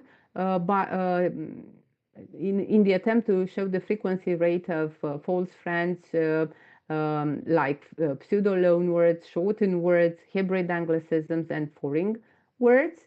And here it is a screenshot with both quotes set assigned. We step by step we succeeded to encode simultaneously the occurrence of Anglicisms and the use of translation procedures. Figure 4 indicates a distribution of translation procedures per grammatical category of Anglicisms. And here we have a distribution of translation procedures per grammatical category of false friend Anglicisms. As you see, we have the grammatical categories and the most frequently encountered translation procedures marked. In terms of semantic and pragmatic effects of Anglicism in the mind architect, our qualitative analysis revealed that some Anglicism altered meaning in Romanian, potentially causing confusion, for example, parenting, a pseudo-Anglicism with cultural connotation rooted in Romanian family rules, and pet can be ambiguous between animal companion and plastic material. Pragmatically, Anglicism meanings depend on context, audience, and tone, often used to signal expertise or modernity. The frequency of Anglicism discourse markers like well, anyway, and so has increased consistently since 2019 and the release of the podcast, reflecting growing acceptance in professional and motivational communication. In terms of semantic impact, we noted that Anglicism may alter word meanings, causing confusion or misinterpretation. Cultural references may not be immediately understood by Romanian listeners. As far as the pragmatic impact is concerned, the use is context dependent and of course signalizes expertise, modernity, or audience connection. High frequently and in a quite increasing since 2019, where discourse markers like encountered the discourse marker like so well, so anyway. A short results interpretation of the study. concludes that noun phrase Anglicism constitute over 60% of the total of the Anglicism in our corpus, reflecting broad recognition of English terms for specialized concepts. Verb Anglicism account for 22%, including both common and naturalized verbs. Adjectives, 8%, adverbs and prepositions, 10%. In terms of translation procedures, we observe that borrowing, calque, and naturalization are the main translation strategies, while false friends are predominantly noun phrases transferred via calque or borrowing. While Anglicism generally facilitate communication and clarity in over % of the cases, they can also lead to misunderstanding and loss of linguistic nuance, and the rise in discourse marker indicates integration of English elements into Romanian podcast communication. To conclude, podcasts have become key platforms for linguistic research, language learning, and cultural studies. Our study highlights the significant impact of Anglicisms on Romanian language patterns in multimedia formats, especially podcasts like the Mind Architect. It confirms that while Anglicism enhance clarity and communication, they also risk message neutralization and misunderstanding.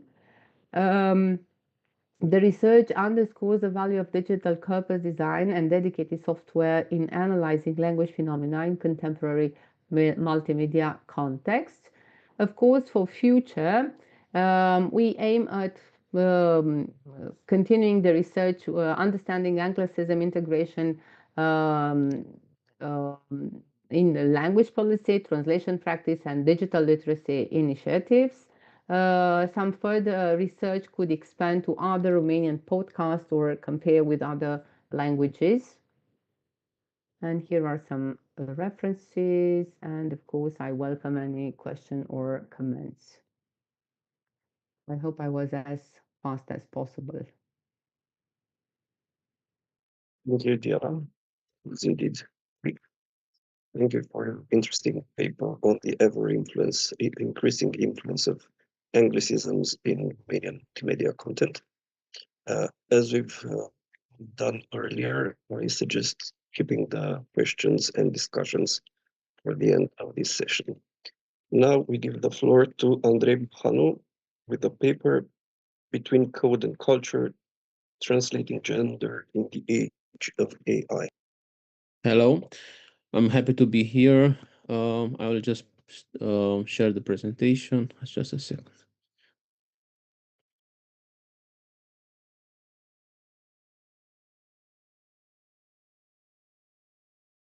We can see it. Perfect. Yeah.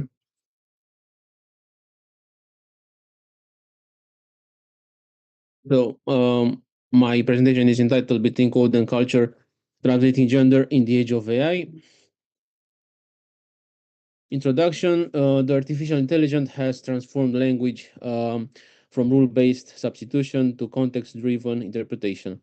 Today, systems rely on neural networks that learn from massive multilingual datasets, enabling rapid and seemingly human-like translations. Yet, when applied to culturally loaded language, such a beauty advertising AI encounters challenges that go beyond grammar or vocabulary. Marketing discourse depends on emotion, identity, and cultural symbolism, which algorithms interpret statistically rather than experimentally. In the digital age, artificial intelligence machines translation have become indispensable tools in global communication. These technologies allow rapid and efficient cross-linguistic exchange, but they also raise complex questions about how culture and identity are represented in translation. In particular, the language of the beauty industry, where expressions of elegance, allure, and distinction are deeply cultured, offers a clear view of how AI interprets and reconstructs meaning. This presentation explore how gender, language, and culture nuances are presented or transformed when AI systems such Google Translate or DeepL or other programs express related to perfumes or skincare products in English and Romanian. The focus is to assess whether these systems reflect or distort the cultural subtleties embedded in words that describe beauty, refinement, and identity. The neutral translation and the culture of the challenge of cultural understanding. Machine translation have evolved from rule-based and statistical models to modern neural system capable of generating fluent context-aware language. Yet, despite this sophistication, these systems lack cultural intuition. Gender language such as Romania pose an additional challenge because grammatical gender is unavoidable and tied to cultural interpretation. In contrast, English uses a comparatively neural linguistic structure, often depending on implied context rather than grammatical agreement. This difference reveals how translation algorithms choose gender when none is explicit in the source text. Theoretical perspective from translation studies and computational linguistics suggests that while AI can reproduce surface level meaning, it frequently simplifies or reinterprets cultural layers that words carry in human expressions. The system like Google and DeepL use neural machine translation based on deep learning models known as transformers. These models process text as sequences learning relationship between words using an attention mechanism function that allows the system to weigh the importance of each word in context. When translating, the AI predicts the next word based on probability. Distributions learn from a million of examples. However, it doesn't simply understand the meaning. It identifies the pattern. As a result, cultural, emotional subtleties, especially gendered terms and idiomatic expressions, can be flattened into a more genetic equivalence. The linguistic and cultural complexity of the language in Romania, for example, encode gender directly through grammar, adjectives, nouns, and even past participle vary by gender. But in English, on the contrary, relies more on the context and or social cues. When the AI translate those between those languages, it must infer gender meaning probabilistically. For example, we have a gentle touch for every woman becomes o atingere delicată pentru fiecare femeie, where delicată carries both tenderness and fragility. If AI encounters those thousands of similar patterns, it reinforces this association, creating subtle gendered expectation in output. Such implicit bias is not intentional but statistical, showing how algorithms absorb cultural conventions for their training data. AI probabilistic decision. A neural system rely on probabilistic prediction where translating each and next word is chosen based on the most likely continuation of the sequence, learn from a vast amount of data. For example, a refreshing cream for all skin types may become o cremă revigatoare pentru toate tipurile de piele. Here, cream almost always concur with feminine coded adjective guided by the AI choice statistically. This process creates linguistic but also reinforces the nouns. AI doesn't just decide on the gender, but also consciously it reflects the pattern found in its corpus. The result is gender neutral or culturally specific message, risk being homogenized through statistical repetition caused by this AI. The beauty as linguistic data, it offers ideal studies because its marketing depends on emotions and identity. Language here, sales and experience are not just a product, where we have some examples from different brands such as Dove, Nivea, where Dove, for example, emphasizes real beauty and softness. Nivea for men promotes confidence and revitalization. Victoria's Secrets, which is mostly used for women, uses elegance and seduction. L'Oréal Paris conveys empowerment because you're worth it, their most famous slogan. And X, usually for men, connects masculinity with attraction and irresistible scent for men. AI must translate all these emotional and culturally changed concepts, yet as tested with different programs, they are Outputs often replace sensory tone with abstract terms, flattening distinct identities into globalized language. Semantic drift in translation. Dove English slogan of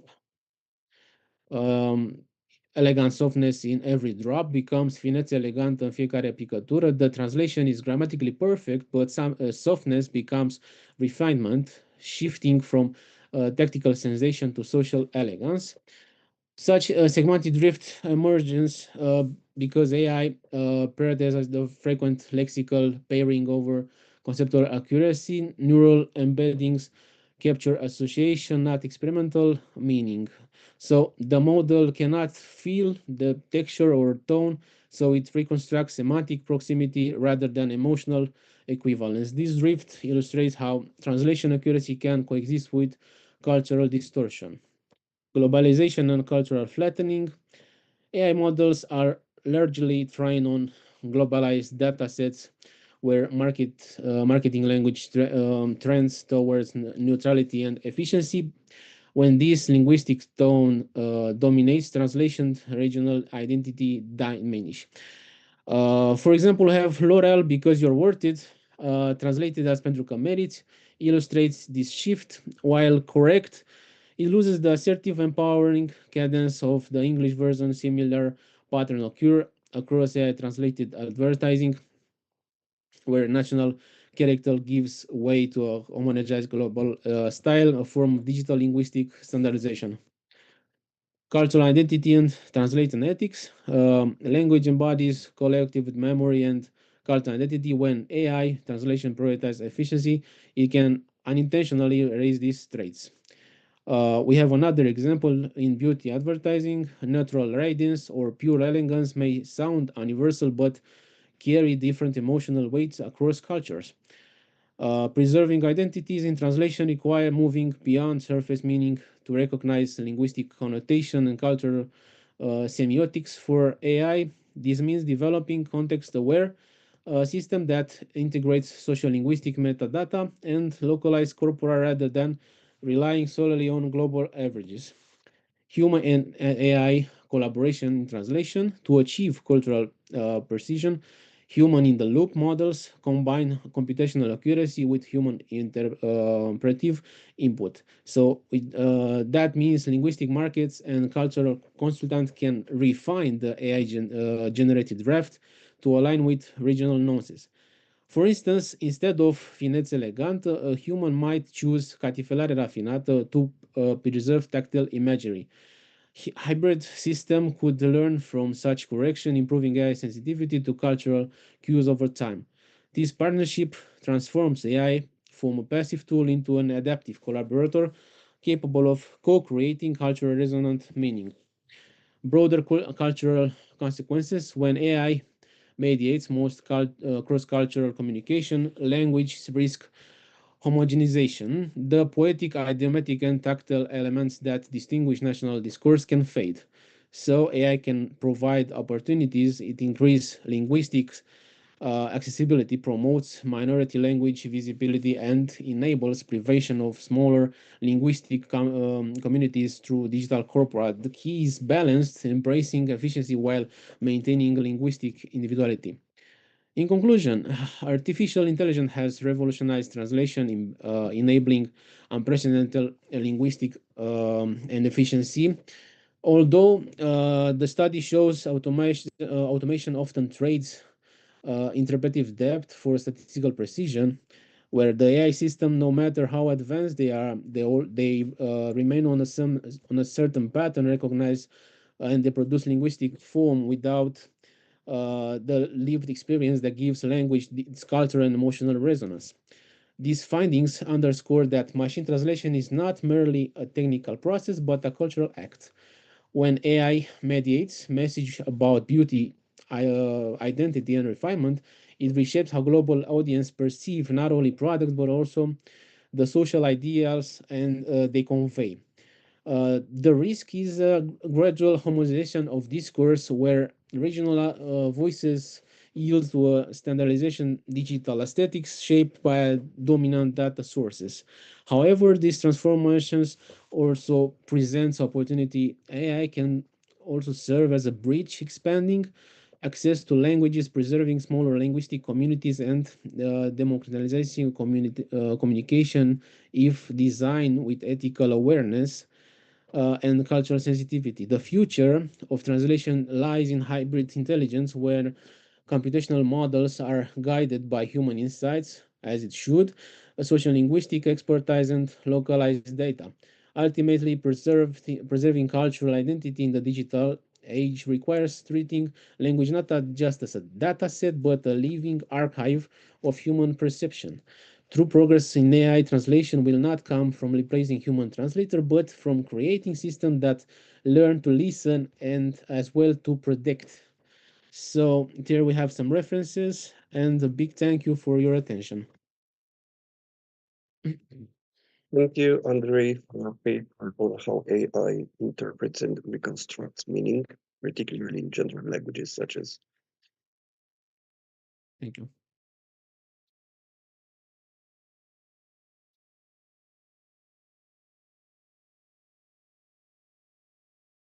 Sorry. The microphone wasn't working. So thank you, Andrei. We now give the floor to Andra Simonodiakonou with the paper Instrumental Competence, a Core Requirement in EU Legal Translation. Good evening to everyone, and thank you for having me today.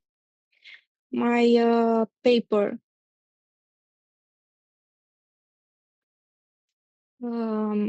it's about instrumental competence, a core requirement in EU legal translation. Language has meanings that are shaped by time and culture and differ not only between nations but also between individuals. This is in contrast to other sciences like mathematics or physics, where knowledge is universal and unchanging. In this environment, research and translation studies could only offer interpretive information based on subjectively defined objects. Specialized languages are identified by their affiliation with a specific field. For legal language, this comprises terminology used in legal communication context, both within and outside of courts of law, and the specialized register is a component of the law file. Its main purpose is to be a tool used in the legislative branch of government. It is utilized in both the public and private sectors to address long-standing legal relationships. According to Pimento Ramos, legal language is a specialized register that encompasses all judicial and public tools of legal competence, specialized writing and private relationships relevant to legal matters. The transition from handwriting to computerized translation has resulted in additional opportunities to influence the industry both internally and outside. According to one perspective, the perception of a translator competence has changed since 1954, when machine translation emerged as a major tool for cross-cultural communication and gained recognition. However, in the latter half of the 20th century, the translator was replaced by a computer, which was more accessible and less expensive. About the underlying process, translation no longer required many hours of research, material was easier to find, and the full terminological system was made available online to assist translators. This did not replace their skill, but rather raise it to a new level. With the widespread availability of AI and machine translation through a computer or smartphone, language is no longer a barrier to communication. In fact, the solution might be right in our pockets. It's also a useful answer for commonplace circumstances like reading a book or visiting a foreign nation. In private context, translation is understood in terms of general messages and simple terminology. However, when effective communication is required, the participation of translator is crucial because translation involves overcoming potentially insurmountable barriers in language matters, such as symbols, the physical aspect of language, or ignorance of a code system. At the level of the European Union, the translator no longer owns the words he employs, and the language is now the product of the institution rather than the individual. Rather, it's the result of a collective process in which reasonability is split while the institution retains its language privileges. The translator's name is no longer used in relation to the translation. Instead, the institution states the words. Translation stages. Pre-translation stages, receiving the source text and making any necessary upgrades after it has been verified that the text is ready for translation, that all pertinent information has been identified and prepared, that all specialized terminology has been emphasized and its close cultural equivalent has been found and prepared. Translation stage, the transfer of meaning from the source to the target language. Post-translation stage, quality control stage includes both required and optional procedures that are reviewed by the translator or another translator who is qualified and competent. They include confirming that the client's requests and expectations are met. Post-translation stage, checking, a process of self-revision that is both before and after the translation is complete. It comprises fixing mistakes and completing any gaps to ensure quality and the content meets the requirements of the contract. Revision, understood as a mandatory stage, its goal is embodied in how well the translated language fits the document's objectives in terms of terminology, meaning, and register. Review, it involves a mission-related modification at the client's request. The review treats the translated text as an independent text that needs to be validated. Proofreading, its purpose is to improve the translated text prior to publishing. It includes a check-in from typographical errors as diacritical markings. Final verification is required and entails verification that corresponds between the request specification and the supply service. Post-translation stage and machine translation, the contribution of a translator whose proficiency is undeniable is typically required throughout verification phases to guarantee the revision and at the very least the final verification. The program assisted to handle the translation will handle tasks like checking throughout the process. Computer tools designed to identify and fix typographical or grammatical faults could be used as independent procedures to achieve the proofreading objectives, such as review in the form of reverse translation. Machine translation within the European Union, e-translation employed when human resources cannot provide practical solution for large-scale translation. When the content needs to be updated often, it's also a practical choice for digital communication. E-briefing was created to offer services for quick drafting. E-reply served as a tool for digital communication replying. The Leonardo supercomputer served as EU expanded the production of language models in all its official languages and translation-related AI services. Next generation computer-assisted translation environment, an application that facilitates cooperation between institutions about translation files. AI at EC Network. In 2025, it's projected that 2 new AI-based initiatives will launch, one concerning the online communication, one meant to offer accessible text for those with cognitive impairment. Based on Go service, it was utilized for 115 pages in 2024 and offers translation services by copying content that is less than 600 characters in a verified specified field and then retrieving it by copying in the document. Use electronic databases, EuroVoc, it represents the multilingual, multidisciplinary thesaurus of the European Union. The content of the document in EULEX is described by its keywords, which are arranged in 21 domains and 127 subdomains. And interactive terminology for Europe is the terminology management system used by EU. Since 2004, it has been used by the EU organizations and bodies to gather, distribute, and oversee terminology. The project was started in 1999 with the intention of improving the accessibility and uniformity of its contents by offering a web-based infrastructure for all EU terminology resources. As examples, we have a parallel corpora, the official versions in Romanian and in English of the Article 3 of the Directive of the European Parliament and the Council of the protection of the environment through criminal law. And following, we have the official version in English with machine translation provided by Google Translate. It is emphasized the differences in the two versions, the official one and the machine translation version. We following have discussed the differences between the two versions, the machine translation and the official one, in terms of meaning.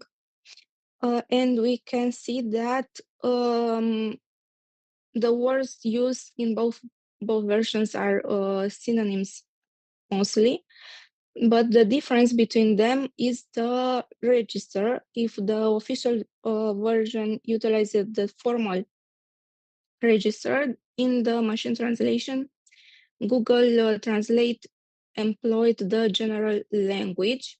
We have been continuing or ongoing. One major difference, maybe, it's the offenses versus crimes. They're not synonym. All crimes are offenses, but not all offenses are crimes. Here, the official version is the correct form, not only in terms of register, but in terms of meaning. Following, we have the official version of the same text and the artificial intelligence translation. We can see that the artificial intelligence, ChatGPT, was used, and the Google Translate version have mainly the same language employed, and it's the case of the general terminology in comparison with the formal one using the official version.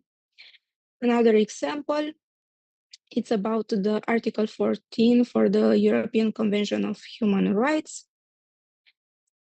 As well, we have emphasized the differences. Here we can see that there are not so many differences between the official version and the Google Translate version.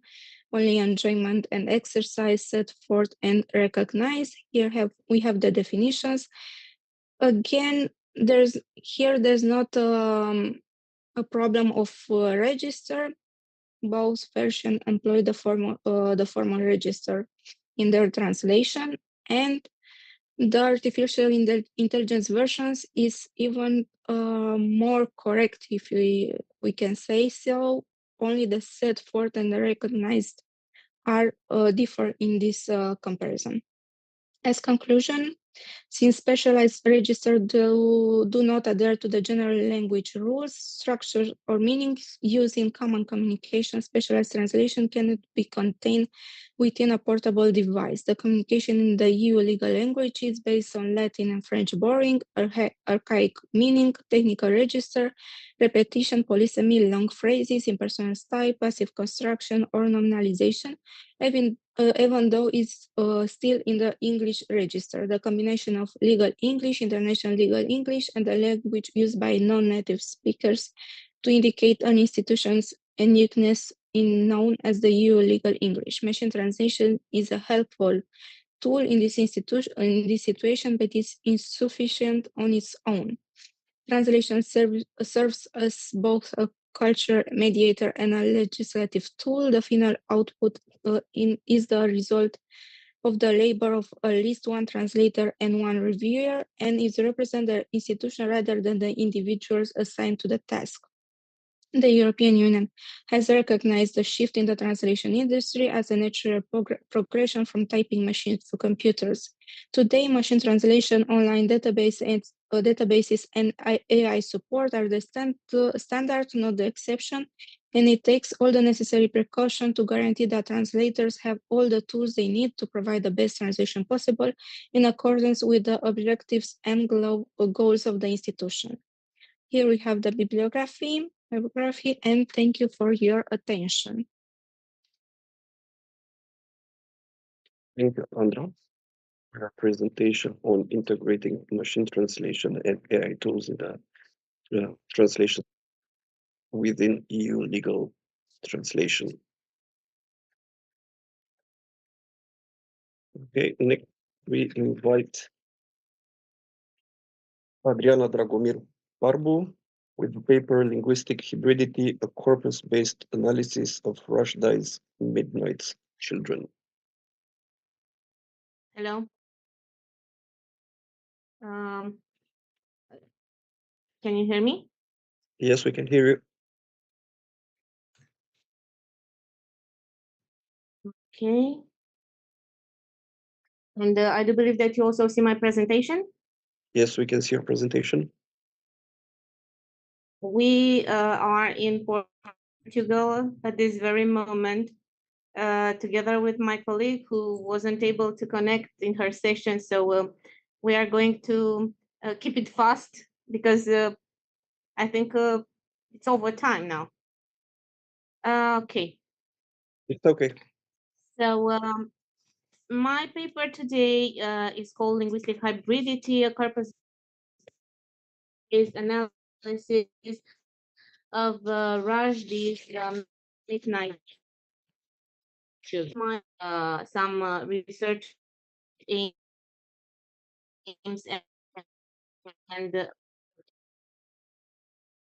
objective of linguistic hybridity in Rushdie's novel Colonial Identity Construction, then to analyze the translation challenges that may arise from Rushdie's multistic hybridity for contemporary post-colonial translation theory and practice, of course. Then we have our research questions. The first one investigates the role of linguistic hybridity in Midnight Children. Sorry. So the first one asks how does Rushdie's linguistic hybridity shape readers' interpretation? And of course, we have hegemony of standard English by embedding Indian linguistic rhythms and idioms, all together leading to cultural multiplicity. And this multiplicity resonates with cultural familiarity for monolingual Western readers, of course. The second question would be, what translation challenges arise from Rushdie's multilingual features? And translators face the impossible task of preserving not only semantic meaning, but also the cultural texture of the prose, the tonal interplay between register, the embedded humor, and the musicality of code switching. And the third one, how might translator preserve cultural specificity without sacrificing readability? Well, following theories such as Venuti, Basnet, and Trivendi, we argue that the goal should not be domestication, but cultural mediation and the retention of otherness through strategies like creative equivalence, retention of vernacular items, and judicious use of paratextual framing are of great importance. Obviously, our research is founded on a theoretical framework. We have analyzed Jacobson's classic distinction between intralingual, interlingual, and intersemiotic translation, who provides the foundational vocabulary. Then Zepson work, which spends this concept emphasizing intralingual translation as a process of paraphrasing and recontextualization within the same language.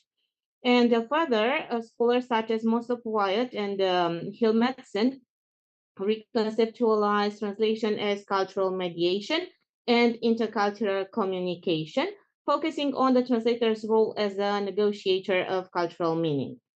So taken all these together, these framework enable a view of translation not as mere linguistic substitution, but as an interpretive act embedded in social, cultural, and ideological systems.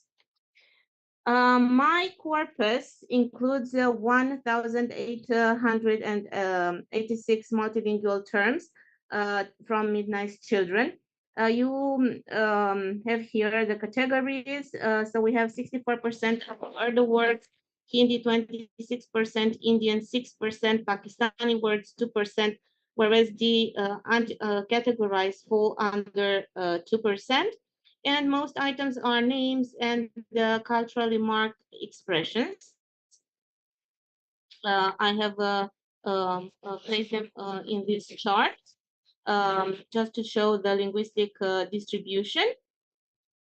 And this slide shows also the approximate number of words found in the English novel.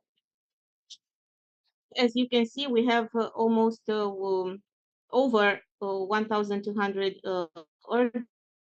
words, whereas in quite less. Okay, we have top lexical words here. We have Urdu, Hindi words which demonstrate polyphony and cultural coexistence.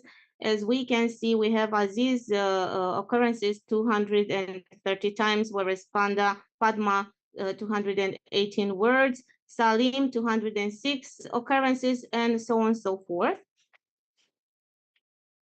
Then we have another chart also showing occurrences. This time they are, just a second, because I cannot see the screen very well due to the Zoom application, so I'm not able to see the entire slide. I don't know whether you can help me. Okay. Okay, so top 5 Urdu words. Here we are. Shahid, Ayuba, Adam, Salim, and Aziz. Of course, they are very often met during the novel because they have a special significance. Then we have linguistic hybridity.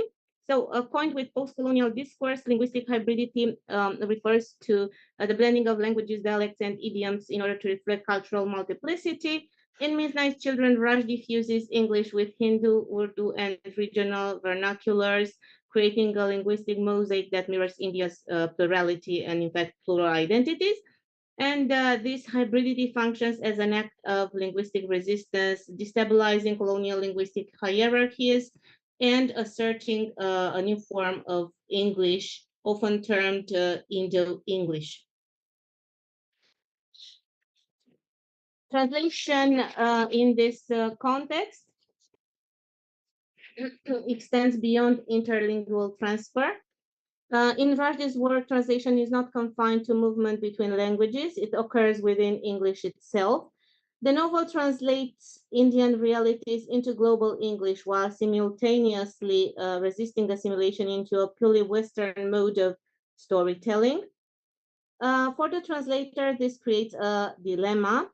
The more one smooths out the cultural strangeness, the more one risks erasing the post-colonial politics embedded in the text.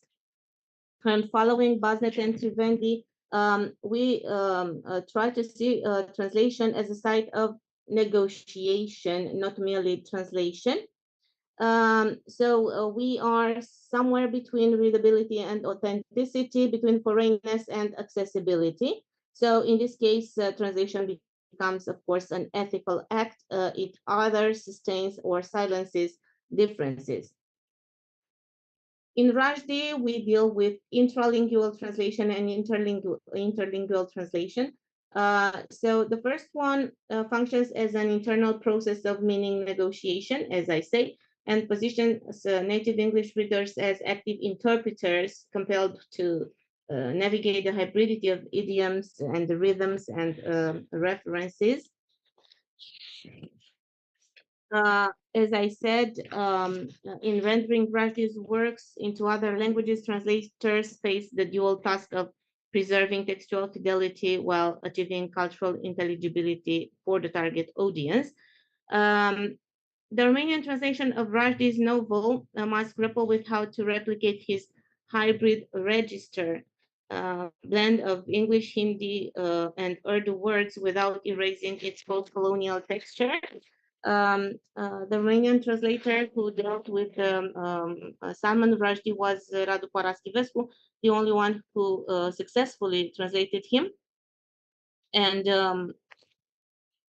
there is also their literal translation, cultural translation, all together with these two concepts, interlingual and intralingual.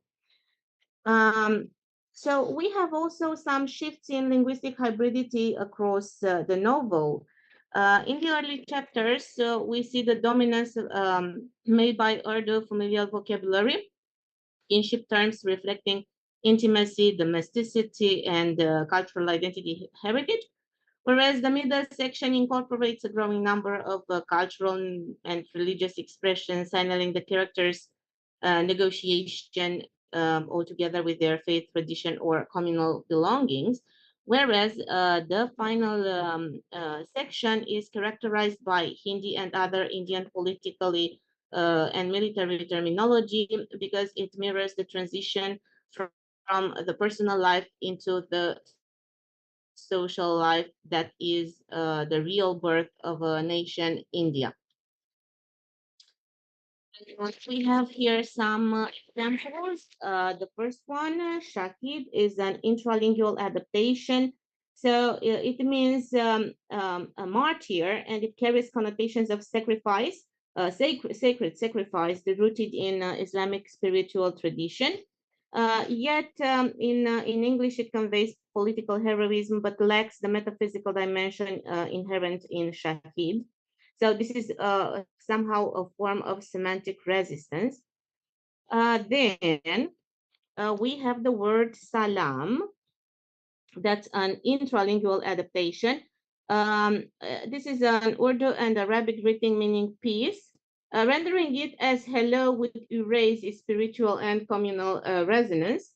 So in Midnight Children, salam functions not merely as a greeting, but as a performative invocation of respect and religious identity. Then we have Padma. That's also an interlingual adaptation. When Rushdie's novel is translated into Romanian, terms like Padma illustrates interlingual adaptation. So Padma means lotus, and it symbolizes purity and the renewal of the Indian culture. As a parenthesis here, the Romanian translator translated it into Floarea mea de lotus, also adding some explanation in order to briefly symbolize this important word in Rushdie's novel. So such mediation demonstrates that interlingual translation must operate not as substitution, but as interpretive supplementation. And of course, we have some conclusions. We may all reach the conclusion that Midnight Children redefines the boundaries of English literature by transforming it into a transcultural medium, one capable of expressing multiple identities, voices, or why not histories. Translation in this context is not a derivative act, but a creative and interpretive practice. Whether intralingual or interlingual, it mediates between linguistic systems, cultural imageries, and epistemological frameworks. And Rushdie's work teaches us, or somehow reminds us, that translation is not about achieving equivalence, but about sustaining dialogue between languages, cultures, and why not between histories. It is through this dialogue that post-colonial identity is continually negotiated and reimagined.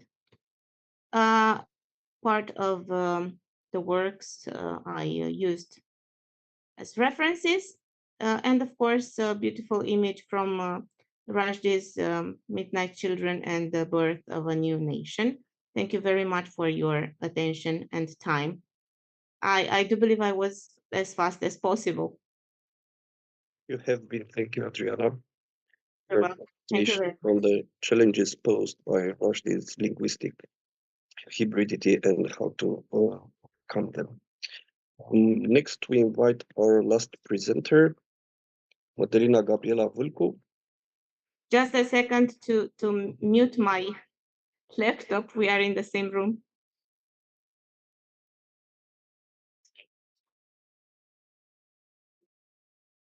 The paper, the retranslation of Edgar Allan Poe in Romanian between literary canon and cultural reinforcement. Thank you so much for understanding our situation, my situation. And just a second, I will share my screen. And please tell me if you can see it. Is it visible? Just a second, it's loading. Okay. Yes, we can see it. Thank you so much. So my today's presentation focuses on the translation and retranslation of Edgar Allan Poe in Romanian between literary canon and cultural reinforcement. And here we have the overview of my presentation. I will have three main points. First of all, I'll try to give a brief theoretical framework of the policy system theory. Then I'll focus on the translated literature within the policy system. And then the more applicative part, Edgar Allan Poe in Romanian translation from periphery to center and vice versa. And this is a case study. First of all, I would like to start by stating that for over a century, Edgar Allan Poe's writing have undergone numerous translations and retranslations in Romania, each shaped by the prevailing cultural and ideological frameworks of its respective period. And these successive versions illustrate the ongoing reinterpretation of Poe's authorial persona and the gradual transition of his work from the periphery to a prominent position within the Romanian literary system and policy system. Of course, our study explores translation not just a linguistic transfer from one language to another, but as a cultural and ideological act. Of course, we are interested in examining how his translation and retranslation into Romanian reflect the changing literary and political context. Our study also highlights how these versions reshaped Poe's image from marginal figure to canon author within the Romanian literary policy system, and we try to show how retranslation serves as a means of cultural reinforcement and negotiation with Western modernity. As we all know, the policy system theory was proposed by Evan Zohar in the 1970s, and he redefined it and remastered it in other two versions. And it offers a framework within translation studies and comparative literature that conceptualize literature as a dynamic and hierarchical network made up of multiple interrelated subsystems. Within this model, translation is not viewed as a peripheral but as an integral component of the literary policy system, capable of occupying either a central or marginal position according to specific historical, cultural, and social context. I'll try to briefly present some key concepts of the policy system theory. Of course, dealing with systems, we have central versus peripheral position. Works in a central position influence norms, aesthetics, and literary evolution, while those in a peripheral position follow established norms and serve to reinforce and replicate the dominant literary culture. Translated literature also carries literary innovation because translations can introduce innovations, new genres, or narrative techniques, especially when they occupy a central position, while in a peripheral system, translation often serves as a tool for modernization or cultural borrowing.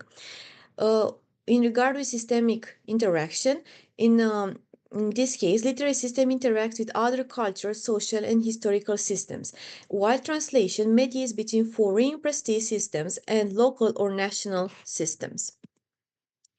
Of course, it is very important to emphasize the role and implication of translated literature within the policy system, because translated literature is conceptualized not as a marginal or secondary component, but as a fully integrated subsystem of the target literary system. And when translation occupies a central position, it serves as a vector of innovation, introducing new genres and aesthetic paradigms. While in a peripheral position, translated literature tends to be conservative and imitate, and also functions mainly to reinforce the established literary order rather than challenge it. In a peripheral or semi-peripheral systems, translations often play a formative role, introducing canonical foreign authors and establishing narrative models for emerging local writers. Edgar Allan Poe in Romanian translation, and this is the case study of my presentation. Poe entered into Romanian literary and cultural space in the second half of the 19th century, and until today we identify three main periods. The early translation phase from the second half of the 19th century until the early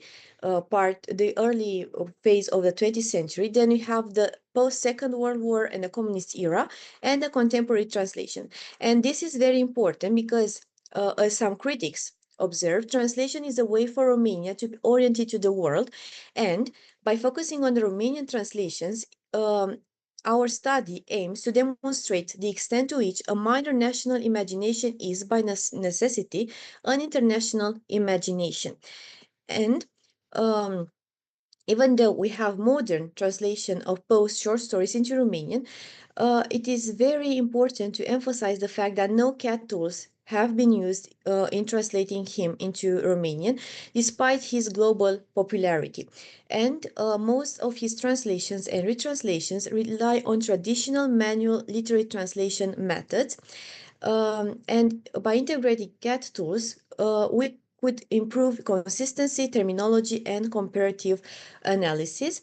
And for Romanian audiences, it would support digital scholarship and enhance understanding of translational shifts over time.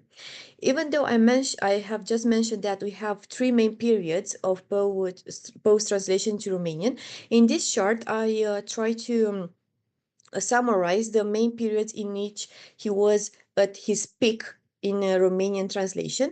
And the first wave was in the second half of 19th century, when important literary figures in Romania, such as Mihai Eminescu Caragiale or Alexandru Macedonski, translated Poe into Romanian, and they translated him via Baudelaire's French text. So we had French mediation in the process, and only some of his short stories were translated.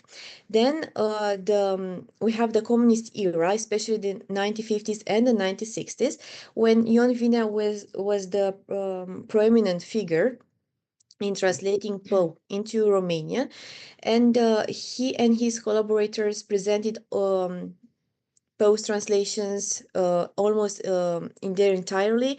We had an extended corpus, and this was the period when we had direct translations from English, but they were published in state published collections. And as I said, this represents the cultural peak because we have massive translation trend in our country. Then Poe fell in a sort of hibernation until the 1990s, when Liviu Cottrău retranslated most of his short stories, while in the 2000s he published again 2 volumes of translations and retranslations with Polyrom. While more recently, we have other new translations made by Gabriel Mărescu and Dan Starcu in 2014 and 2019. But these are smaller scale publications and are less popular. They didn't have an important impact on Romanian audiences, and scholars usually make reference to Ion Vinea's and Liviu Cottrău's translation, even though we have these new translations on the market. As I said, no CAT tools have been used yet in translating Poe, but we have some of his translations in the form of ebooks, those done by Liviu Cottrău. In a conclusion, we can say that the polar system theory plays an essential role in shaping a varied and diverse culture and literary environment through hierarchical relationships characterized by dynamism and mobility. And bearing this in mind, translated literature and Edgar Allan Poe's works translated into Romanian as well, offer a complex mosaic that brings complexity and diversity to a national culture and literary space. And as far as Edgar Allan Poe is concerned, the author on whom we focus in our research doesn't benefit from a great deal of openness in terms of digitalization, but we believe that in the future this digitalization will come about naturally, not just as a necessity, in order to adapt to the new wave of readers in Romania. This is the bibliography for my presentation, and again, thank you so much for your time and for understanding my situation.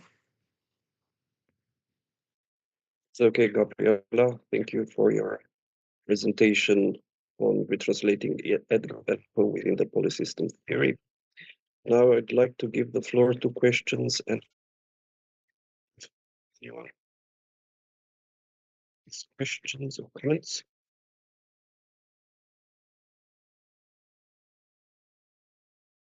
May I join session with a comment out to question? Do you hear me? Can you hear me?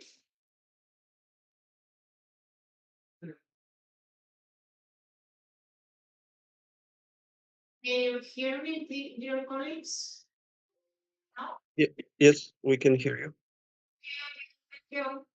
A comment on the magnificent presentations that were shared in the field of translation.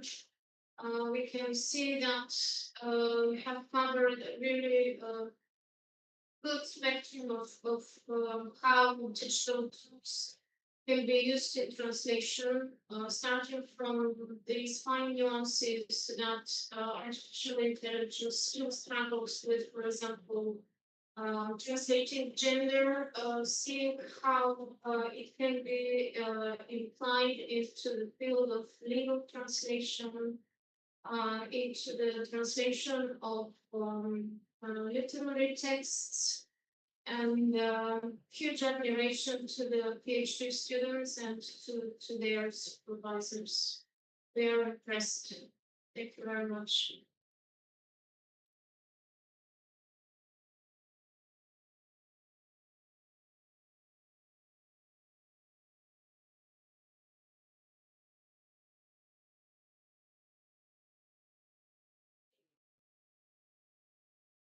If there are no other comments, because I can see that among the participants, it is mainly colleagues from Russia, colleagues from Romania, and colleagues from Udine. If there are no other comments or questions, then we would like to thank you all for your participation, for the inspiring presentations, for your strong work in the field of languages, culture, and identity, and of course, how digital tools help us sometimes. Sometimes they could be a burden, but still we look forward to the future of how these tools will develop. A few concluding words about what happens next.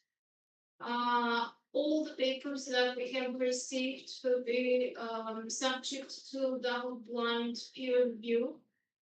After the reviews are ready, we will send to the authors so that if there are any suggestions for improvement, the authors would be able to do that within a short period of time. And then we hope that sometime in December, let's say before Christmas, we'll be able to publish the journal issue with the papers that were presented at this conference.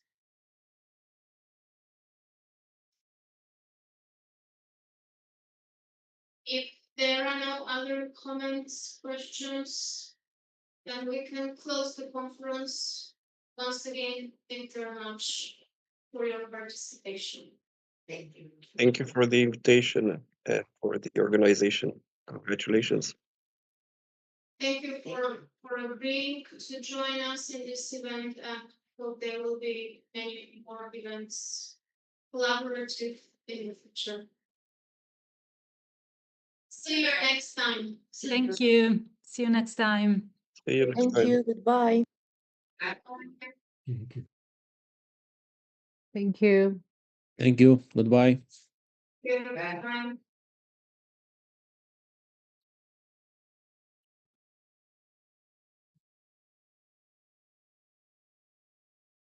Progress.